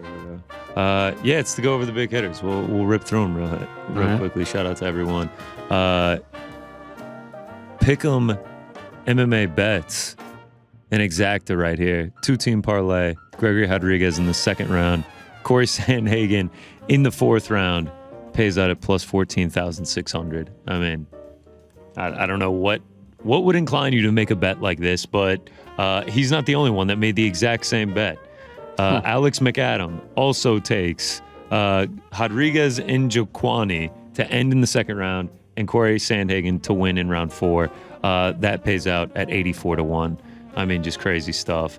We got a late entry here from Russell Clay, plus 13,477. He said after Zellhuber lost, he just rebuilt a parlay with everyone remaining, and he ended up getting them all right. He goes 9 for 9, plus 13,477. Turns a light 175 into $237. So congratulations to him. Kenya won, plus 11,742. In this parlay, he goes, Moda Van Camp doesn't go the distance. Gravely Bassarat will go the distance. Jillian Robertson by submission. Trey Ogden by decision. He fades Zellhuber. He goes Ogden by decision, which was amazing. And then Loma Luke Boonme, also by decision. I mean, just an unbelievable call right there. I don't know how some of these people put these tickets together. It really is crazy stuff. Your pronunciation game has really come a long way. I mean, you're just dropping this stuff. Hey, man. I mean, taught by the best. Yeah. You can give yourself field Anik, variation very nice on that one. for teaching. Actually, Anik is the guy on the YouTube videos that teaches me. So He is the best. You're crediting my pronunciation game, but this man, Grim Jauja Gaja, is the Twitter name. Tough one to get through there, but he just goes all in on Cory Sandhagen by TKO, by KO TKO in rounds 2, 3, or 4, by KO TKO in round 4, and then another one, Cory Sandhagen by KO TKO. He said shout out to Jed Meshew, who gave him the tip on No Bets Barred to take Cory Sandhagen round 4. He wrote up an article and said that, plus 2,800. Yeah. Jed Meshew. Another man, the exact same thing. Cory Sandhagen, round 4, plus 2,800, $35 into 1,000. Wow. They end that round, and you're sitting there and you're like, damn, lost $35. And then Doc comes out and he's like, all right, fight's off, and you just won $1,000. That's amazing. Yeah, I can't even believe that. 2 more for you. Jody Joe, your mom's MMA, plus 5,800. He had Damon Jackson in the parlay. He had Gregory Rodriguez at dog odds, Rodrigo Nascimento at dog odds. Unbelievable stuff. And then last one, Jaden 42, Damon Jackson, round 1, plus 1,200. Beautiful call. For how much I was on Pat Sabatini to call Damon Jackson round 1. That was really impressive stuff. And that's the big hitters. Joe Pyfer mentioned some degenerate action. Saturday morning, I decided to just throw in some degenerate action. College football, NFL, MMA, boxing, parlay, 13 legs. I'm 12 legs down. Bills finish it off. So hopefully, come on. Yeah, hopefully they can get it done. If the Bills win? It doesn't pay out that huge because I'm a square loser and took a bunch of chalk. But are you gonna let it ride or are you gonna hedge? I'm letting it ride. Hedge on the Bills? No. Plus 546. Which is absolutely obscene for a 13-leg parlay. That is just like the most square thing ever. A lot of big favorites, but yeah. How much you win? $30 to win like 150, but then I doubled down with the last 3 legs, threw another 150 on the last 3 legs. So yeah, we would clear quite a bit if the Bills win tonight. So I got the Zubab pants. Lock it up. Pants. I'm about to change into them. Me and Frankie going to watch it together at a bar. Wait, you're wearing the pants to the bar? Yeah. Are you embarrassed by that? No, because he has them. He doesn't want to wear the same thing as you. I was gonna say, if you're embarrassed by the Zubaz, I also have the Buffalo head hat that I'm also going to be wearing at the bar. There's a part of me that wants to make the joke about, I'm nervous. No, the Bills are immune. I bet on the Broncos yesterday. Look at this. Watching that Russell Wilson mess, all I was dreaming of, I was just sitting there daydreaming, sweating out this parlay, and I was like, I can't wait to watch Josh Allen just go to work tomorrow. Like, it's just going to look like confidence. This is no good. No, not false confidence, but the hubris. This will be the downfall. At home? Yeah, this will be the downfall. Dude, no one circles under the bright lights of Orchard Park. Are you kidding me? I will say this, Josh Allen. We are built for this. Man. That dude. As long as we stay healthy, that's the biggest worry. Yes. I'm nervous every time Josh Allen runs. God, yeah. Especially when he runs and when they're up like 30 points. Like, please, can you just throw it away? Like, hubris. Be humble. That's true. We should be humble. Be humble. I do have one last thing for you before you get out of here. It's Paulo. God. Quick on the draw. If we can just go full screen on that. Oh my God. You're kidding. From Paulo's account. Already up on Paulo's Instagram. Account. I mean, how good is this? Like, the dude's... He posted that? He gets straight in the car and he starts on the Photoshop. He is unbelievable. Legend. And by the way, like, that shot right there reminds me to say this at the end. Shout out to Srinivas, Frank, you, GC, NewYorkRic, Alex, Andy, Joe. Did anyone else help out that I'm forgetting? Everybody. Anyone on this team that helped out. That was a really tough thing that you guys pulled off on not so much notice, to be honest. It was just a few days ago we were texting. Yeah, but even like today doing it and us being able to hear you and you being able to hear us. And the way it looked, by the way, the lighting in there was fantastic. That's all Joe. Shout out to Joe for choosing the blue, too. The blue was great, Joe. Well done. He almost went red. I'm so glad he was my blue. choice. No, blue was it. Yeah. Oh, I'm sorry, Frank. It was Frank's choice to go blue. Okay. So he talked Joe off the red ledge. Well done to both of you. Well done to everyone. Seriously, thank you. The show continues to get better and better, more entertaining, and it has nothing to do with me. So thank you so much to all who were involved in putting that together. This was an all-timer right here, right? The problem is, unlike Joe Pyfer, I'm already worried about like, oh, how do we top this, right? Like I will never allow myself to even enjoy a moment like this, but this was a pretty damn cool one. MJF, Hell of a day. Action, NewYorkRic gets a haircut. Gets a haircut. Joe Pyfer just laying it all out for us, the whole story. Yeah, like that. I mean, that was an unbelievable story. Jeez Louise, talking about his parents. Shout out to Jose Aldo. You see him right over there. What a great career. I'm assuming we'll talk. No, it was, there it is. Yep. I'm assuming we'll talk more about Jose Aldo on Wednesday on the nose. But I think for now we have to say goodbye. I mean, I got to get home. I got to watch kickoff 7:15. This is an early Monday Night Football. One last reminder, next on Wednesday, not next week. On Wednesday, I will shout out some of the barbers who put their names in. I think it's only appropriate. For sure. Thank you to everybody who did, but had to take advantage of this opportunity. Of course. But we will shout them out. All right. We look forward to that. Thank you, gentlemen. Appreciate you. Appreciate everyone in the back. Appreciate everyone who came in today, but it is time to go. I actually got involved in a little bit of action as well. It didn't work out for me on Friday. Put a little on Nottingham Forest. Oof. Yeah. So did I. Actually, I put 2 on them. I put the exact score. I was feeling 2-1. Yeah. We were up 1-0. 1-0. It looks promising, and then it was 1-1. Finally, it was 1-3 before. And then it was 1-3 literally 2 minutes later, and I was like, golly, guys.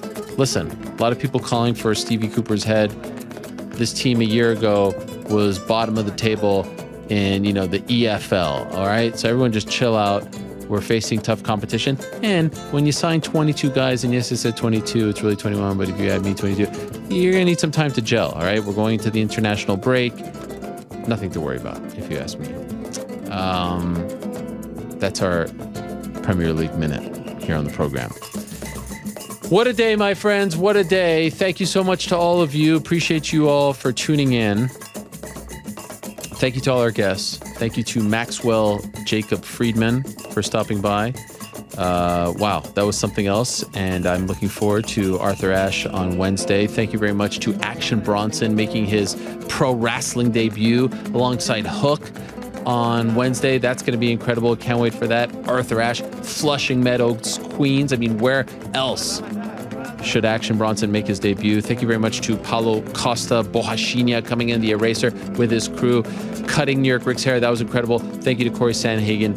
Thank you to Joe Pyfer again. Thank you to the team. A day we shall never forget. Back on Wednesday, same time and place until I say peace. I'm out of here.